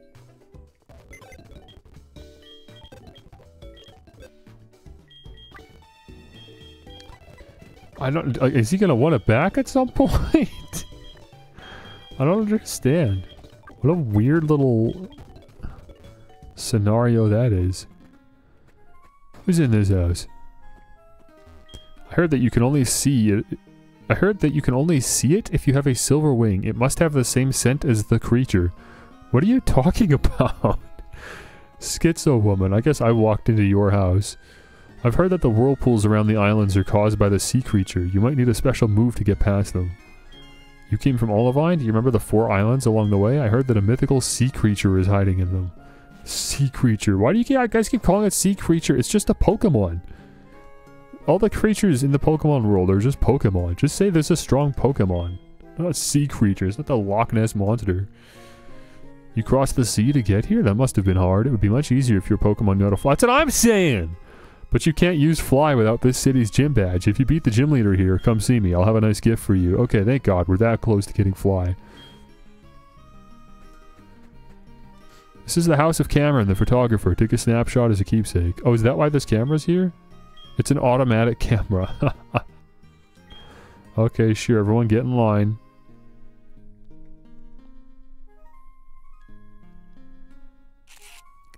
There he goes. You might want to nudge in a little bit. No? Okay, that's fine. Is he here? No, it's just some random guy here. Hi, you must be a sightseer. Why not take a picture here? You saw the camera outside. I put it there. You may come across my relatives here and there. Anyway, go ahead and take a picture. Check the camera on it. It'll take a picture for you. It'll be a good memory of your journey with your Pokemon. Did that. If you use fly, you can get back to Olivine instantly. Yes, I know. I'm very much looking forward to it. Boulders to the north of town can be crushed. They may be hiding something. Your Pokemon could use Rock Smash to break them. Okay, I guess so. I do have Rock Smash. Or Furret does anyways. Oh. Oh, I found a Krabby. Okay, cool. Ice Fang. Ice Fang again. Somebody wanted a Krabby for... It was a trade. What was the trade? I can't remember what the trade was. Also, I don't think I've ever used a Krabby in my life. I kind of like to. I like the guy. He's a funny little character. Funny little Pokemon. As far as water types go anyways, certainly one of the more appealing to me. Oh, Lyra's calling. Hey, bestie! Hello, this is Lyra. How are you? I once caught a whiff of Meryl's scent. It smelled like a dust mop. I was so surprised. That's why I've decided to give it baths more often. Why did you call me just to tell me that? Tell me about how bad your Pokemon smell. What the? It's a water-type Pokemon. How do you even let it get that bad? How do you even let it smell that bad? It's in this house here. Oh, there's Suicune up in the corner randomly. I don't remember the last time someone came to visit me. When I was young, I was a Pokemon trainer too. I tried to reach the tower and dive into the ocean. I put a lot of effort into many things. Well, I take things easy now, listening to the waves and winds on this beach. Okay, sure. That's fun. I should be pulling this guy out here. Yeah, here we go. Look at this. Yeah, sure enough. That's actually why I pulled it out. I was like, I wonder if, like, the wall behind this rock has something. Sure enough. Oh, there's another Shuckle. In case I wanted one of my own instead of one that was given to me. Okay, well, screw it. If you're gonna have, like, 1 HP left, yeah, I guess I'll do it. Revive? Why not? Okay, what is... Am I about to fight a Suicune? What is this here? No, we're just doing a little dance. And there you go. And Eugene's here. Yo, Spike, wasn't that Suicune just now? I only caught a quick glimpse, but I thought I saw Suicune running on the waves. Suicune is beautiful and grand. It races through towns and roads at simply awesome speeds. It's wonderful. I want to see Suicune up close. I've decided I'll battle you as a trainer to earn Suicune's respect. Come on, Spike, let's battle now. What are you talking about? You're such a weirdo. This isn't like a sexual thing, right? Just to be clear. Because I know there's some guys that are in Pokemon a bit too much. In particular, water types. Let me crunch you. Also, Suicune is not watching, bro. Suicune's gone. Suicune bounced. You saw Suicune leave. Suicune is not watching this interaction. We're just fighting for the fun of it.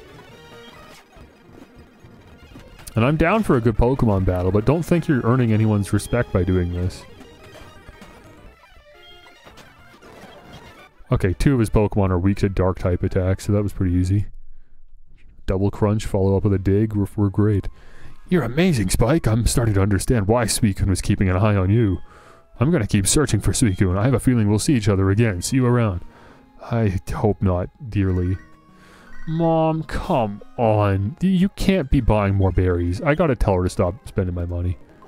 Once I get Fly, I actually might just fly home and tell her to stop saving my money, because this is getting stupid. I don't need these berries.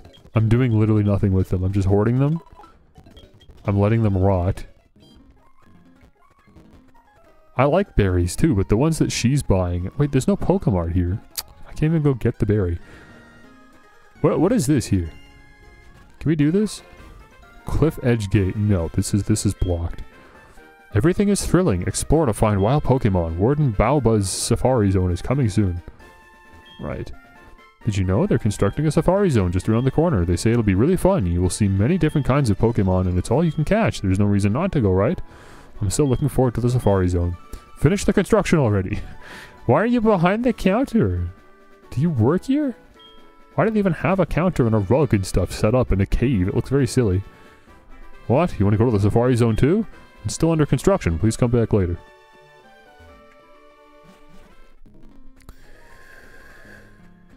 Okay.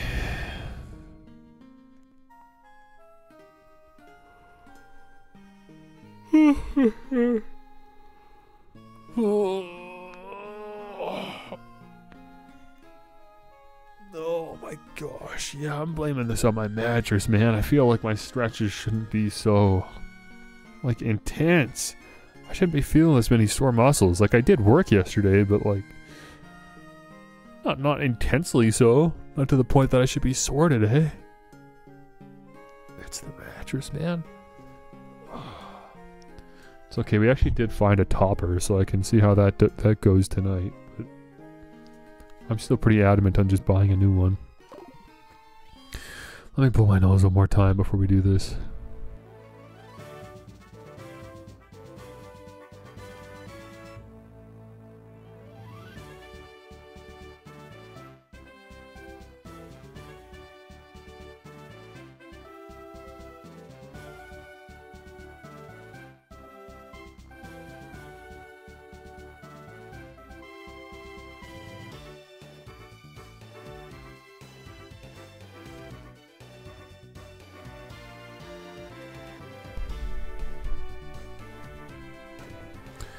Okay, for alligator, you don't have any particular type advantage or disadvantage here. You're just generally a pretty tough guy.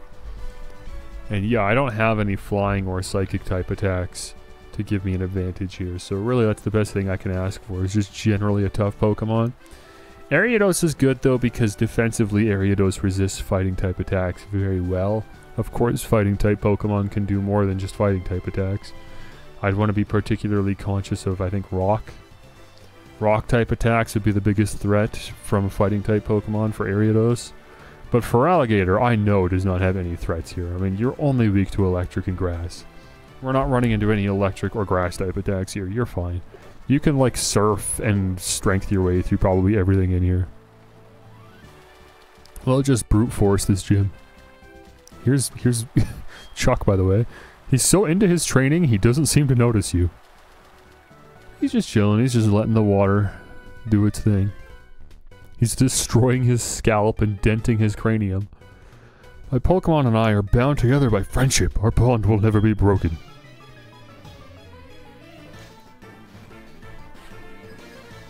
Black Belt Yoshi and his Hitmonlee. More Kanto Pokemon, surprising no one. Goodbye.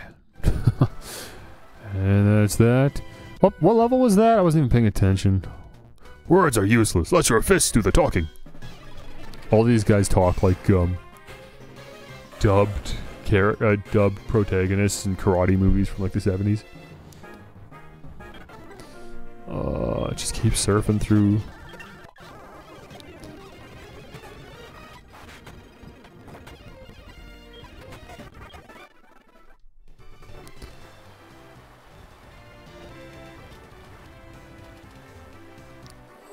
It doesn't really matter what angle I approach you from, because there's two sets of stairs.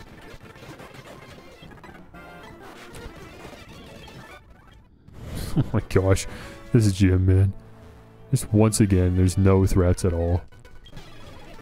Everything is just too underleveled in this game. The only threats we've had were the Red Gyarados and Price, just because we went there sooner than we should have. But we still made it through just fine. And now look at us. Okay, now we hit this big old button here, whatever this is.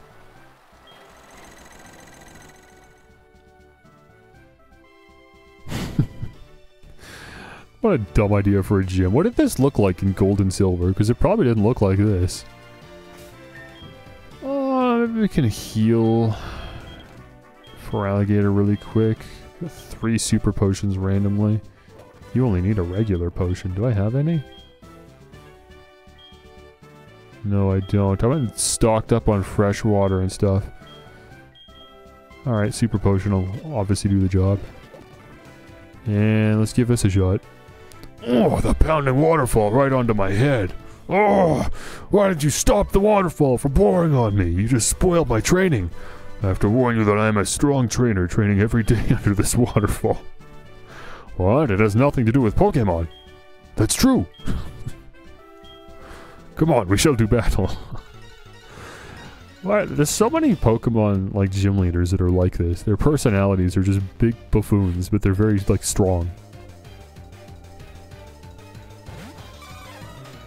Okay, Chalk's got a Primeape. We already fought a Primeape in this very gym, so I know exactly how this will go. I don't know why I used Crunch. I'm turning my brain off. I can't even think for this fight. I just can't care less. It's funny, I missed anyways. Okay, we're missing because he's double teaming, which sucks. Oh, and he's focus punching. Wait, he's double teaming and then focus punching. What on earth? That's crazy. I've never even heard of that strategy before. That actually makes so much sense. Oh, for goodness sakes, man. Do I even have anyone that has a move that has 100% accuracy? I don't think so, no.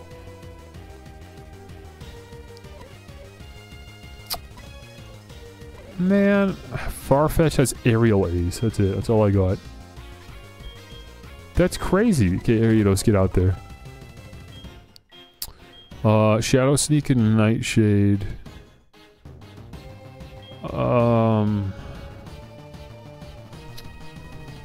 Yeah, Nightshade should kill. I think Nightshade would kill. Sure enough, there's the one thing I told you I'd have to watch out for as Ariados is rock type attacks. Incredible. Dude, what on earth is this gym? Out of nowhere. This is like the hardest gym I've fought in the game. Let me just dig and hope that it hits, I guess. I don't know. I can't, like, do anything about this. There's nothing I can do about the double teams and stuff. I just have to hope I get lucky. This sucks. Okay, I hit him. Incredible. I'm locked into Thundershock. I can't do anything else. But that's all I needed to do. Is that it? Oh, you had 2 Pokemon. Wait, you had 2 Pokemon? What the heck? I was actually kind of getting excited for this battle. You had 2 Pokemon. I lost? How about that? Alright, you're worthy of the Storm Badge. Why did you only have 2 Pokemon? Where's Hitmontop? No one had a Hitmontop. I fought a Hitmonlee and a Hitmonchan. I thought, okay, they're setting up Chuck to have a Hitmontop. That makes sense. No, he just didn't. No one in this game has had a Hitmontop. Storm Badge lets your Pokemon fly to any city or town you've already been to. Here, take this too. That's Focus Punch. Okay, that's the gym, I guess. That was both disappointing and kind of exciting. I don't really know how they managed that. That's Cyanwood's gym badge. Then you should take this HM. I thought I would have to remember to talk to you, but you just went and walked up to me. Teach Fly to your Pokemon. Yeah, it would have been nice to have that going into the gym, but that's okay. Spike, howdy, it's Ian. How are you? Hey, listen up. A few days ago, I was trying to catch a wild Drowsy. We went down to the wire, but it ended up getting away. I really should have had a bunch of Pokeballs ready, I know. It's amazing how often they call telling me that. By they, I just mean the trainers in general. Okay, we can fly to Farfetch'd. Man, you've got a pretty respectable moveset. Never mind, knockoff does 20 damage. Forget I said anything.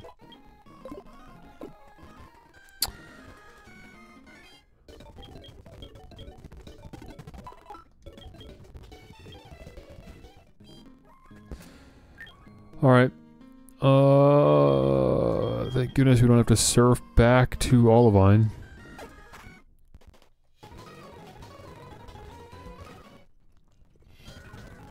Take the elevator. Give the secret potion here to Jasmine, I guess. Will that medicine cure Amphi? I don't know. It's not my medicine. Oh, please don't be offended. Amphi will not take anything from anyone but me. It's fine, I don't care.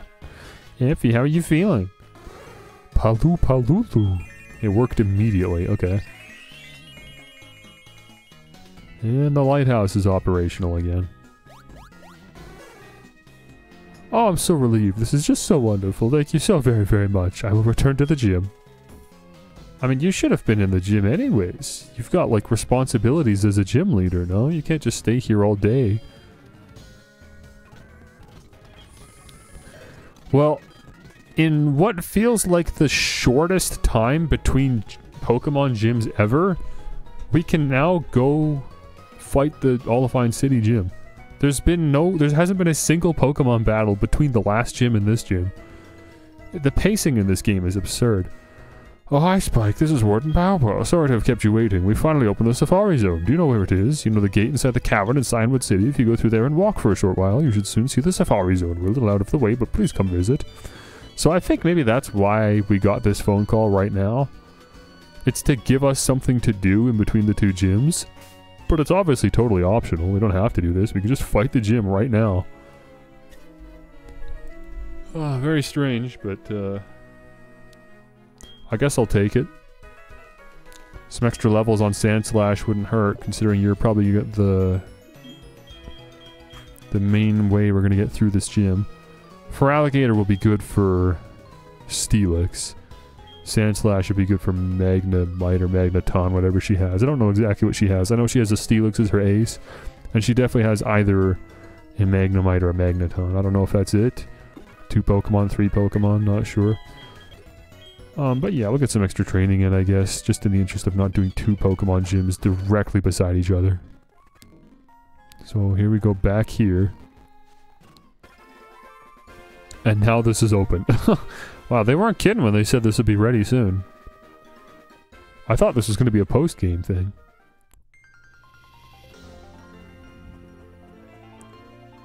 What weird-looking cliff design. It just looks like a bunch of pieces of bread.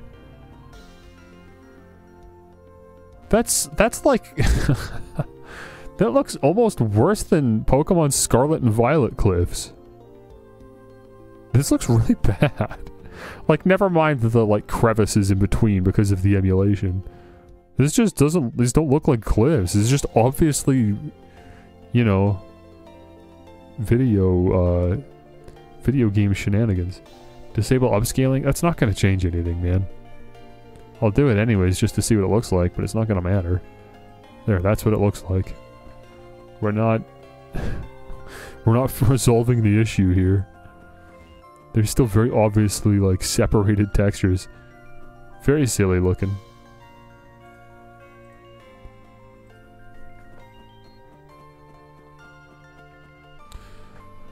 Okay, let's fight some trainers. Longing for others is what it is, but battles are battles, so let's go. What are you talking about? Level 19, man!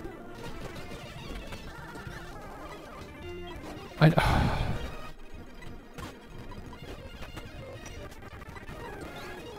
that's why I want my cherry berries. Another Dunsparce, crazy. And it's just sitting here setting up while I'm paralyzed.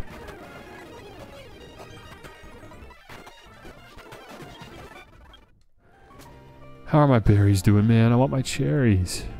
I want my cherries. Oh good, we actually do have some action happening.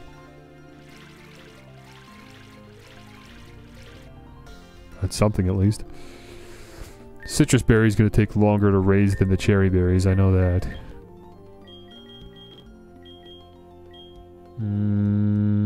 I don't have any paralyzed heals? I thought I did. I never went and bought paralyzed heals, I guess.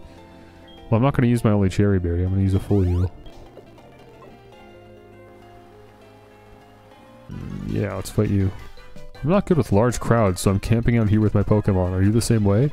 I mean, yeah, I'm not great with large crowds either, but you won't catch me in the, like, up in the cliffs camping. I just stay in my room, mostly. Yeah, I'm gonna use a rollout.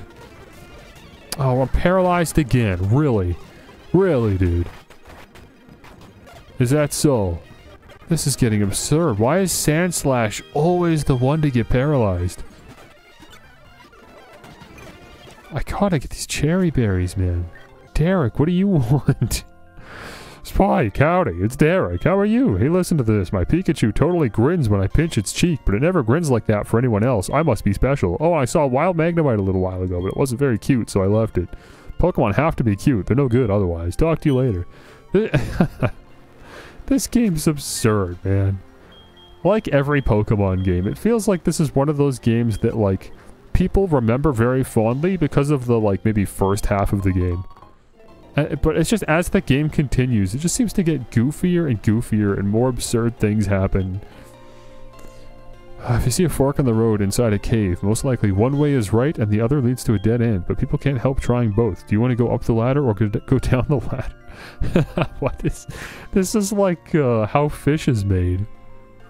I'm gonna go up the ladder, because there's no way the Safari Zone is down the ladder.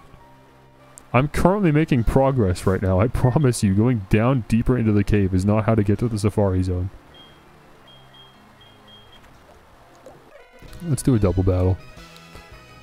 Thom? Your name's Thom. 1 + 1 is 2, but the two of us together is much stronger. And K. The two of us aren't just some boring pair. Thom and K.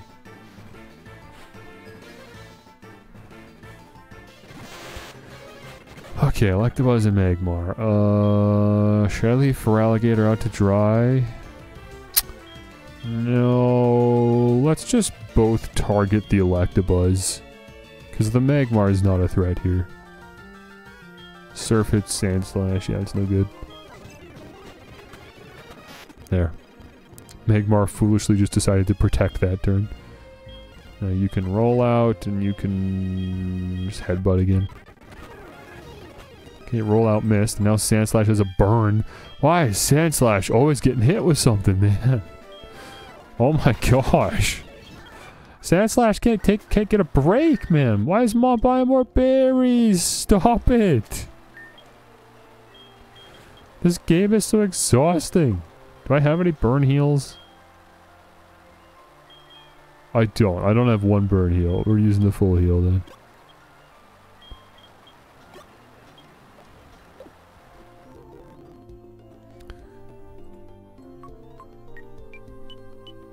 Oh, there was a hidden item down there and I missed it? I gotta use this more.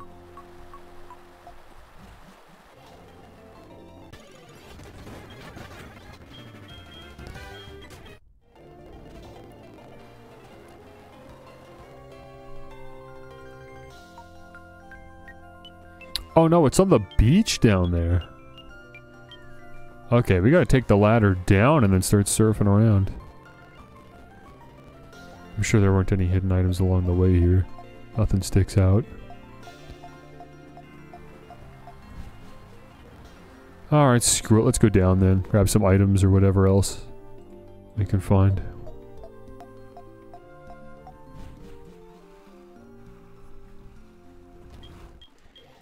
Anything to the right here?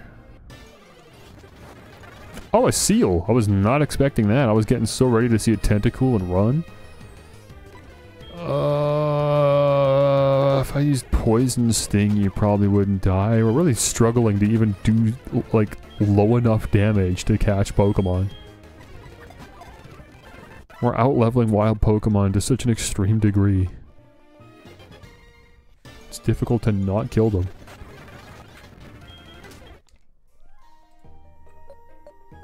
No, there's nothing down here. That's just a dead end.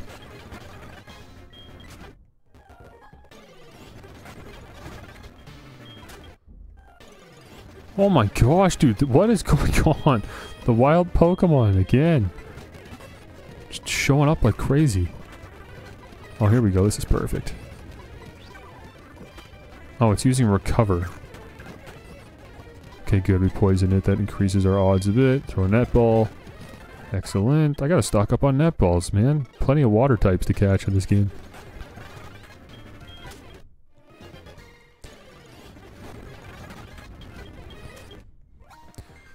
What a pain.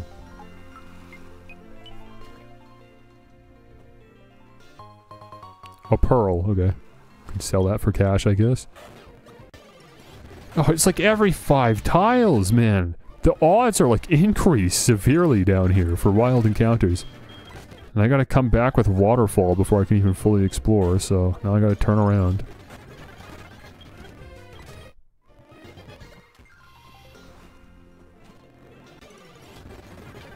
There's crabbies in this cave? Okay. I guess you gotta put them somewhere.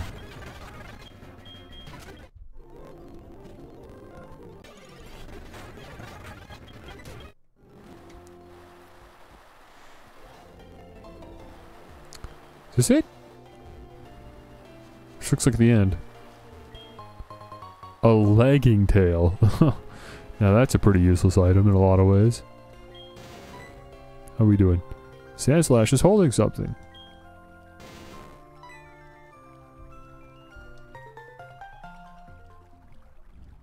Great.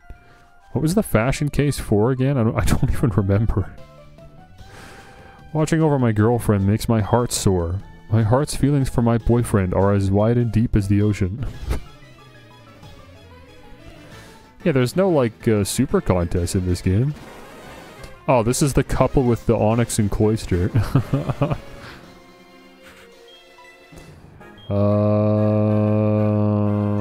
do we want to do here? Honestly, this is not Sandslash's battle. I think you just gotta dig. You should outspeed for alligator, I think. So I should be able to surf safely, right? I guess I could just check. I don't have to guess. 70 speed, 65 speed, yeah. So I can safely surf here. Nice.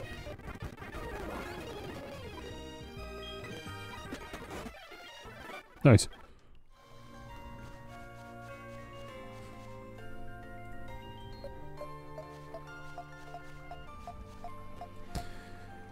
Photo? Yep, it's photo.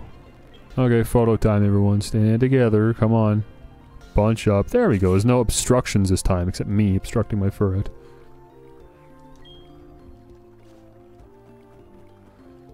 There's grass up here, huh? Who's hiding in the grass this high up? This would be a cool place to put a Skarmory. I don't know if Skarmory's in this game. It's a Johto Pokemon. I don't see why it wouldn't be. Nope, it's Diglett. It's just a Diglett up here. So much for my cool idea. Oh, it's got Arena Trap. Great. How the heck am I gonna not kill you? Ground doesn't resist itself. Well, I gotta use Shadow Claw. Yeah, it's dead. I guess I could have just thrown a ball straight up. Oh, there's a Tauros up here. Hello.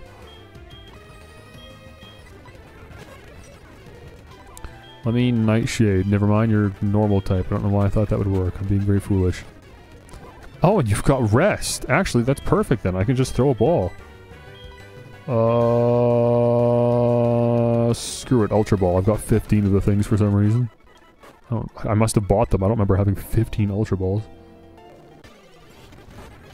Sphero's up here. That's cool. Okay, you know what? Why am I attacking you? Why am I attacking you? Just missed twice in a row. I want to catch that Diglett, but I don't know why I do.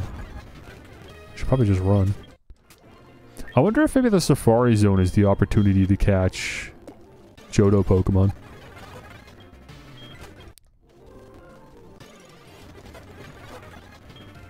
Because again, there's been so few. This is yet again a patch of grass that only has Kanto Pokemon in it. Can't escape. Really, Ariados, really. Okay, never mind then, we're done there. Safari Zone, it makes me feel like I'm in a foreign country. It brings up a strange feeling. Oh, maybe my theory is right on the money. Oh, the Johto Pokemon. Oh, you want to buy something? Can you wait while I get it ready? Just a minute. Welcome, what do you need? I guess because they this is still a new thing. They're still setting up. Nest balls, here's quick balls. People love their quick balls. I'll buy 10 of those. Boom. Ralph, what's up, Ralph? Don't suppose the Pokemart guy's here so I can pick up some berries, can I? Yesterday, a wild tentacle slipped away from me in front of my kid. I was feeling down about it until he shared his Pokeballs with me. Yes, I remember this story. You've told me this. How often does this happen? Is this a regular occurrence? I've decided to carry Pokemon drinks. This will be new to me, but I will do my best. Welcome, what do you need? Pokemon drinks? Oh, so these are drinks? I thought these were pills. I never read the description before. A nutritious drink for Pokemon. Why am I only just realizing that? My whole life I thought these were pills. This is really the first time I realized that these are drinks? Like protein powder mixes. Bro, I'm sorry, but these are too expensive. It's not even a you problem. Everybody sells them at that price. There are many Pokemon to choose from, but nothing beats the cuteness of Slowpoke. People often say that I look like one. What? Who would say that? I'm so sorry. Safari, Safari, it is so much fun. Safari, Safari, so interesting, huh? So many Pokemon are waiting for us. That's a song I made up. I sing it when I'm in the Safari Zone. You are insufferable. I hate children. Those are like the bacteria yogurt things? The like fermented chunky yogurt dishes. I've always wanted to catch my first Pokemon at the Safari Zone. Okay. After a long walk in the mountains to find a Pokemon Center when you're just about to fall flat, then it feels like you are in paradise. It's kind of funny. Those who come to a Pokemon Center often take good care of their Pokemon, wouldn't you agree? Now, like Actimel, if y'all got that stuff. Doesn't sound familiar, but I also don't work in a grocery store anymore. You've got a lot of different yogurt, though. What the heck is going on there? Is this Balba? This Safari Zone is great. I just kept going after Pokemon. That made my Jigglypuff upset, though. Poo poo poo. This is where everything is thrilling. Feel free to come by and experience the wild. Man, every single character is talking up the Safari Zone, but like, I know what the Safari Zone is. The Safari Zone sucks in every game that it's in. It's not going to be any better here. Hi, I've been waiting for you. What do you think? This is a brand new Safari Zone, by the way. I just had an idea. Would you like to take the owner aptitude test? Could you tell me more about it before I lock in a yes or a no? Right, hold on. Let me explain how the test works. See, you should have done this first, but that's okay. It's very easy. All you have to do is catch one Geodude at the Safari and show it to me. They are in the grass closest to the entrance. It shouldn't take long before you catch one. Good luck. Sorry, this is an aptitude test to catch a Geodude. Is it your first time here at the Safari Zone? It's everyone's first time at the Safari Zone. You just opened up. At the Safari Zone, you can enjoy Safari game where you're given 30 Safari Balls. When you've run out of Safari Balls, the game is over. When you see Pokemon, you choose Safari Bait or Mod. If you throw bait, Pokemon tend to stay, but will become more difficult to catch. If you throw mud, it will become easier to catch, but the Pokemon may flee. Oh, that's correct, right? I mean, that's how it's supposed to work, but are you, like, lying to me, or is this actually how it works? Because, again, in Platinum, it's backwards. In Platinum, if you throw bait, they're more likely to flee, but easier to catch. In this game, they're saying that it's the other way around, and so now it's mud that makes them easier to catch. I make that. I don't like the 50-50. I actually like the gamble of throwing mud and then a ball. To me, it's worth it. I'm sorry, but this can't be used yet. Warden Baoba has a great plan for this machine, or so he says, but even we don't know what it is. It's a secret. What the heck? Okay, I'm ready. For just 500, you can play the Safari game. How much money do I have? Oh, we're good. We covered that. We're good.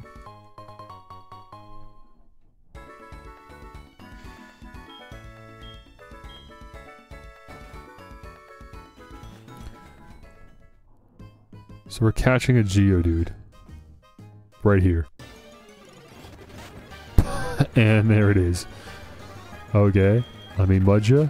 And he's gone. See, that's the gamble. When you throw mud, the Pokemon's more likely to leave. But it makes it easier to catch. It's worth it in my mind.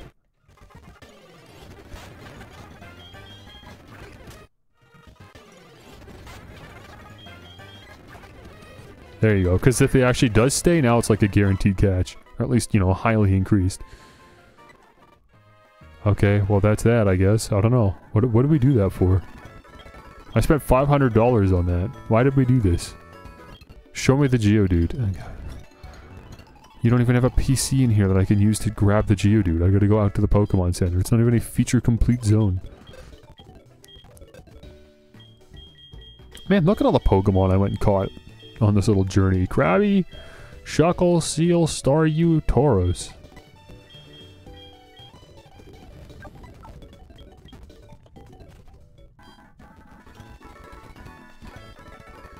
Okay, here's your Geodude. Oh, wonderful. You've got a Geodude. You've passed the first test. Oh, didn't I tell you that there are 2 tests? That's right. Becoming an owner is not that easy. Wait, I'm becoming an owner?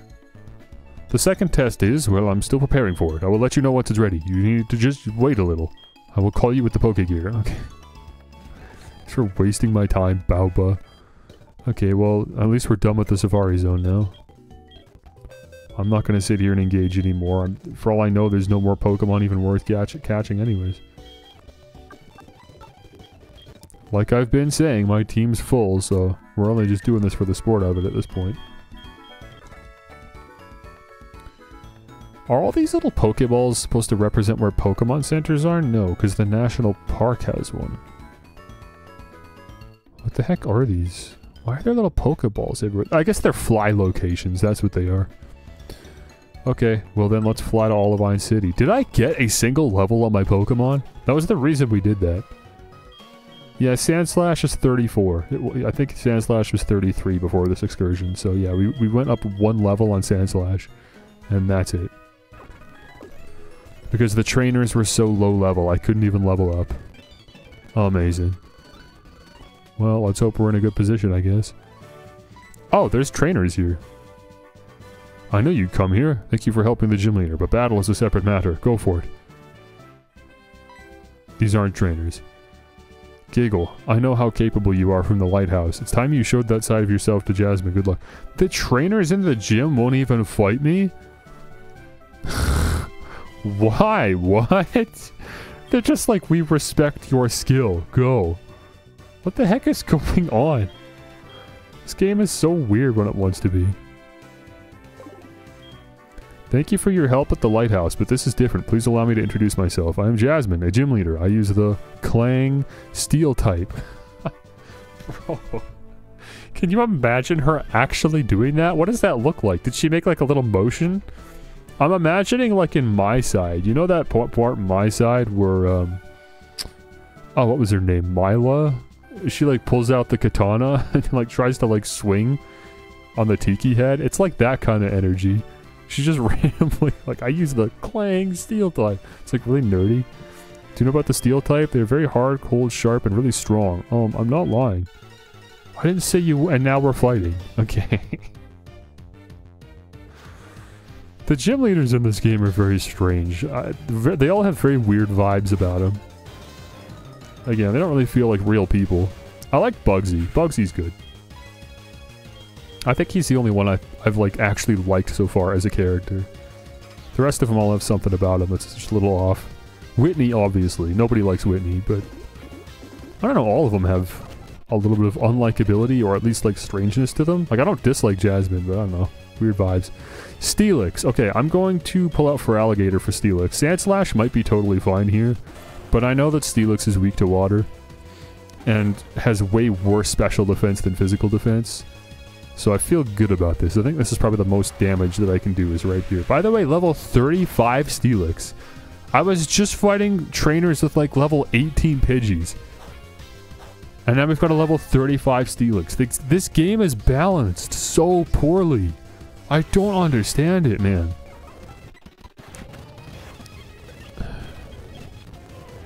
And Magnemite, back to electric type. So let me switch in Sandslash, one shot with Dig.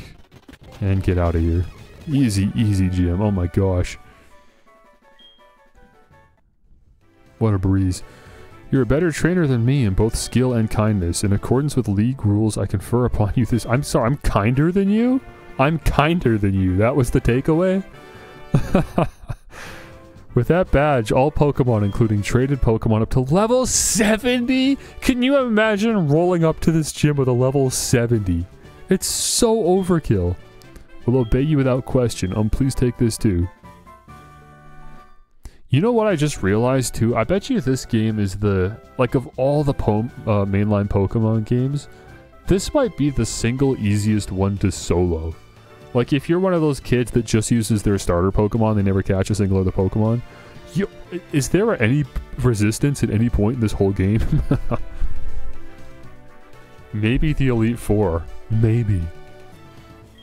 It is called Iron Tail. Your Pokemon will hit the target with its hard tail, occasionally lowering the target. Yeah, I wish I could use Iron Tail, but the 75% accuracy ruins this move. I'm not misremembering that, am I? Where the heck is it? There it is. Yeah, 75% accuracy. That's so low, man. That's so low. I can't give that. Like, that would be a good move for Sandslash, but I can't. Professor Elm's calling again. Oh wait, this is, I think this is the point now. We've fought 7 gym leaders. I think the story is ready to progress. Like with Team Rocket and stuff. I think this is what's happening now. Spike, how are things going? I called because something weird is happening with the radio broadcast. They were talking about Team Rocket. Spike, do you know anything about it?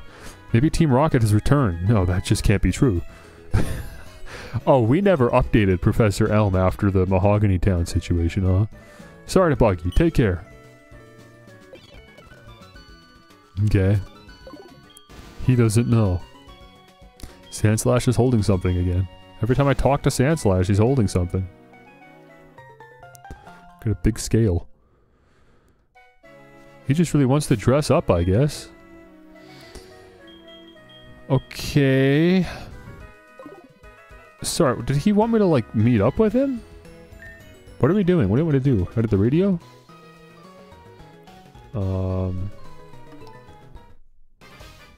Oh, here we go.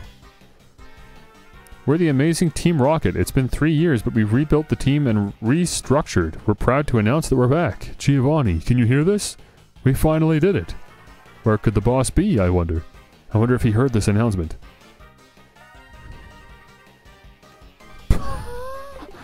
Okay, so the implication is that we have to go to the radio tower, I think.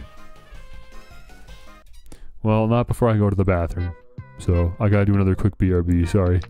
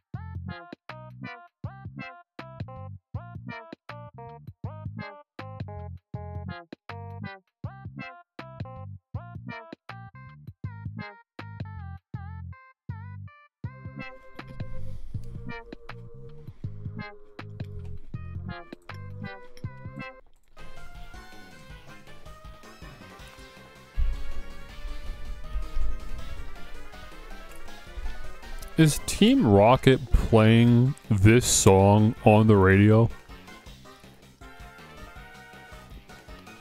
This is like their theme song?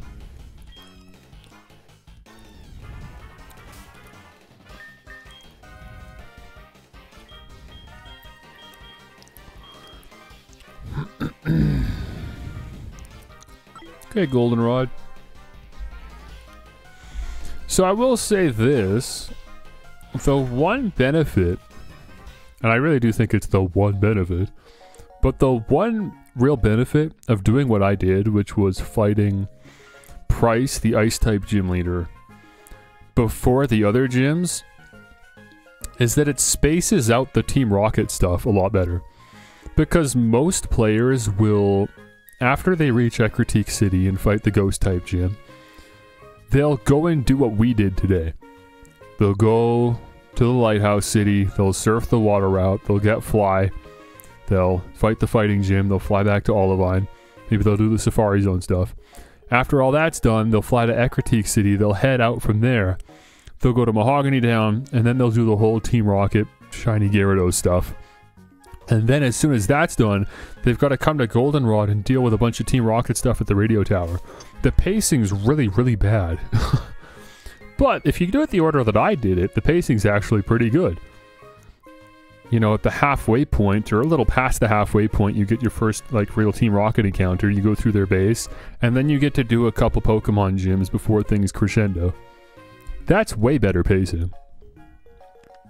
So in some ways, I actually do think this is the better route. The only tweaking I would do maybe is I would just do everything up to Price and then just don't fight Price, and I would just fly back to Mahogany Town later to clean up Price afterwards, because his gym really is the highest level out of these three, I think. So you could do the Team Rocket stuff and then just leave Mahogany Town and then go do the Team Rocket stuff, and then at this point I could fly back to Mahogany Town, go fight Price. But of course the downside to that is you're really fighting 3 Pokemon gyms back to back to back, with barely any content in between. So I don't know, there's no perfect answer. These games just aren't sorted well. They're not made well. They're not balanced well or ordered well. So there's Team Rocket grunts all over Goldenrod now, just randomly? Hey Brad, you don't belong here. It's a city, bro! You don't just walk into a city and talk to people and say, hey, you don't belong here. They're gonna take it the wrong way, man. You're lucky we're both white, at least. That's crazy. You don't belong here. Are they just in the houses, too? Oh, this is Bill's house. What do you think about this? Hi, Spike. Would you do something for me and take this Eevee? It came over when I was adjusting Nintendo Wi-Fi connection. What do you mean it came over? Did you just steal someone's Eevee by accident? You were like messing with the Wi-Fi and you just accidentally ended up with someone's Eevee? What the heck? I don't have the space, and I'm also not going to do anything with it, so I'm just not even going to bother. But that's cool that you can get an Eevee there, I guess. Pokemon, they're nothing more than tools for making money. Friendship with Pokemon, that makes me laugh. Yeah, they're so over the top, man. The writing is so bad in this game. Take over the radio tower. What? It's none of your business. So this is the radio tower. Oh, it's you. You're actually the same grunt from earlier in the game saying the same thing. You're still just marveling at the radio tower, even though Team Rocket have already taken over the building.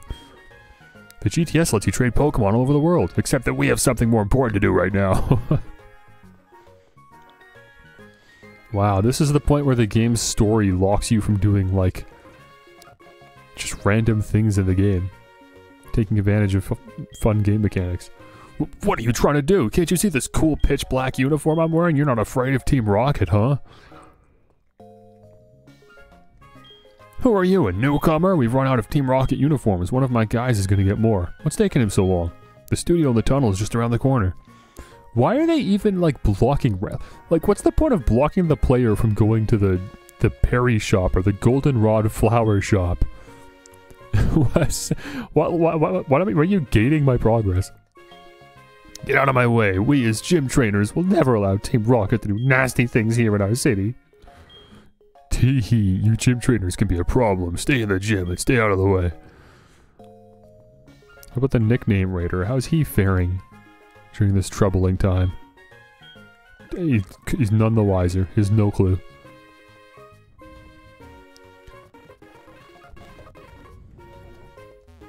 Team Rocket never stops bothering people, do they? Oh, that Team Rocket. Oh, those goofy guys. No services available down here. All the people working at the tunnel left. No one wants Team Rocket to give them a hard time. Fair. What about the game corner? They didn't block the game corner? I can just... Voltorb flip still in full swing. Nothing stops gambling. No regulations or laws.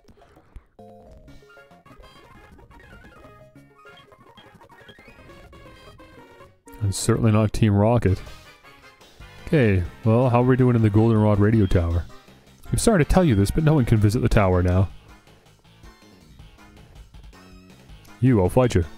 Who are you? We have some business going on. I was told not to let anyone pass but Team Rocket. You understand? You're only allowed to come through when you're wearing the cool black uniform for Team Rocket. But I can just fight you. I can just fight you with my Pokemon, like I do every single time I run into a Team Rocket grunt. Why are you different than all of the other Team Rocket encounters? Let's just have a Pokemon battle. I'm just going to attack you with my Pokemon. Right, Ariados? Ariados crying out. See? He's ready to go. Look, he's gonna get you. He's gonna get you.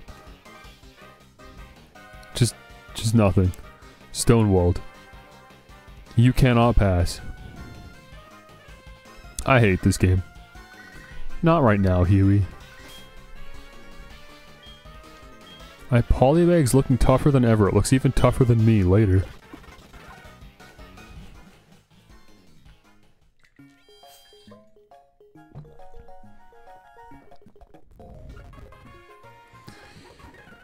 Okay, stupid bad video game.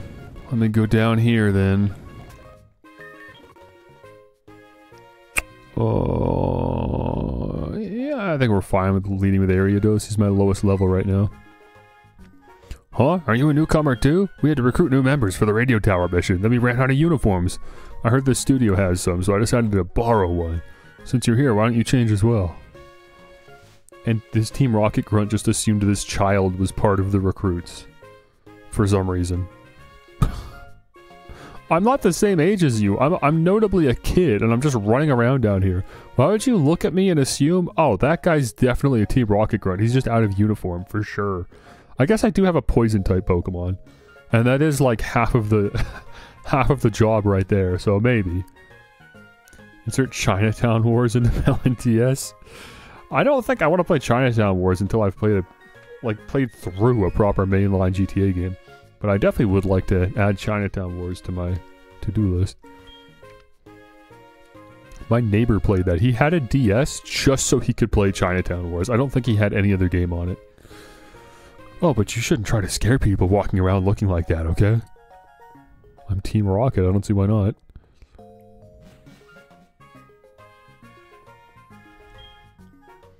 You look like an earnest youth. How come you ended up in Team Rocket?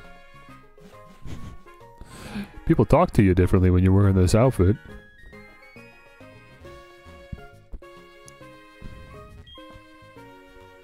You don't appear scary enough to be a Team Rocket member in that uniform. Make a scarier face and say, yee!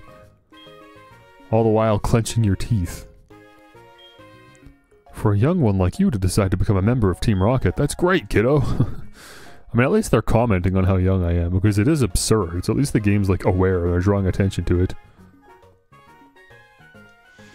Oh, does Chinatown Wars take place in the same city? It's, Oh, I don't even know the name, do I? I actually don't know the name of the city, for goodness sakes. It's San Andreas. It's the one after San Andreas. What was the city that came after San Andreas? I can't remember. Was it just also in the same map? You look awfully young. Are you new? And again, you just continue to say nothing. Liberty City. That was it. Liberty City. Liberty City was... Was that only GTA 4? Or is Liberty City within San Andreas? I don't know how the scaling works.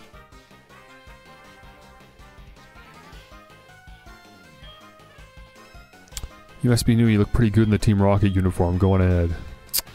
So stupid. Oh, Blunt is here. Great, of course he is. Hey, Team Rocket. Stop going around in groups and troubling people, you cowards. Huh? Are you Spike? What are you doing here?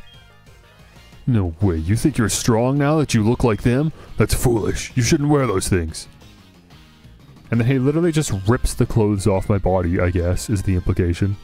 What? You're not a newcomer? Then battle with me. Why didn't we just do this earlier? What's the difference now? Why are we battling now? The situation hasn't changed. I'm just some kid that wants to go up on the tower. Before, I could just listen to you saying no. Now we're battling.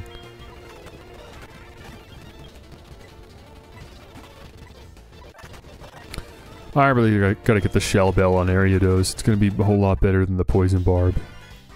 You're too powerful. You could spoil our plan. I have to inform the others. I see. You were trying to be sneaky. Huh, a typical idea of the meek. No matter. I'll let you handle this. I have to defeat the Dragon Tamer. What's his name? Lance. After that, it will be your turn. Be ready for it.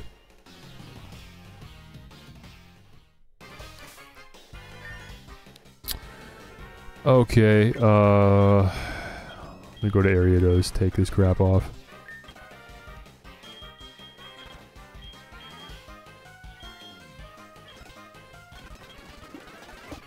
That'll help a little bit at least. Why would they want to take over the radio tower? Wait, they're not even here. Why isn't Buna just like broadcasting the situation, calling the police or something? So annoying, man. So annoying that there's no law enforcement in these games. Now I've got to just sit here and fight random Team Rocket grunts. Although they're kind of high level for once. Wait a minute, level 26 Arbok? These might be the highest level random trainers that we've ran into in the whole game.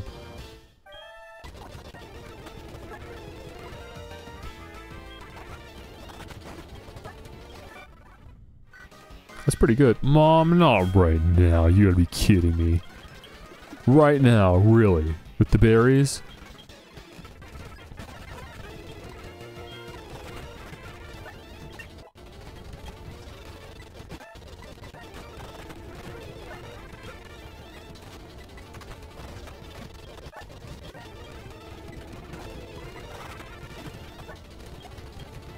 Just 5 Rattata. That's so cool, dude. 5 one-shot rat. Another one. Another one. Really? Really? Again, thank goodness for speed up. This game would be just infuriating without speed up. Somebody needs to put a beating on this mean Team Rocket, like 3 years ago even. What? Today's password? Help, of course.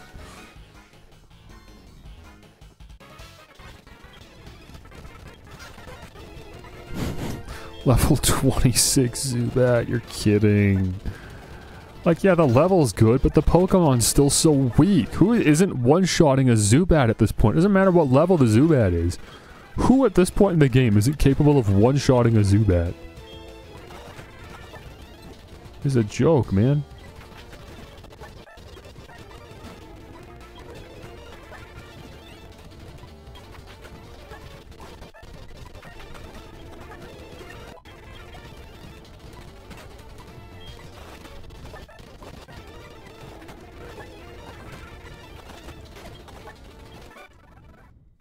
Great.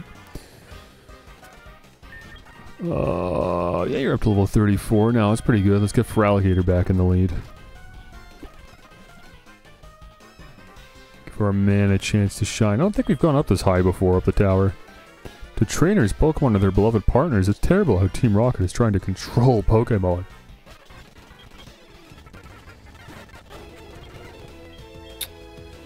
Do we have a plan? Or are we just generally ascending up the tower and hoping that we'll figure it out along the way? Because I'm worried it's the latter there.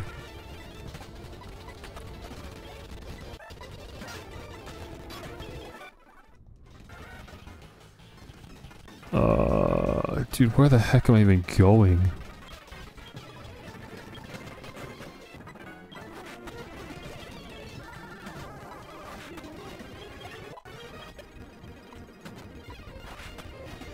Don't mind me just one-shotting every single Pokemon that all of these trainers have. Because how could I not? Except this guy. Weezing's kind of tough. Yeah, that's all he had was one Weezing. The Team Rocket boss has locked himself in, but the director can open it. He's up on the 5th floor. Please save him. Okay, so yeah, we'll come back here. Is this another floor where radio broadcasts are broadcasted? Yeah, this is Mary, the one that's on with Professor Oak. Why? Why do I have to suffer through this? Meowth, help me.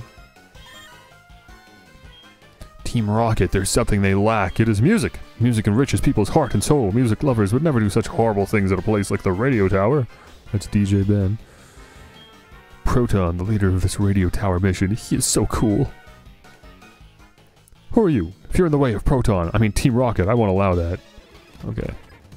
Weird. A lovesick Team Rocket grunt. For one of the execs. Oddish. Oh my gosh, an Oddish? I don't think I've seen a Team Rocket grunt with an Oddish yet.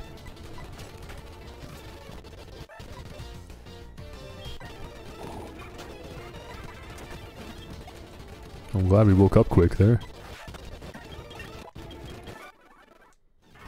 Team Rocket and Proton are all I need. Who cares about Pokemon?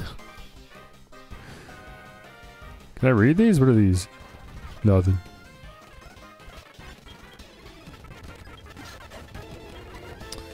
Level 22 Zubat. This is lower level than the Zubats I was fighting like 2 floors down. There's a Golbat, also one shot at this point in the game. Again, like just to be clear, I'm not even over leveling my Pokemon.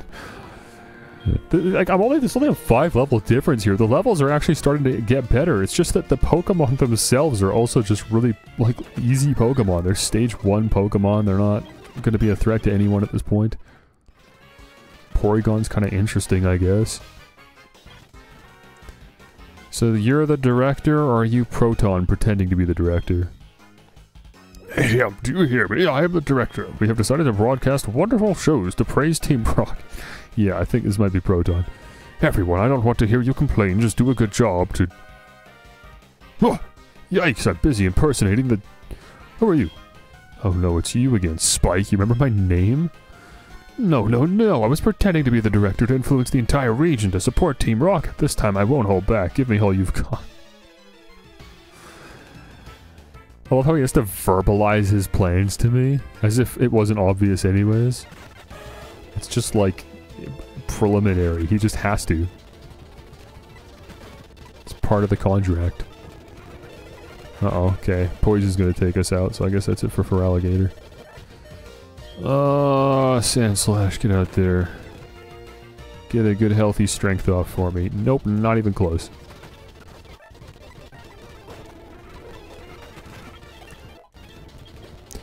Coughing is so tanky in the Special Defense Department. I should have Magneton out here. Or sorry, the physical defense on Coughing is very high, but special defense isn't. So I should have my special attacking Magneton out here to one-shot everything. He's just got 5 Coughings? What? He's got 4 Coughings and a Weezing. Cool team, bro. Listen carefully. We stashed the real director in the... Why are you telling me this? We stashed the real director in the underground warehouse. It's at the far end of the Goldenrod Tunnel. I'm a nice guy. I'll give you the basement key to get to the underground Why? Why are you doing this? Why is your allegiance to me now? Just because I beat your 4 Coughings? Why is Aaron calling me? This game is such a circus. Hi Spike, this is Aaron. How are you doing? But a wild Geodude got away from me again. It's just not fair. See you. Bye-bye. How can anyone take this joke of a game seriously? We get Ariados back out in the lead. I'm gonna go heal before we do the next phase of this.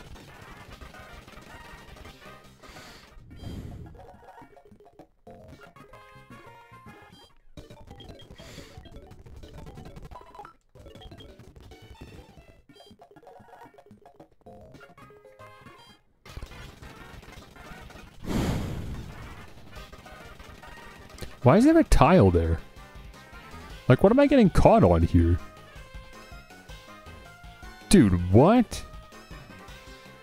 The only reason this is cut out is because there's a window here, but like the wall doesn't extend out any further. This game has such a weird interpretation of 3D space. I should just be able to walk behind this wall to the left, because I'm obviously pressed against it here. Secret ghost entity trainer. Yeah, there's a ghost here, and here, and here, and here, and here. There's just a wall of ghosts. Oh, it's so dumb. I don't know why they do that. They just didn't ever want there to be a point where the player isn't visible on screen to some extent, I guess. Wait, don't I have the key card? Oh no, sorry, you gave me the... Goodness sakes, you gave me the key to go get the director. The director's got the key card. So I've got to go get the director from the underground tunnel.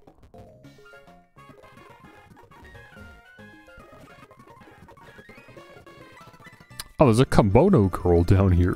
What the heck? Team Rocket members in black suits have been running around. I was wondering what was going on. So, you took on Team Rocket. You are impressive. You may be able to face the legendary Poke... Never mind. I must go now. Okay, very cool and cryptic for sure.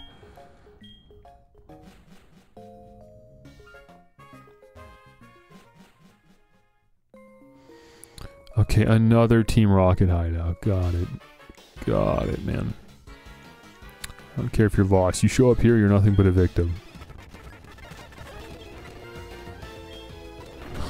The levels continue to increase, but the Pokemon don't because you're still using Rattata even at level 27. Oh, good. Here's you again.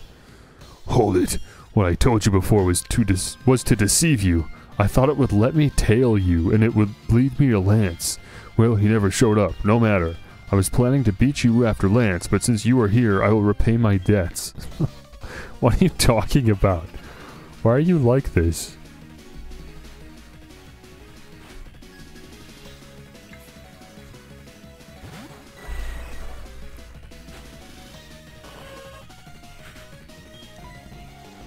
Not a great Pokemon for this matchup. I guess I should probably just swap. Get for Alligator out here. Get a nice chunky Ice Fang off. Meganium. Okay, yeah, this is where we swap in. Ariados. Oh, level 34. It's an even match. Let me try my best to Poison Sting.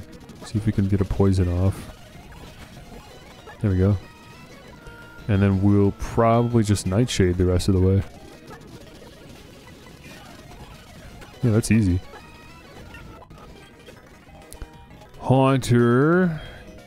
This is just a Feraligatr job again.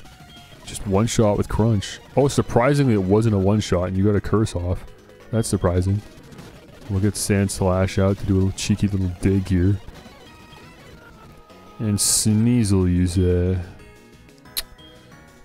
lots of options for Sneasel, but I never get to do Flash Cannon, so now would be a lot of fun to do that. There you go. Okay, bye, man. I don't understand. Is what that Lance guy said true? That I don't treat Pokemon properly? Love, trust. Are they really what I lack? Are they keeping me from winning? I just don't understand. But it's not gonna end here. Not now. Not because of this. I won't give up my dream of becoming the world's best Pokemon trainer. Okay. Hi, Mom. Want to get some berries for me?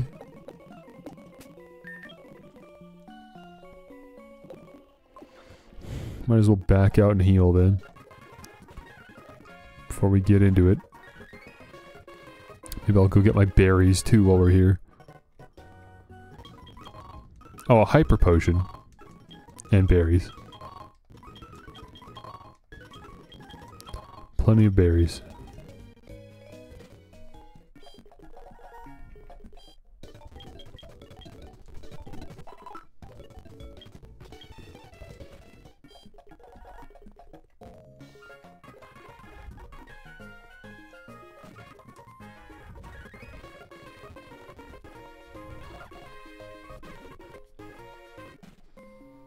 Okay, I fought you, right? Yeah. Alright, what about you? Open one door, another closes, but you can't get where you want to go. Okay, you've got a puzzle for me. Okay, level 23 muck, that's illegal. Nightshade you.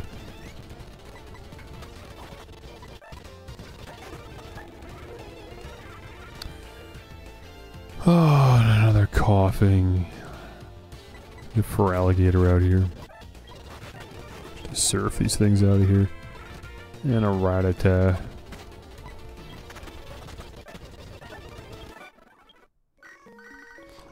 You've got to be... I'm just going to start hanging up on this woman. I cannot believe this. I do not remember it being this bad. The amount of berries your mom buys. Okay, so these tiles aren't anything special. They just, like, show the color of the room when I start flipping switches. Okay. Oh, there's a burglar down here for some reason. Okay.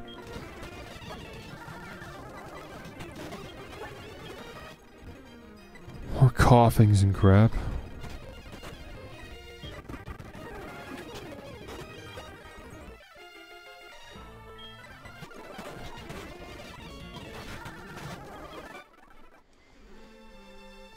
You don't even have any money for me. For a burglar, you're not very good at what you're doing.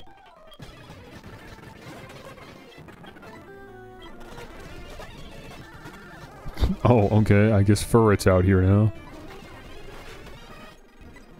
Surprisingly, you're putting in the work. Okay, amazing.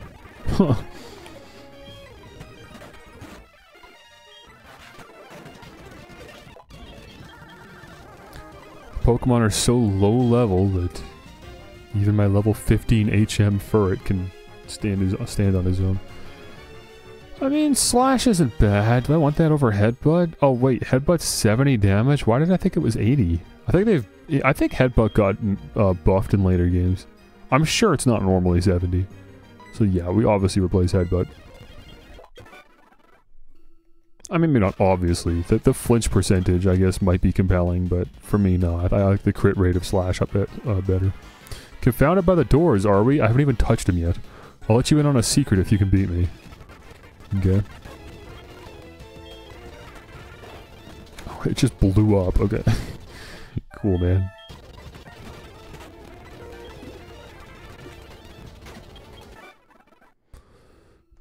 Alright, a hint. Look at the color of the door switches. You push a color switch and the same color door opens up. I mean, duh. Hello?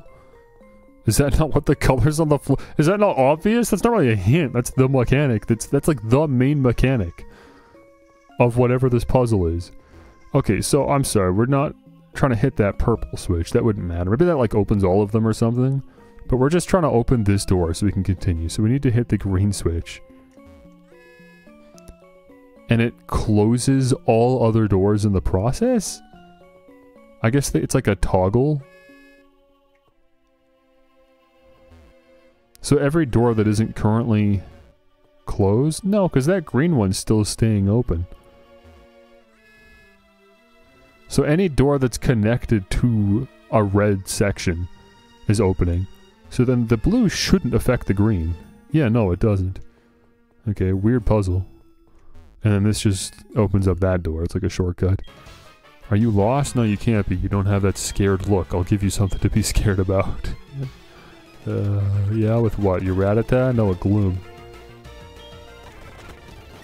That I just one-shot. And your second Gloom.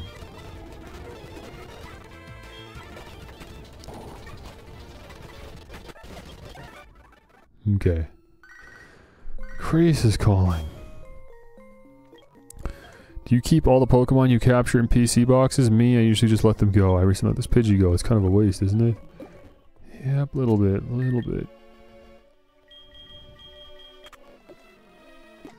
How my berries doing? They're growing slowly. I don't know. Nothing to say. Nothing to report on. Don't need to water them. Ultra Ball. Oh, I haven't been using my dowsing machine. I bet you there were items in this room somewhere. That's why there were thieves here. No? I guess they found everything.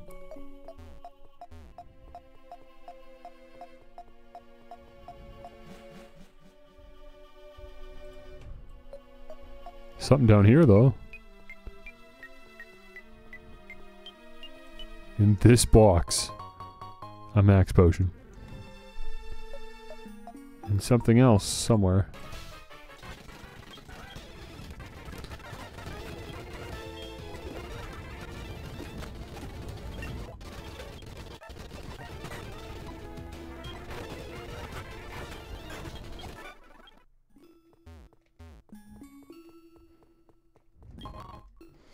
Among the crates here?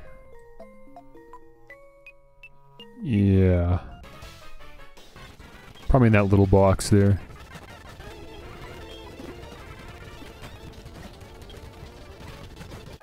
Oh, I should have swapped on you. It's okay.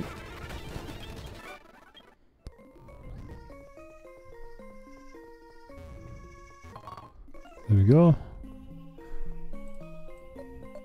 Obviously that's the director in the middle of this little spiral here.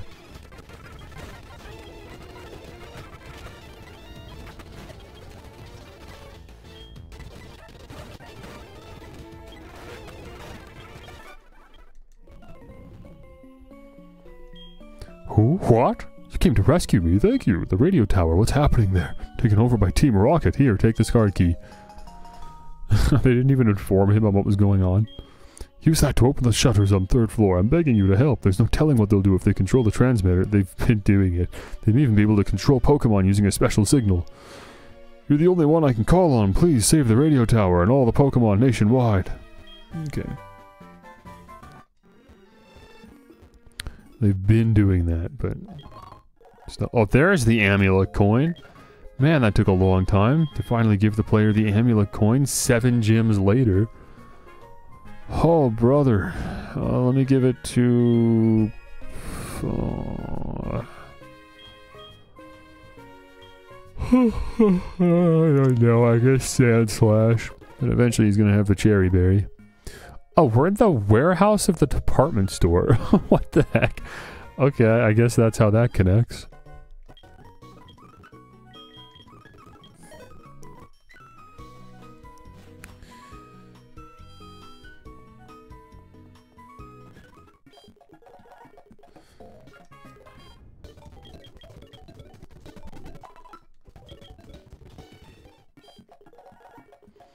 Over here. Sandshrew, how are we holding up? Sandslash is gazing restlessly at the building. They do that a lot when we're in Goldenrod. They love gazing restlessly at buildings. Oops.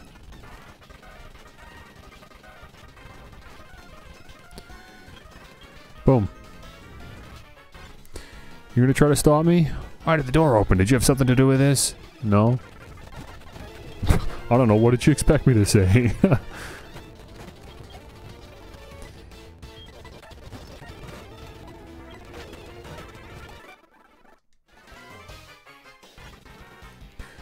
Oh, this is... Oh, this is Proton. Got you. So the girl that was, like, talking about Proton, she's literally staring out the window at him. I'm only just realizing that. Was it Proton? Is that your name? Yeah, and so you're the one from the well. Now wait just 1 second, aren't you the one who got in our way at the Slowpoke well? I see, you're doing all this because you want to make me angry. Because you definitely, dude. Everything revolves around you. But since you seem to wish it, I'll show you the full extent of a Team Rocket executive's wrath. Okay, Proton. What does Proton have for us? 2 Pokemon. 2 Pokemon! 2? A level 28 Golbat. 2 Pokemon.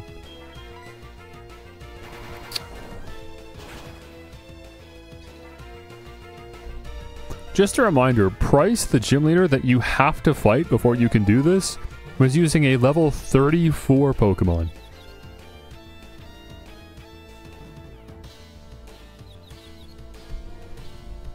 Oh, come on. Yeah, I'll just confuse myself to death. That's cool.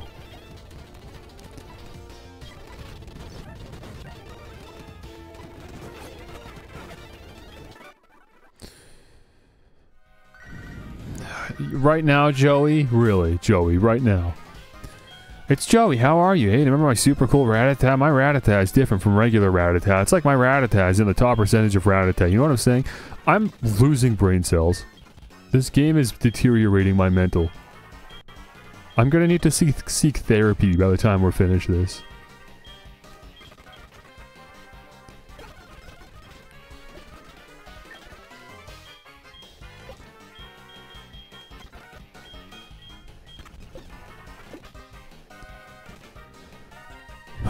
Now what are we doing? Go up for observation deck. You were in the I don't know what it was called, the last Team Rocket dungeon. Hey you, remember me from the hideout in Mahogany Town? No, I definitely don't. This time, this time it looks like you're really all alone, so it should be quite easy. Bring it, let's finish this. She thinks the only reason we won last time was because of Lance, got it.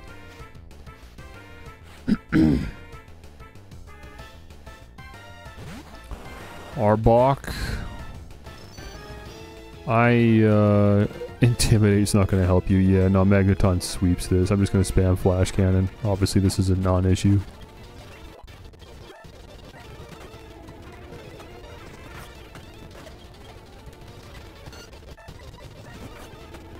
And that was it.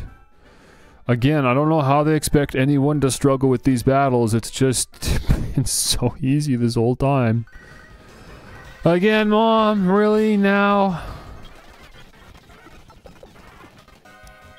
What a waste not to use your strength to do bad things. Feh, people like you will never in a million years understand our brilliance. It's too bad. I've really come to respect your strength.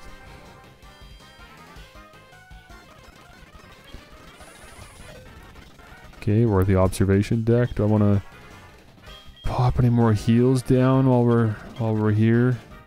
Give a water to Magneton, that'll work. Maybe a water for Sandslash too. And Ariados is now falling behind, so I'll lead with Ariados. Isn't it crazy? Like, you know, these fights should be an opportunity for me to, like, bring my strongest Pokemon.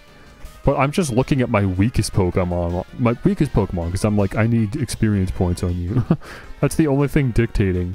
Because otherwise, I would be leading with Magneton, and I would just, yeah, sweep with Flash Cannon. Feraligator's got lots of bulk. Ariados is my weakest Pokemon. I'm going to fight this guy with Ariados just because I want the experience points. Because I know you're not going to be an issue. Please feel free to prove me wrong, man. Archer. Oh, you managed to get this far? I should speak like, what's his name? The voice is Archer in the hit TV show, Archer. Oh, you managed to get this far? That's terrible. I can't do his voice. You must be quite the trainer. We intend to take over this radio tower and officially announce our comeback. That should bring our boss Giovanni back from his solitary training. We're going to regain our former glory. I will not allow you to interfere with our meticulous plans. I mean, Team Rocket's motives and everything in this game are better than the motives of the evil teams in the last, like, 3 Pokemon games I've played. Again, Team Rocket's very, like, grounded, which I really like about them. Fire Fang kind of sucks. I mean, we could probably take another one, but only just barely, and it might be a roll, so I might just straight up lose Ariados here. It's probably better to just to swap, send out Feraligator. We can eat a Fire Fang very comfortably and just clap back with a Surf. Coughing, nope, we definitely got the right one still. Go for another Surf. Houndoom, stay out. I'm not worried about the poison because I've got 3 other Pokemon that are all perfectly fine. Oh, that was it. That was the whole battle. That's it. How could this be? Our dreams have come to naught. I was not up to the task after all. Like Giovanni has done before me, I will disband Team Rocket here today. Farewell. And that's it. We just disbanded all of Team Rocket. With Ariados and Feraligator. Okay, I'm gonna do a BRB quick.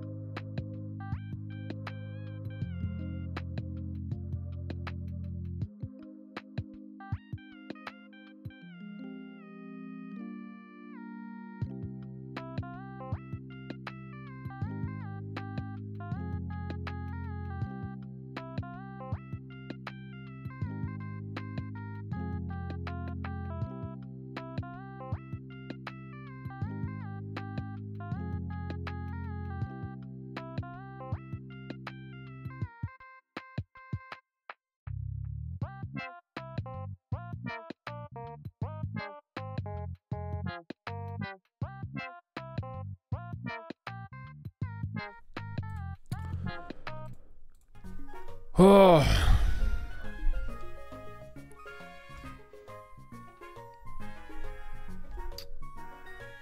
It's so early, but supper's ready already, and I'm not ready to eat yet, so we're just gonna keep going, but food is ready whenever I'm ready for it.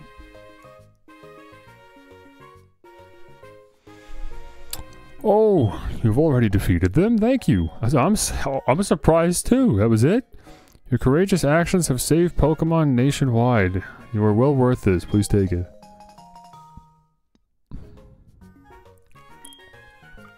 There used to be a tower right here. When the tower was replaced with the radio tower, that rainbow wing was found at the top of the tower. I heard from a friend from Cyanwood City that you can climb the bell tower in Ecruteak City when you have a rainbow wing. I have to get back to my office, see you.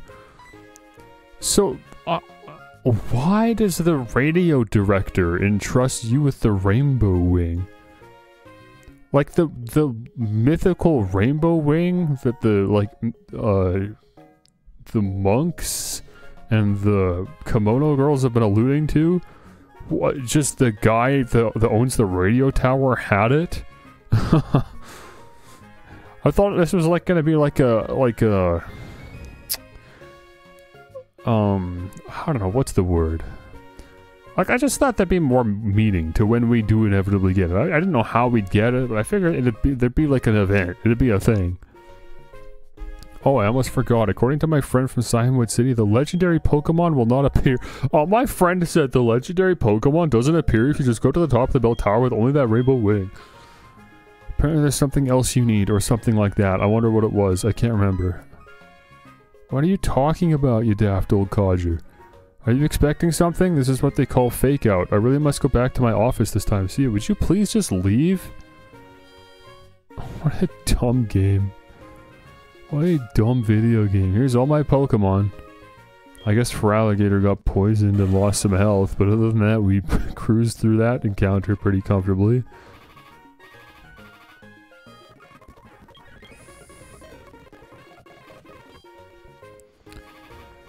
Oh, another Pokemon game that just becomes so exhausting at the tail end.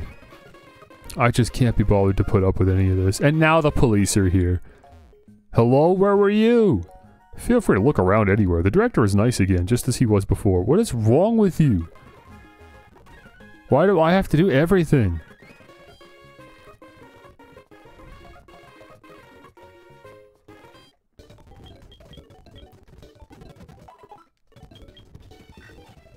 I don't know who was just calling me. We'll never find out. Alright, Mom, give me some berries. These are super useful. The choice scarf. What is the choice scarf? At least it's not a berry. The scarf boosts speed, but allows the use of only one kind of move. I don't think I would want that. How is it that important to go first that it locks you into one move? That's crazy. Okay, Farfetch'd. I need you to take me home. It's time to tell Mom to stop spending our money. Because she's buying the most useless garbage with it. Change. Do you want to save some money? No. She's apparently holding $43,000 for me, which is pretty impressive. I'm okay with her continuing to split my earnings to work as a bank account, but I don't want her spending it anymore. I'm good on that. Less phone calls from Mom makes that worth it. I don't know. I guess since we're here, we could tell Professor Elm what's up. I don't know if he cares. Nope, he just wants to talk about that egg. Alright, well, now what? I guess I've got to go do the rainbow wing thing. I mean, I'm curious, what... Blackthorn City's just to the east of Mahogany Town. What if I just go? Can I just go? Yeah, he's not stopping me now. I mean, we could just go. I don't need to do this ho-oh thing at all. As far as I know, this is optional completely.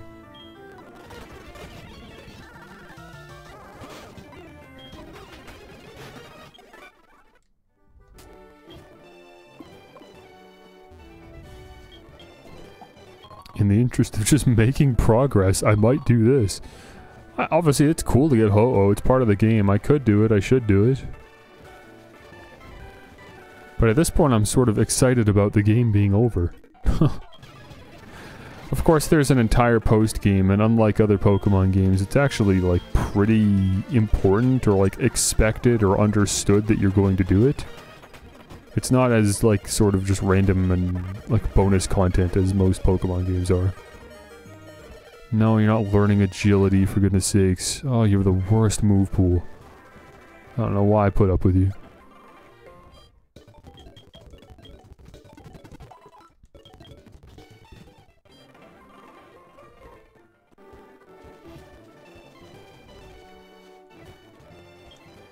Alright, this guy.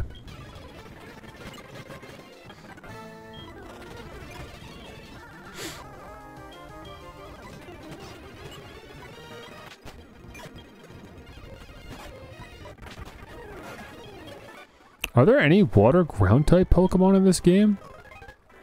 I feel like there's no resistance to electric type attacks for the water types in this game. Every single water type Pokemon is weak to an electric attack. I mean, electric Pokemon are always really valuable to have when playing Pokemon, but normally there's like a water type Pokemon or two that can resist the electric damage at least partially. I don't think this game has anything. Man, electric is so dominant in a region where there's no, yeah, like water ground types. There's no compelling reason to have a grass type Pokemon at all.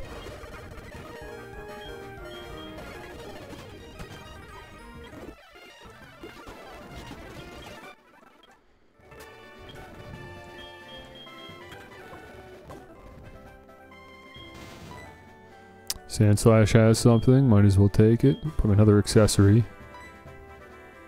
Seems to be all they are. Yeah, I've got a round pebble.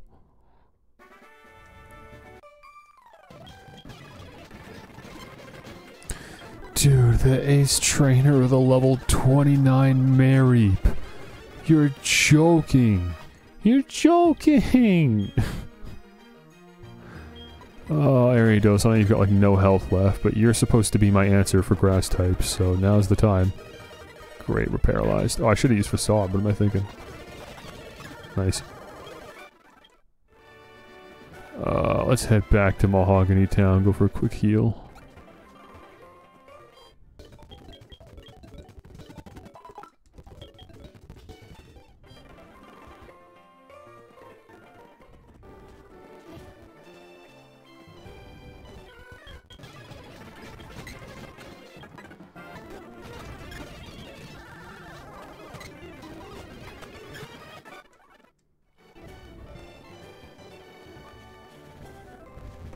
Oh, I gotta use this thing. You'd think I hate Pokemon the way I talk about it this far into a game.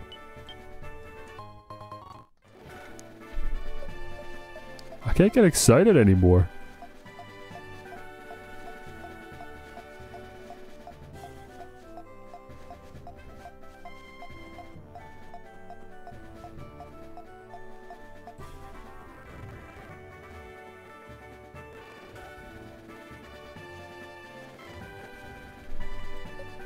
Oh, there's frost coming from that cave entrance. That's fun, at least. We finally get to a snow area. I haven't seen one ice-type Pokemon the whole game. We saw the Sneasel. One of the trainers had a Sneasel recently. I already forgot who.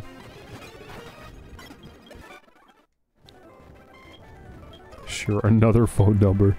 So many people have my number. Careful not to slip, fall over, freeze, and get stuck on the ice.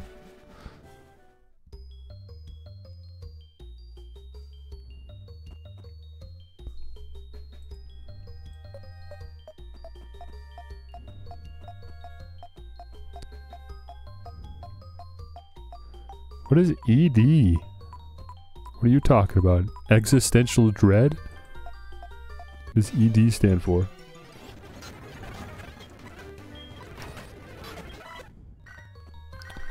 Brent. This is Brent. Did you know Bill evidently lives on Route 25 in Kanto, so that's it then. Oh good, we can water our citrus berry.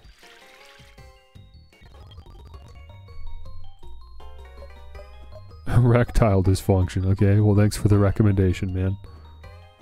Here, Cameron. Sure, let's get a picture.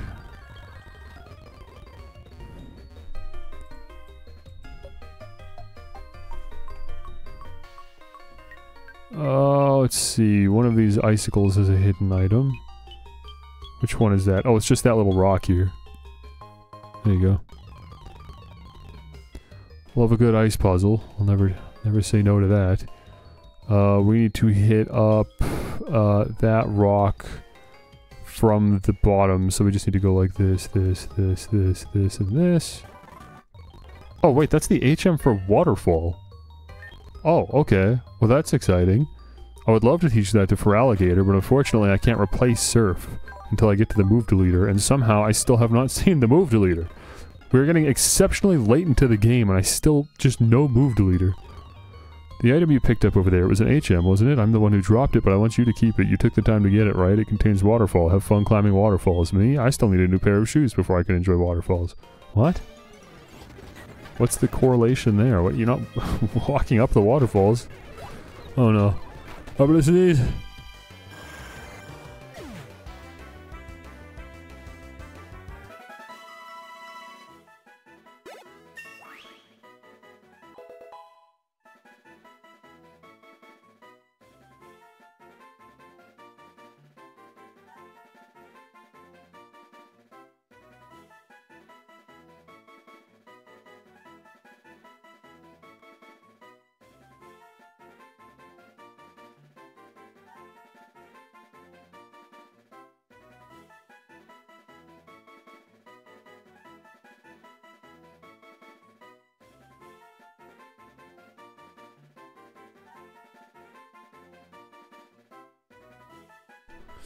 Man, that was one of those sneezes where I feel like I didn't get it all out, you know?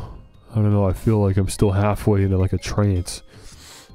I'm sure it'll pass at some point. How the heck do I get down there? I guess we get down into the cave and then come back up.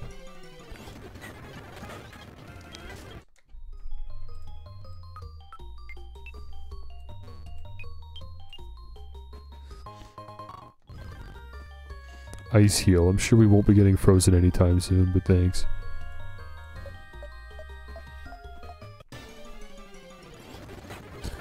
I'm not fighting level 22 Golbats, man. Might as well just use Repel.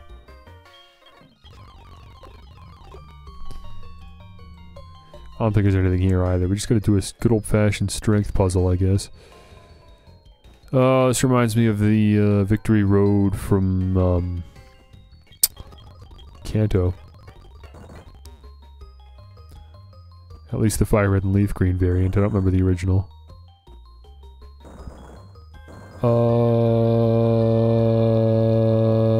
That's a mistake.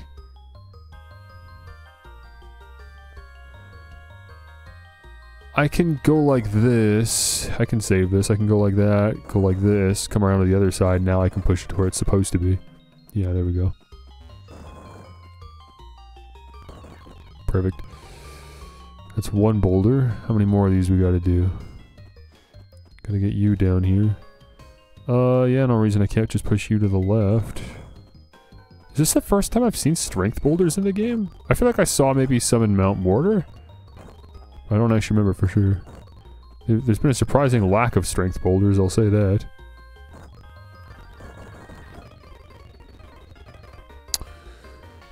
Okay, we take one of these and bring it down here. We need to get it on the other side of the hole, I guess, so this would be fine. There's enough space to work with here. If we put it right there. Let me just push it down a tile. Here we go. And then finally, this obviously must go up. Oh yeah, the hole's right here. But I've got to go the long way around to get to the other side of it. Whoops, I just fell down that hole. I hope the boulder position didn't reset. It probably did. Wait, how do I get out of here? Is there a ladder? Oh, here it is. Yeah, there we go. Nope, never mind. There's blocks there. I gotta choose the angle specifically. Someone just tried phoning me. You've chosen a horrible time. Throw another rappel down. Use rope. That's not how that works. The rope is going to take me outside of the cave entirely.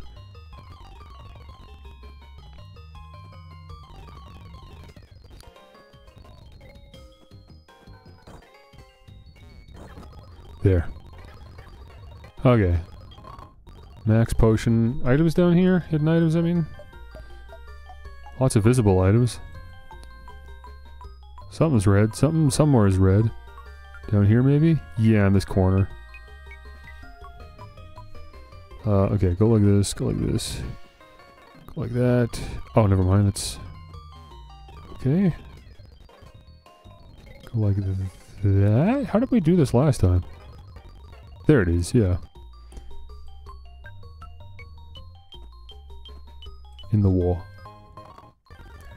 Carbos.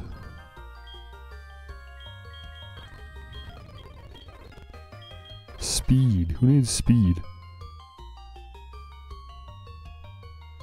I don't know. Sand Slash? Won't have any effect. For Alligator. How does Sand Slash have more EVs than for Alligator? What? The only other item would be this one, right?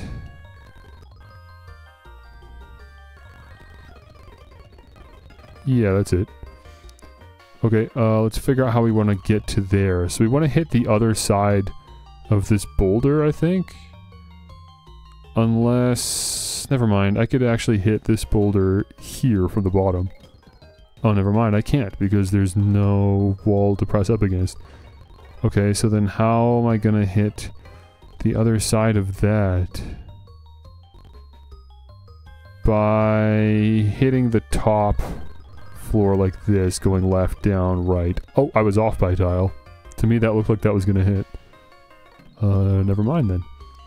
That's just to get an item. How the heck do you get to this, like, bottom left corner then? Because that's the only other access point. Can you hit this wall? Is that lined up? It's hard to tell. I wish there was a grid. I actually just can't tell, like, whether things are lining up or not. I think that would work. So I'll need to... Shoot, what do I need to do, man? Go like, I need to get in this pocket right beside me here.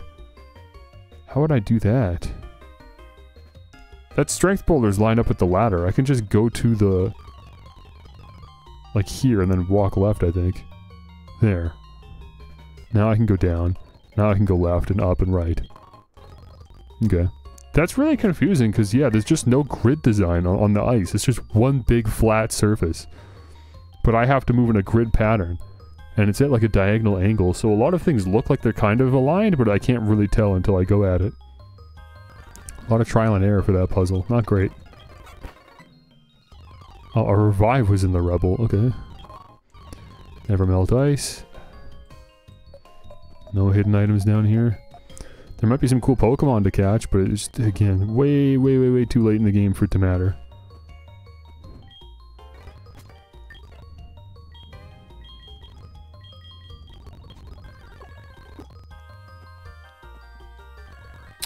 Okay, we can approach that from the second tile from the end. Yes, we can.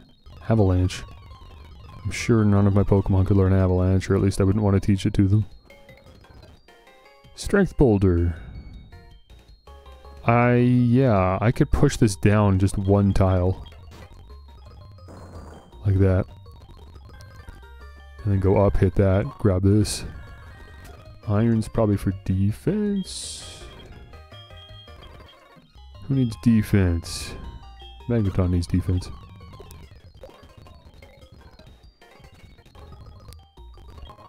Protein.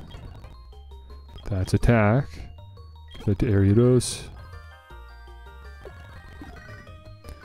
Wade's calling.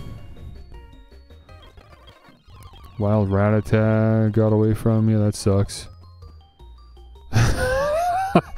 It really doesn't, but we'll just entertain him.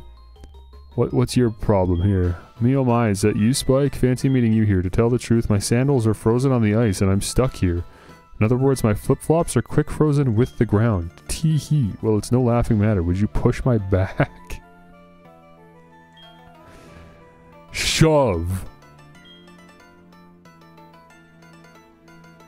You really are kind. Thank you so much. Okay, that could have gone a very different way if this was a different type of game. How are we hitting that Pokeball? Our walls aren't looking good here. I would need to press up against the boulder I'm currently pressed down against. Right? Oh wait, no, I could just go like this. There.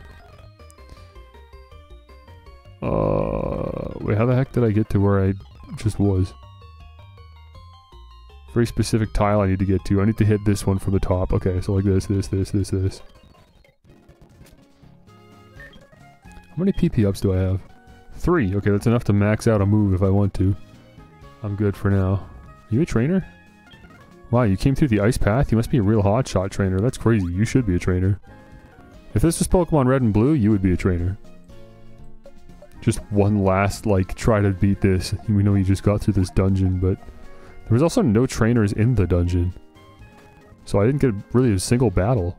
You just use repels. Dragonair is cute, but I don't have it. Do you have a Dragonair? Trade it for my Dodrio. Not a great trade. Oh, you're for Alligator. It needs to work a little harder. If it does, I'll give your Pokemon something nice. Are you talking about effort values? You should take a look at my Sandslash. It needs to work a little harder. Oh, never mind then. I guess it was just specifically that one stat I was trying to raise that was maxed. So Sandslash actually can have more vitamins. Or drinks or whatever. What's in here? A clan of trainers who can freely command dragon-type Pokemon lives right here in Blackthorn. As a result, there are many legends about dragons in this town. Okay. Would it surprise you to find out that the gym leader uses dragon-type Pokemon?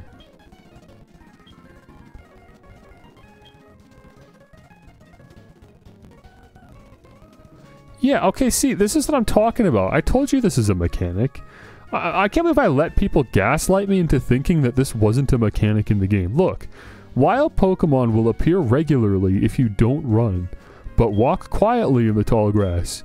If your party Pokemon are tired, it is better to avoid running and go straight to a Pokemon Center.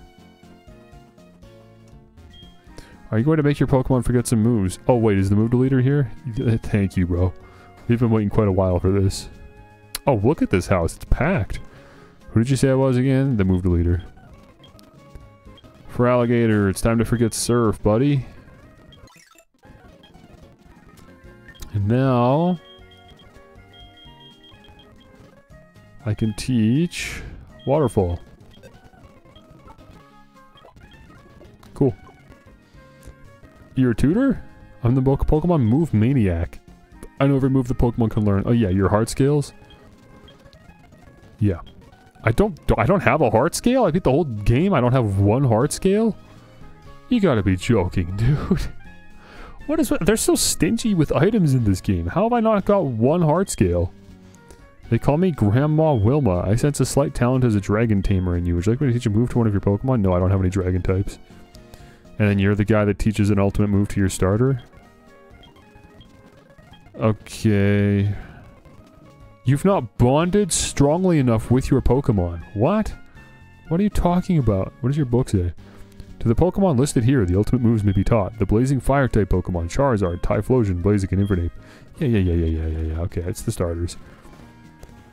Does our friendship have to be maxed, or what? For Alligator? Why did he say that our bond isn't strong enough? Are you hiding something from me? Hmm? For Alligator staring intently at the mountain. He's not listening. What do you guys sell? Dusk balls and net balls. Again, I don't know why I keep doing this. I'm not even catching Pokemon anymore, but give me 10 net balls. I don't know what's wrong with me. Did I heal already? I don't think I went to the Pokemon Center. If I did, I don't think I talked to anyone. Deep inside far off Indigo Plateau is the Pokemon League. I hear the best trainers gather there from around the country. They say that behind the Pokemon Gym is a special cave for gym leaders to train themselves. There was this move I just had to teach my Pokemon, so I got the move leader to make it forget an HM move. I gotta blow my nose quick.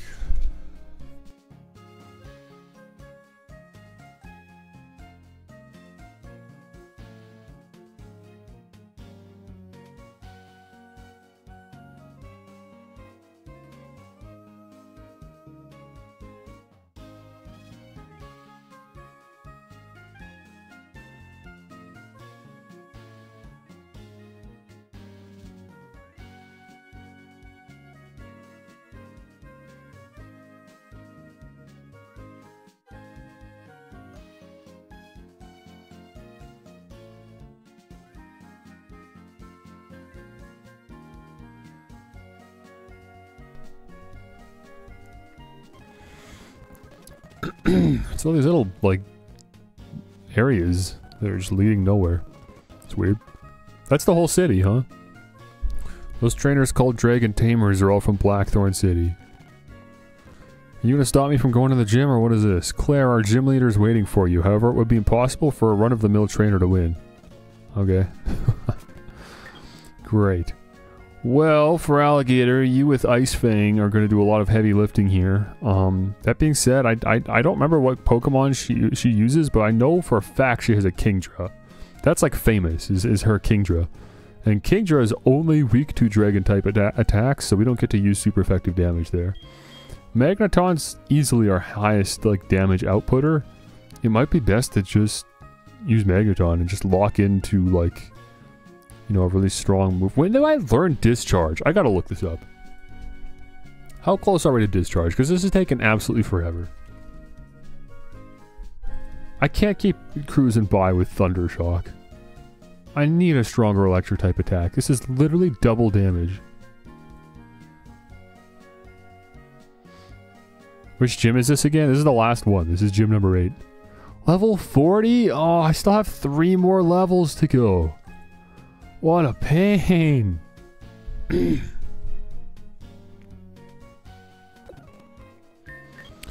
Yeah, look at this. This is all the gyms except this one. We've done all 7.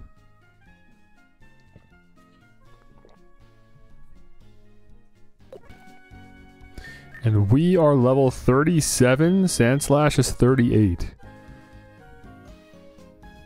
Isn't that insane? In Pokemon Platinum... the 5th gym leader is like level 37 or 38. In this game, it's the 8th gym leader. The balance is just so weird. Alright, well, here we go. Oh, what do you want? Yo, champ in the making. The gym has unstable footing. Keep your Pokemon in their Pokeballs. Okay. Claire uses the mythical and sacred dragon-type Pokemon. You can't damage them very easily, but you know, they're supposed to be weak against ice-type moves. Okay. They're supposed to be. What do you mean they're supposed to be? They either are or they aren't.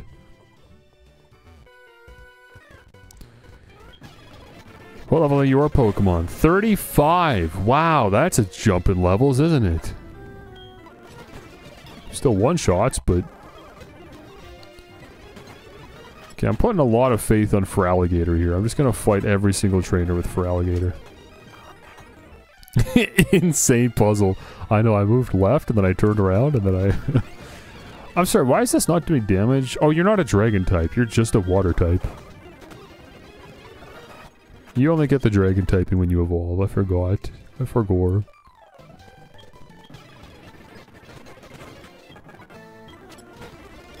There are so few dragon type Pokemon. They're all just using the same ones. Dratini and Dragonair.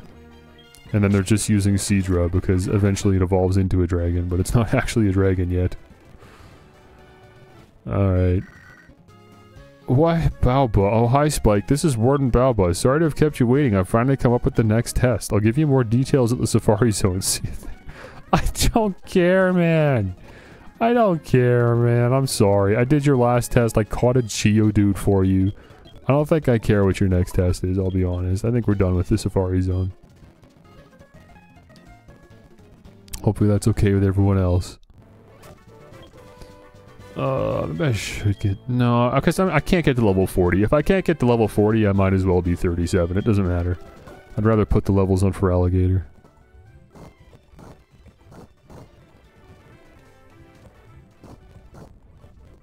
Go like... I don't know, what are we doing here? That, I guess. I don't know, I guess I did it. Our strongest move against a water type is probably Crunch, actually. Slash has the crit chance, though. Crunch doesn't really do much more, so... Guess I should probably be slashing.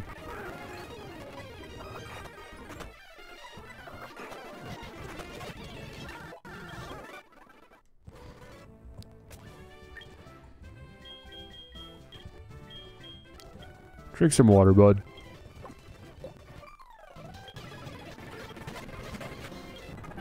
Man, maybe I should be leading with Magneton. They're all using water-type Pokemon.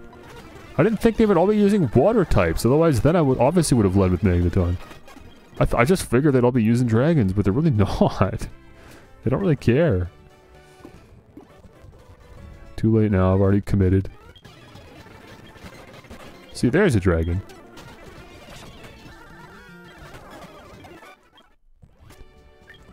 Let me use lemonade. Yum, yum, yum.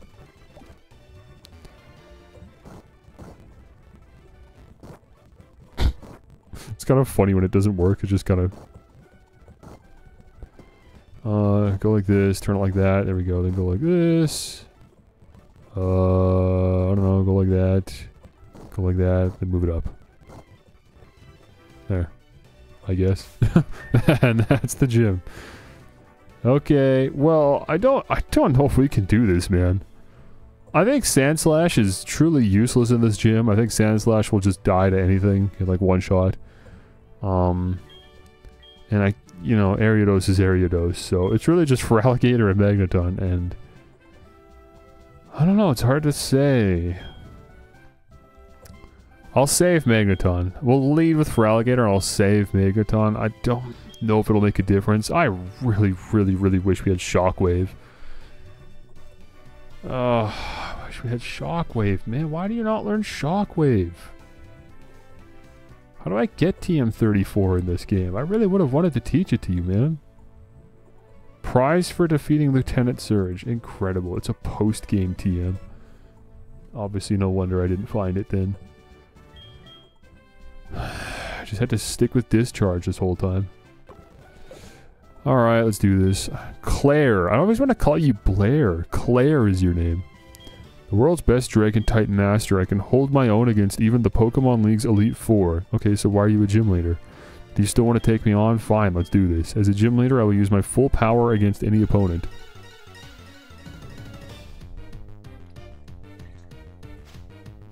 I have very little confidence in this because, again, it's just such a huge jump in levels and power. These are strong Pokemon. Okay, now I really wish I did lead with Magneton. Especially with the Intimidate, forget it, I'm just swapping, I'm not going to do this. I might even give myself a free swap. Just to really give him the advantage. I'm gonna send out Furret. Furret can just die, I don't care. Get a... Furret, use Rock Smash! Okay. I'm gonna send out Magneton now. Now let's just get a nice Thunder Shock off. We could take a Dragon Rage. We could take exactly 3 Dragon Rages. I don't know if you can take this though. I would seriously doubt it, even though it is only 40 damage. With those choice specs, there's no way.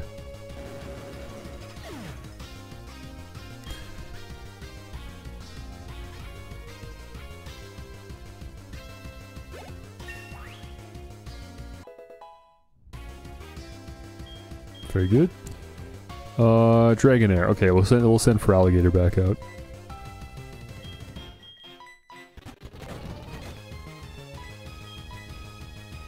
This won't one-shot, but it will do a ton of damage, and there's always the chance that it freezes.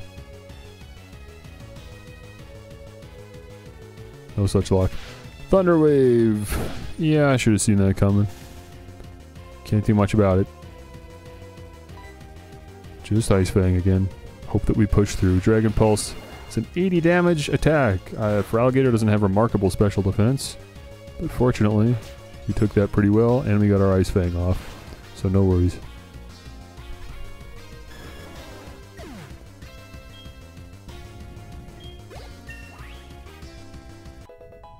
There's our level 40, very good.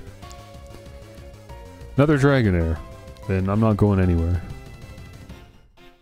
Just gonna sit here and deal with the fact I'm paralyzed.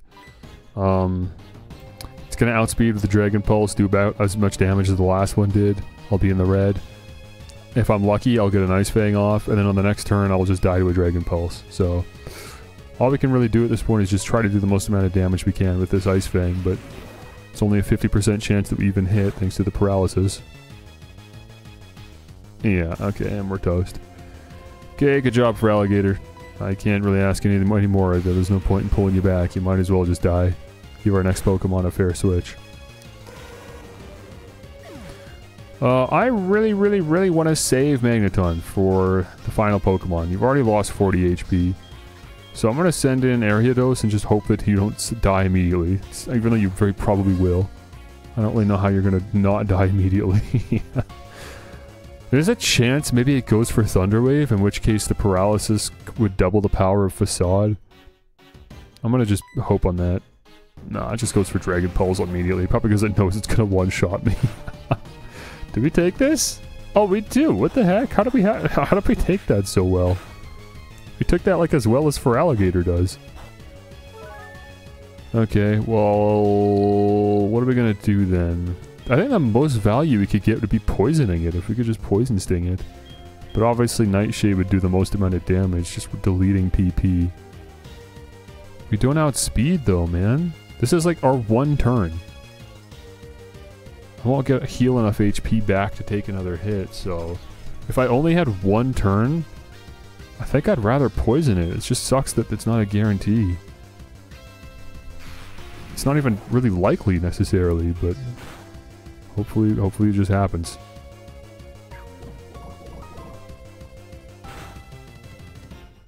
No poison. Okay, we just die here. Okay, bye Ariados. Sandslash! Remember what I said you'd be useless here? Well, now's your time to prove me wrong. I mean, the most amount of damage you could do is dig. I don't know if it would kill, but I guess it would do a good chunk. You do outspeed, thank goodness. I actually thought you wouldn't. So that already is changing my mind about this. Aqua Tail. Okay, good to know you have that. I'm about to die. Oh, nice. It did do enough damage. Perfect. Well, the next Pokemon definitely has Water-type attacks, so Sandslash, if you can't outspeed, you will die. Might as well keep you out. No reason to pull you back yet. Level 41, man. Oh, it's not fair. Why do you get level 41 Pokemon? How would I possibly have level 41 Pokemon when I've been fighting level 18 Rattata the whole game?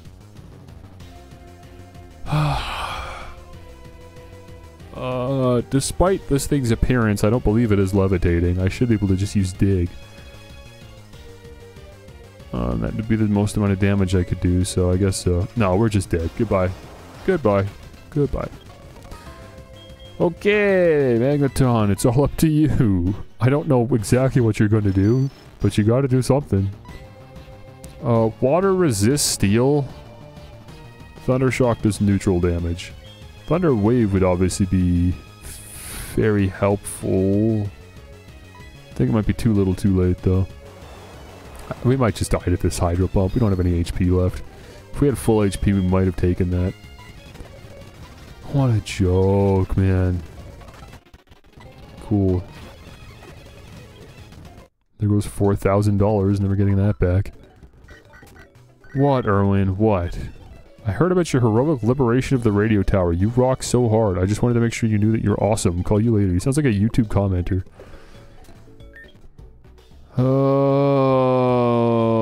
Magneton. I desperately need you to hit level 40. You are my last chance. So I'm gonna go do that. I'm just gonna go down Route 45 and fight all the trainers here. And try to get to level 40. Level 23 Geodudes in the grass outside of the last gym in the game. Insane. Oh, this is a weird route. Hey, it's Vampy.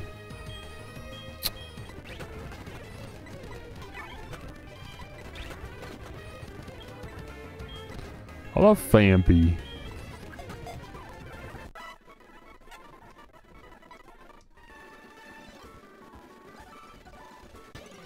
This route's very messy. Sonic Boom again. And Great Ball. I said Great Ball. Okay, 2 new Pokemon I'll never use. Let me fly back to Blackthorn and go down a different path. This is a very weird route. Multiple choice route. Kind of a cool idea, but it's definitely tedious.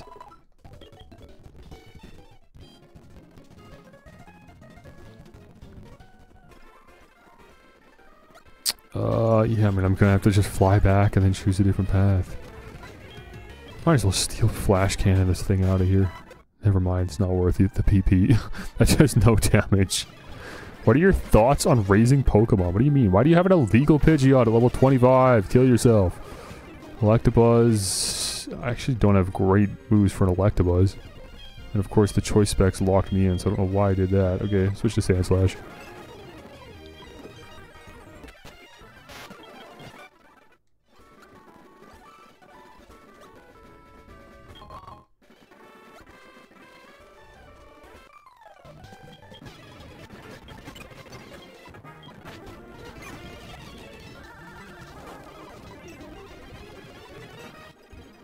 Yeah, man, just keep spamming Protect. That'll work. It's a good strategy. Yeah, do it again.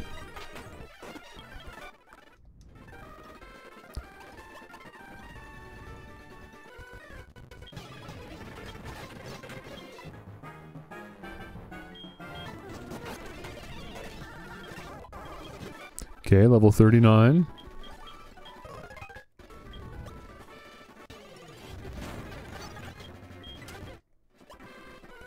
What do you have? Geodude, good. Can do that. Graveler, even better. More XP. As soon as I'm level 40, I'm turning around. Oh, he's got a Golem. Okay. What the heck? I actually found a Final Evolution Pokemon for once.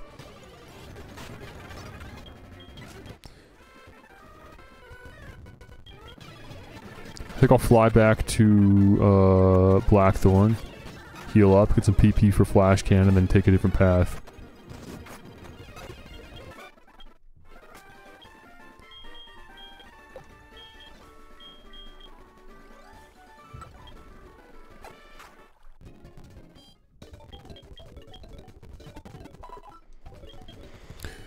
Oh, I'm putting a lot of faith in Magneton. I hope you can pull this out for me, man. I want to give you the Shell Bell, but I can't afford to. We gotta just stick with the stupid thing you already have. Can't remember what it's called. Why did I just stay in for that? Well, the XP, I guess.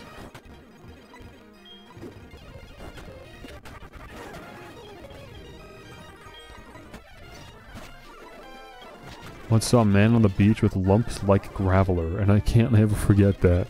I don't know what that means. How do you have lumps? What are you talking about? Okay, time to get rid of Thundershock. We finally got discharge. Oh, much needed power boost. Hopefully it's enough to make the difference. I thought today was going to be a 9-hour stream. I'm actually so ready to end it. After this gym. Just lumps and sacks all over him. I can't visualize that. Although I could imagine why you would never forget it. It sounds completely inhuman.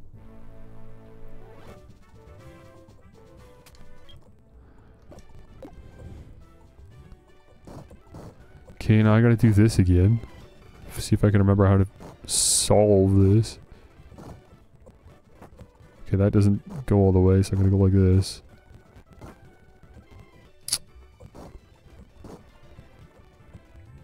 Does this do a full 360 here? Whoops. Yes, it does.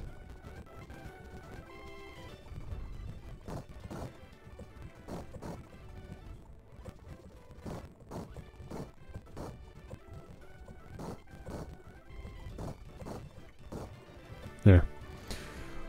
Oh my gosh, Claire, your gym is not even fun to go through. It's tedious, and you're stupid, and you don't even acknowledge that you already beat me once. Discharge. Cool, we just get outsped by a Dragon Rage immediately. Super cool opening. Dragonair, this is where we switch back to Feraligatr. Oh, I should have given you a berry, because I knew you'd get paralyzed. Man, I should have given you a cherry berry. Now look, we're paralyzed. We're in the same position as last time. What a pain. We're no different than last time. Oh, except that we actually got the freeze somehow. Okay, that's kind of a miracle. Okay, well, we'll keep Feraligatr out, even though it's just really to die. Nothing else. Oh, it missed. Hydro Pump. Amazing. Okay, Magneton, can you take a Hydro Pump at 53 HP instead of like 40 something? Obviously very unideal. Yeah, no, you can't. Great, so we lost Magneton again. Absolutely no, this is no different than the last time we played. Nothing has changed. It's spamming Smokescreen for some reason. I don't know why it's doing that. Because it wasn't able to one-shot with Hydro Pump for some reason.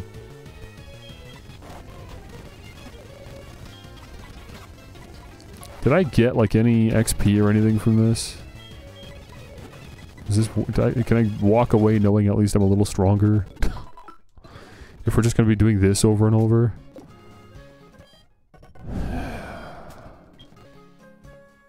Magneton's still level 40. 3,000 XP to level up again. It's just not happening. I gotta figure out how to get by with the team that I have. I don't know how I'm gonna do it. We give Feraligatr a cherry berry. My literal only cherry berry. Oh no, I have 2. I don't know how to get more, man. I'm raising them, look! I have cherry berries growing right now. They're not growing fast enough. I need cherry berries right now. I've got 2 left. Maybe you can buy them at the Goldenrod store, maybe? No, I'm thinking of the berries and platinum Veilstone department store. I don't know how to get more cherry berries. I think I'm just screwed. I don't get more. I would just have to keep running the lottery in the department store and hope that they give me cherry berries specifically, but that's just such a gamble and a huge waste of money. Let me look it up.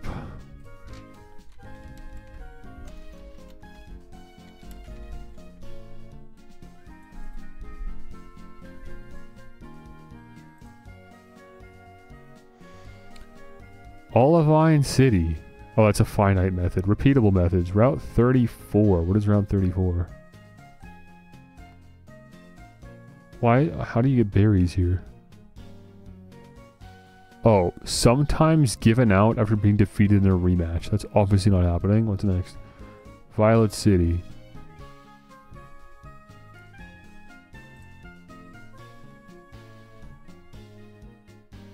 How?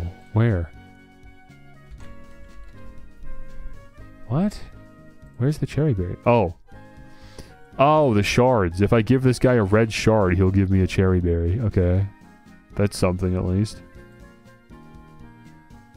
And Pal Park in the bug catching contest can give you some. And the Goldenrod department store lottery can give you some. That's tough, man. Holy. Fortnite added a Darth Vader AI that reacts to actual combat like he yells out. What?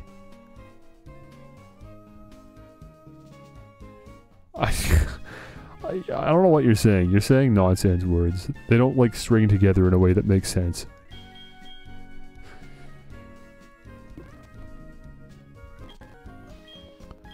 What was I just about to do? Oh, I was gonna see how many red shards I have. If I have any at all. I've got one red shard. I can get one more cherry berry. That's it. Okay, I think at this point then I'm just gonna have to save before the gym battle and then reload my save because I only have so many cherry berries. And I literally just can't get more. So that's for Alligator's strategy. It's the only thing that can change there. It'll save him a paralysis, so he'll be able to take out one of the Dragonairs without getting paralyzed. And then the second one's gonna manage to get the paralysis, but I mean, at least we get a little bit further that way. I don't know, it's slightly less RNG dependent.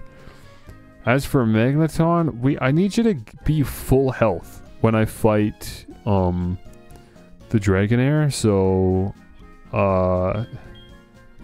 we're gonna have to get through the Gyarados with someone else. I guess it's gonna be maybe Sandslide? No, there's no way. How do I get past Dragonair without Magneton?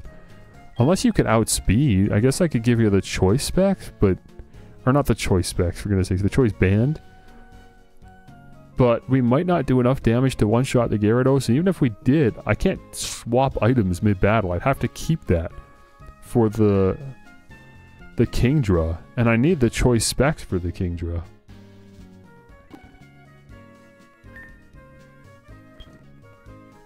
I don't know if I can do this. I don't know how to get through this, man. AI that reacts to combat in chat.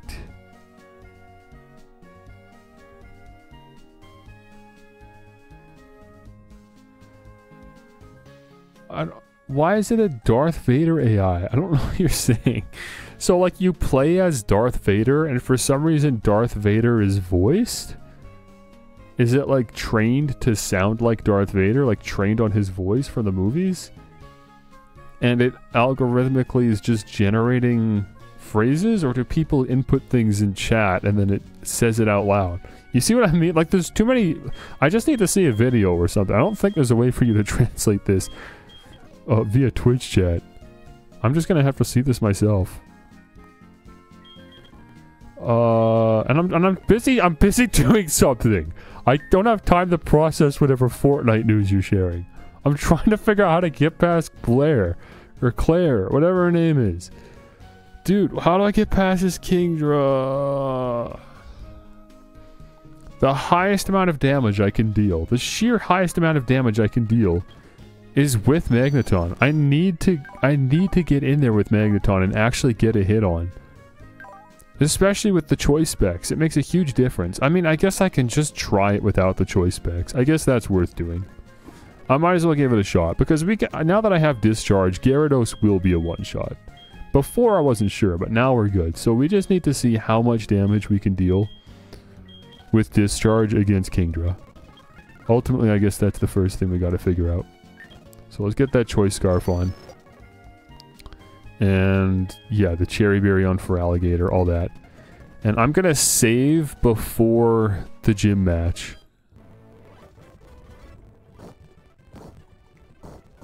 Wait, I don't have the Dragon Claw TM, do I? I don't know how to get it. It might be, maybe Claire hands it out after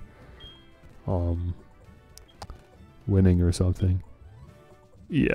No, of course not. Okay. Because it'd be nice if there was a way to deal dragon-type damage, but I don't know how to do it. Not with my current team and the resources I have.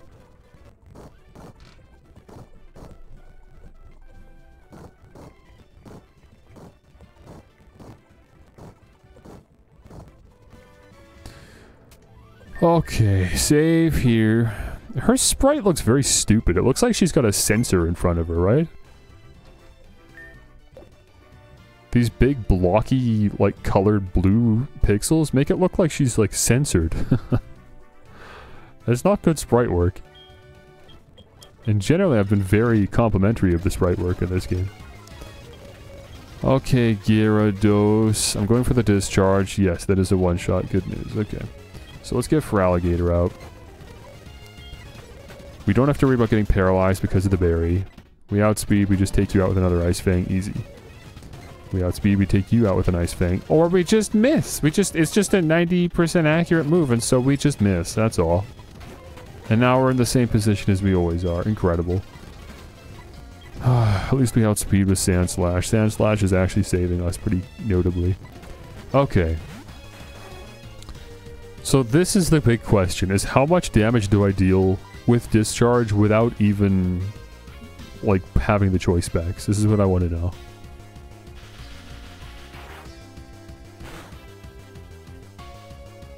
Oh, you deal so much. You deal half damage anyways. Dude, let me get a Thunder Wave off. Oh, I can't because of the choice specs. So yeah, we have to take a choice item off if I want to do anything but Discharge, which sucks. We do take a Hydro Pump though, and that's it. We just win. That's crazy. Magneton's damage output is so high. That's so funny. I thought I needed the choice specs to deal that much damage. The Magneton just does so much that it didn't matter. 127 special attack.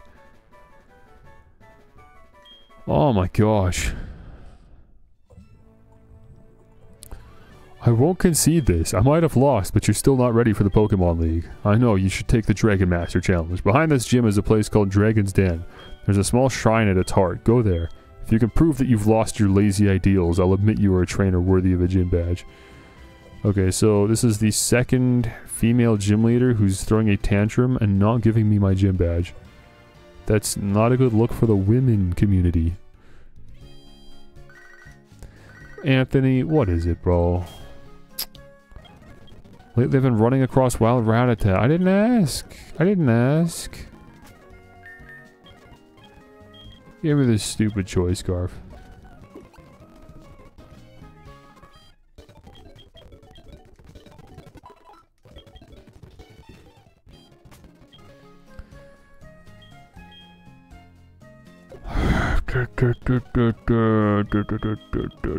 What items did I have on everyone? I can't remember. Silk Scarf? Silk Scarf was on Feraligatr, I'm pretty sure. Yeah, just to make Slash a little bit stronger.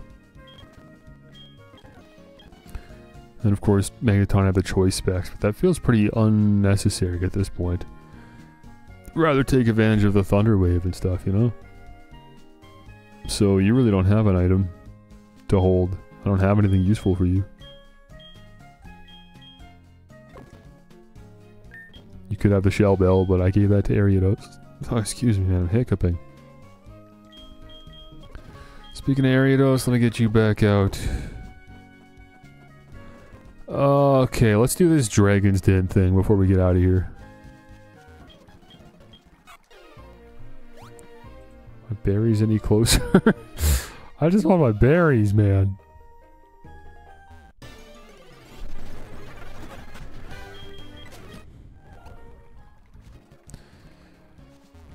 If Claire allows it, her grandfather, our master, will also. You may enter.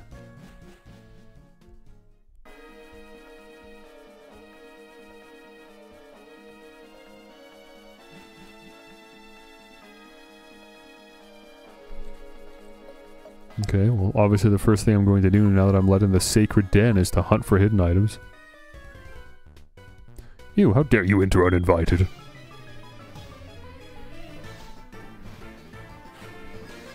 More ace trainers. Kobe. Dragonairs. Oh, they're all just dragon users. Of course they are. Oh, they're the same level as me, for goodness sakes. Dude, oh my gosh. The level jump is huge.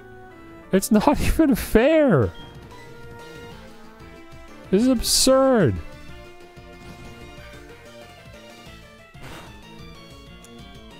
Oh. Oh. Dude, Ariados, your damage output's so bad. Nightshade really helped, like, for a little bit, but we're getting late enough in the game now that Nightshade's not really cutting it, and our best move is Facade. And it's not even doing any more damage. Level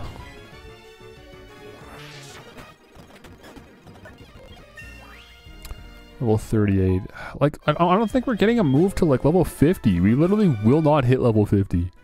We're too late in the game now. I can't get 12 levels on Ariados. I should just box this man. He's just stealing XP from everyone else at this point.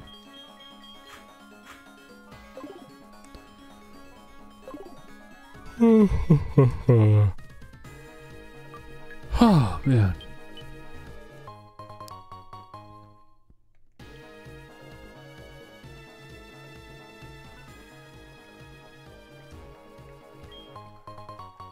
Calcium, again, very, very late in the game to be handing out vitamins or whatever these are, energy supplements. Nutritious drinks, yes, the nutritious drinks.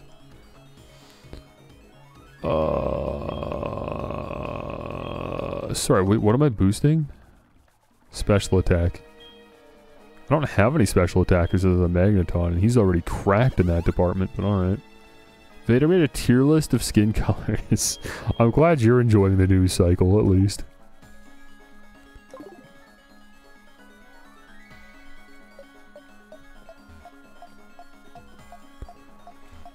It's actually crazy how, like, delayed investor responses are to the practical implementations of what they're asking when it comes to AI.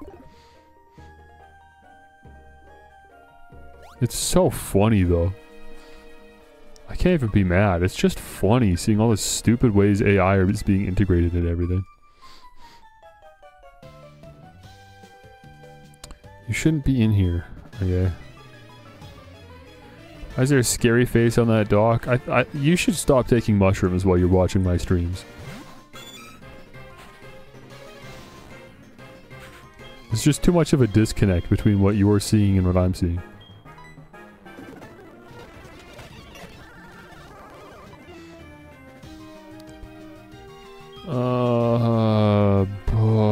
Ariados, I want you to get experience points. I should just give you the XP share. See if we can get you to level 50 in time. Because everyone else will be fine. Mostly.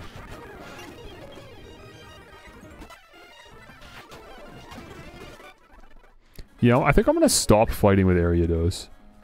Like, I literally cannot use him until we get some moves. I'm supposed to have the heart skill. Dude, where? Oh, for goodness sakes. Where's the heart skill? I should have moves for Ariados, and I don't because they haven't given me a heart skill. I've been diligent with my dowsing machine. Where are the heart scales in this game? This is absurd, man. Route 32 and Vermilion City.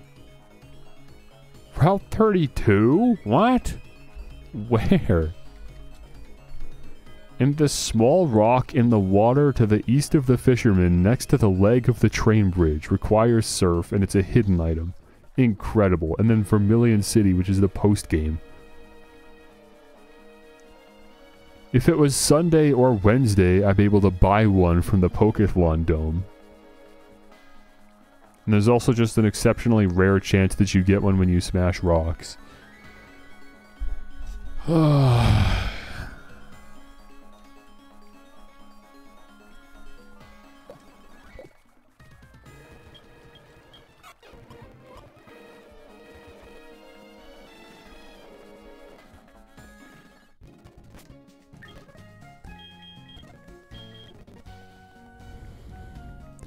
That is really cool. Game design. They've got a whole mechanic where you can teach your Pokemon moves that they otherwise wouldn't have had the opportunity to learn. But in order to take advantage of it, you have to come to this specific route, 32. I don't care, Aaron. You have to come to this specific route with all the level 6 wild Pokemon. After you've learned the ability to surf, come down here, use the dowsing machine,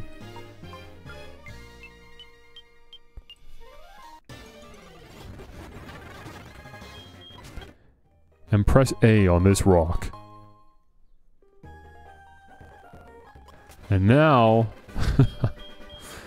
when I go back to Blackthorn City, the last final city in the game, I am given the privilege, the honor, of teaching one of my Pokemon that I've caught over the course of the whole game, one move. And that's it.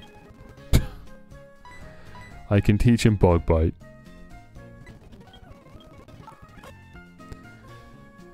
I mean, maybe replace Poison Sting at this point, right?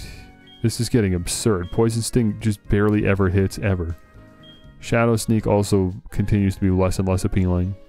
But Poison Sting especially, so... yeah. Eventually we'll get Poison Jab on here. That'll replace Shadow Sneak. But there we go. For the first time in the whole video game, Ariados now has an actual decent damaging move that matches his type, so he can hit hard for once. For the first time ever. Bug Bite. It's not even a great move, it's 60 damage. But it's 100 accuracy. And it matches his type, so he gets a bonus to the damage output, so it's actually doing 90 damage. Thank God.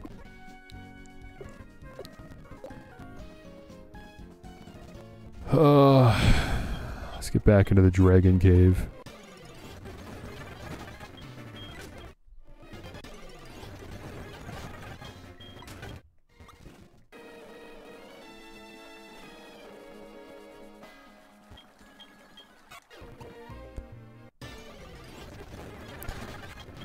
Why I'm not using a repel, I'm not sure.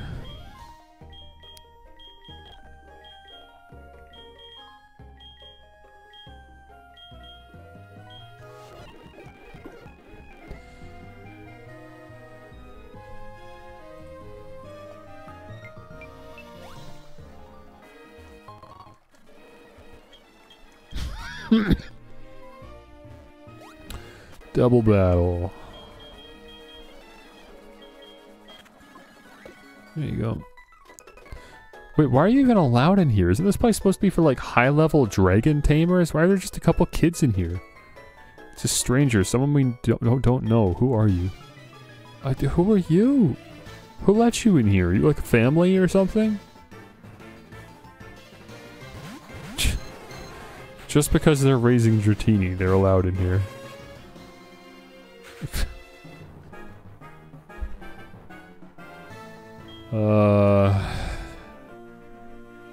I don't want to dig.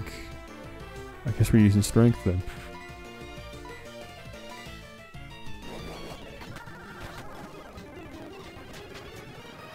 Oh good, more paralysis.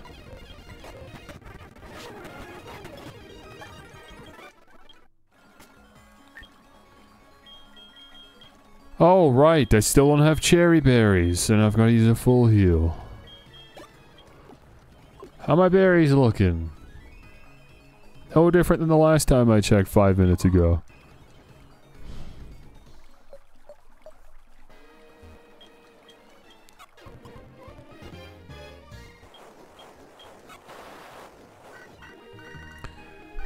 What, bro? What? Okay, he wants to fight me on Route 36. Cool, I'll keep that in mind.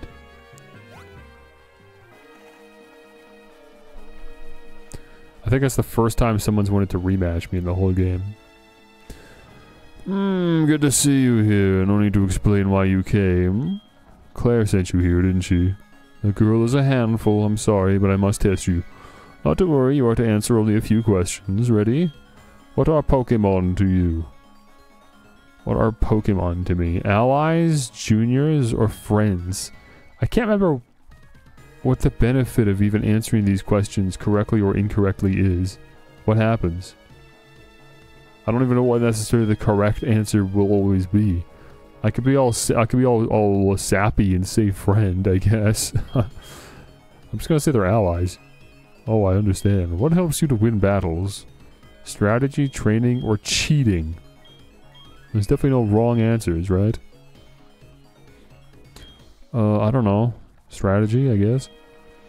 Oh, I understand. What kind of trainer do you wish to battle? I'm kind of sick of the weak trainers, I'll be honest. We're fighting weak trainers the whole game. Give me some strong trainers. It's more interesting. What is most important for raising Pokemon? Violence? Violence. Probably knowledge. She wants me to say love, but I'm not going to. Strong Pokemon, weak Pokemon. Which is more important? Well, you need the weak Pokemon to train to get to strong Pokemon. So I'd say they're both important. I see. You care deeply for Pokemon. Very commendable. That conviction is what is important. Don't lose that belief. It will see you through at the Pokemon League. So, how did it go? I guess there's no point in asking. You did fail. What? You passed? That can't be! You're lying! Even I haven't been approved. Gee, I wonder why. Claire, this child is impeccable in skill and spirit. Admit defeat and confer the Rising Badge. Or must I inform Lance of this? Oh, I understand. Here, this is the Rising Badge. Hurry up, take it. Cool, another super likable character. The Rising Badge will enable your Pokemon to use the move for climbing waterfalls. Claire, reflect upon what it is that you lack and this child has. By the way, have you heard of Lugia? It is a Pokemon said to have lived around Whirl Islands once. Never mind. Just mad words of the old. Okay.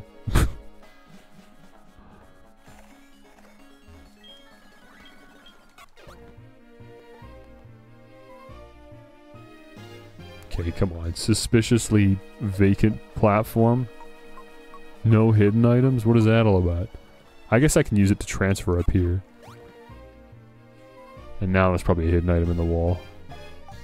No? What the heck is any of this then? Weird. Just weird cave design, I guess.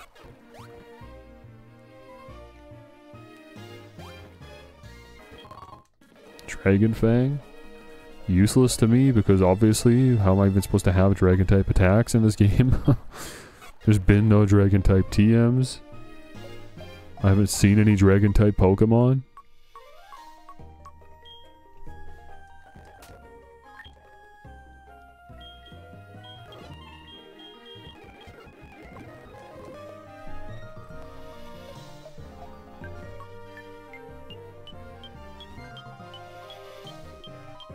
I'm supposed to get up. I guess I can approach from the other end.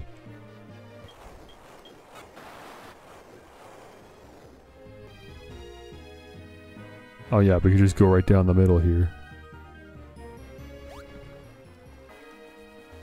Dragon Shrine. A shrine revering the dragon Pokemon said to have lived in Dragon's Den.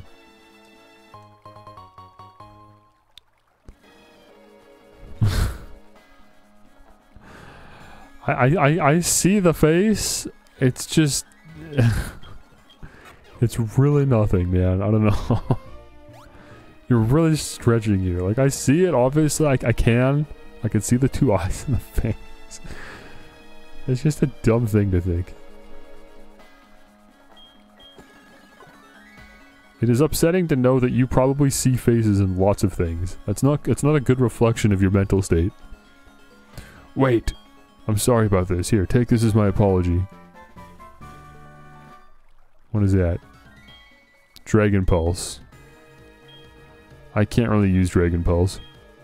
I really need Dragon Claw, man. But also, it doesn't even matter at this point. I already fought the Dragon-type gym leader. That would have been the time to have a Dragon type move, and now it doesn't matter. But yeah, if I could get Dragon Claw, I would probably like to teach that to either Feraligatr or Sandslash. Professor Elm, bro, what is this? Hello, Spike, how's it going? I've gotten hold of something neat. Swing by my lab and pick it up.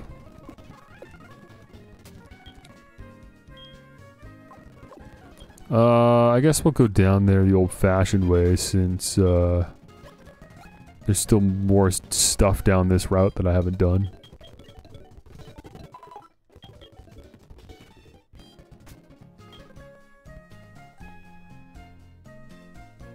Oh, man, I don't want to play this game anymore. I'm exhausted. I don't want to go down to Professor Elm. I'm going to save this for tomorrow, I think. Pokemon HeartGold and Soul Silver is wearing me thin. I'm just gonna set myself up here so that I remember what we're doing. Hopefully that works. Oh man.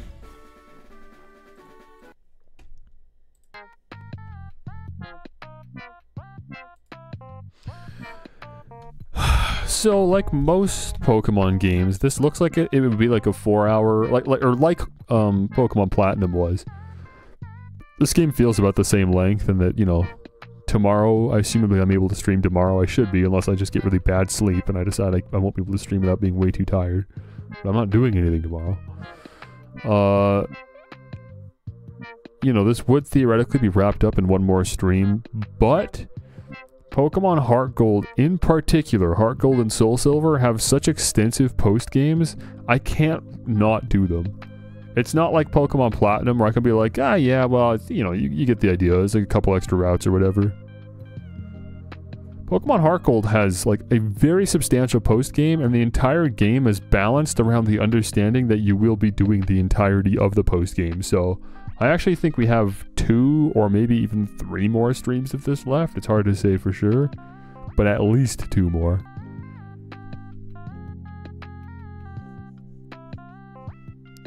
But yeah, that's it for today. The game's got, yeah, just the same issues as most Pokemon games, really. Where it just kind of, oh yeah, I guess we're ready to end. Good call. It's got the same issue as most Pokemon games, where it feels like it's, it doesn't know how to keep the excitement up. It's always really exciting starting these games, and then somewhere around the middle of the game it kind of peaks, and then it just kind of slowly dips out. It's like the battling just becomes so formulaic and repetitive, and you become overly confident with your team, and there just isn't enough challenge or thought in the battling. And then just out of nowhere, it'll get really hard, and it's just very, like, deterring, I guess. It feels just out of nowhere and unfair. Normally that happens with the Pokemon League, though, like the actual Elite Four. But in this game, it happens at the 8th gym. Which is so random. It just, like, every gym has been, like, fairly easy. Like, I kind of screwed myself going into Price's gym way too early, which is why we struggled there. And then Chuck's gym was hard just because I didn't even bother attempting to have, like, a flying or a psychic type or anything. I just thought, whatever, I'll just brute force it. And I did, but it was harder as a result. I, like, made that gym harder for myself by ignoring type advantages. But generally, you know, like, when you look at a gym like Jasmine, like, I breezed through that simply because I just was over-leveled and had the right Pokemon for the job. But, like, here, where I theoretically had the right Pokemon for the job, I had a Feraligatr that was as reasonably strong as anyone could expect a Feraligatr to be at that point, with Ice Fang, and then a Magneton as well. But, unfortunately, yeah, that was just a very difficult gym. So few options to deal with Dragon-type Pokemon already. But then, yeah, just the massive level gap. Felt very unfair. I mean, I had to rely on a choice item in order to get through that. Can't say I've ever had to do that for any gym in any Pokemon game. But yeah, I'm sure the Elite Four is going to be challenging too, just from a level perspective. If Claire was level 40s, then the Elite Four probably climbs up to 50. Like maybe starts in the 40s, but probably the end of it's the 50s. So I don't know how the heck I'm supposed to get to that point. That's crazy. Unless a Victory Road is just very extensive. Okay, well that's it. Those are my thoughts on Pokemon HeartGold currently. I'm just looking forward to taking another mental break. It is exhausting mentally. I don't know why, it just is. It's just too much Pokemon. As much as I love Pokemon, it's like the things I love about it love to just taper off around this point in the game. And it becomes so much less engaging. It's just too much about going through the motions, you know? At this point, I just want to start another new Pokemon game, Black and White. So we got to get through HeartGold first. But hopefully at least going into the Kanto region is very refreshing. I could see that maybe being really exciting. At least. Kind of having like a new game plus. Okay, that's it for now. Thank you for joining. Again, I'll try my best to go live tomorrow. But I'm not going to even bother if I get, 5 hours of sleep and sleep until 12 and I've got headaches and I'm tired. It happens more often than I would like to admit. But hopefully it's a good night's rest and I can just stream all day tomorrow. Okay, bye. Bye-bye.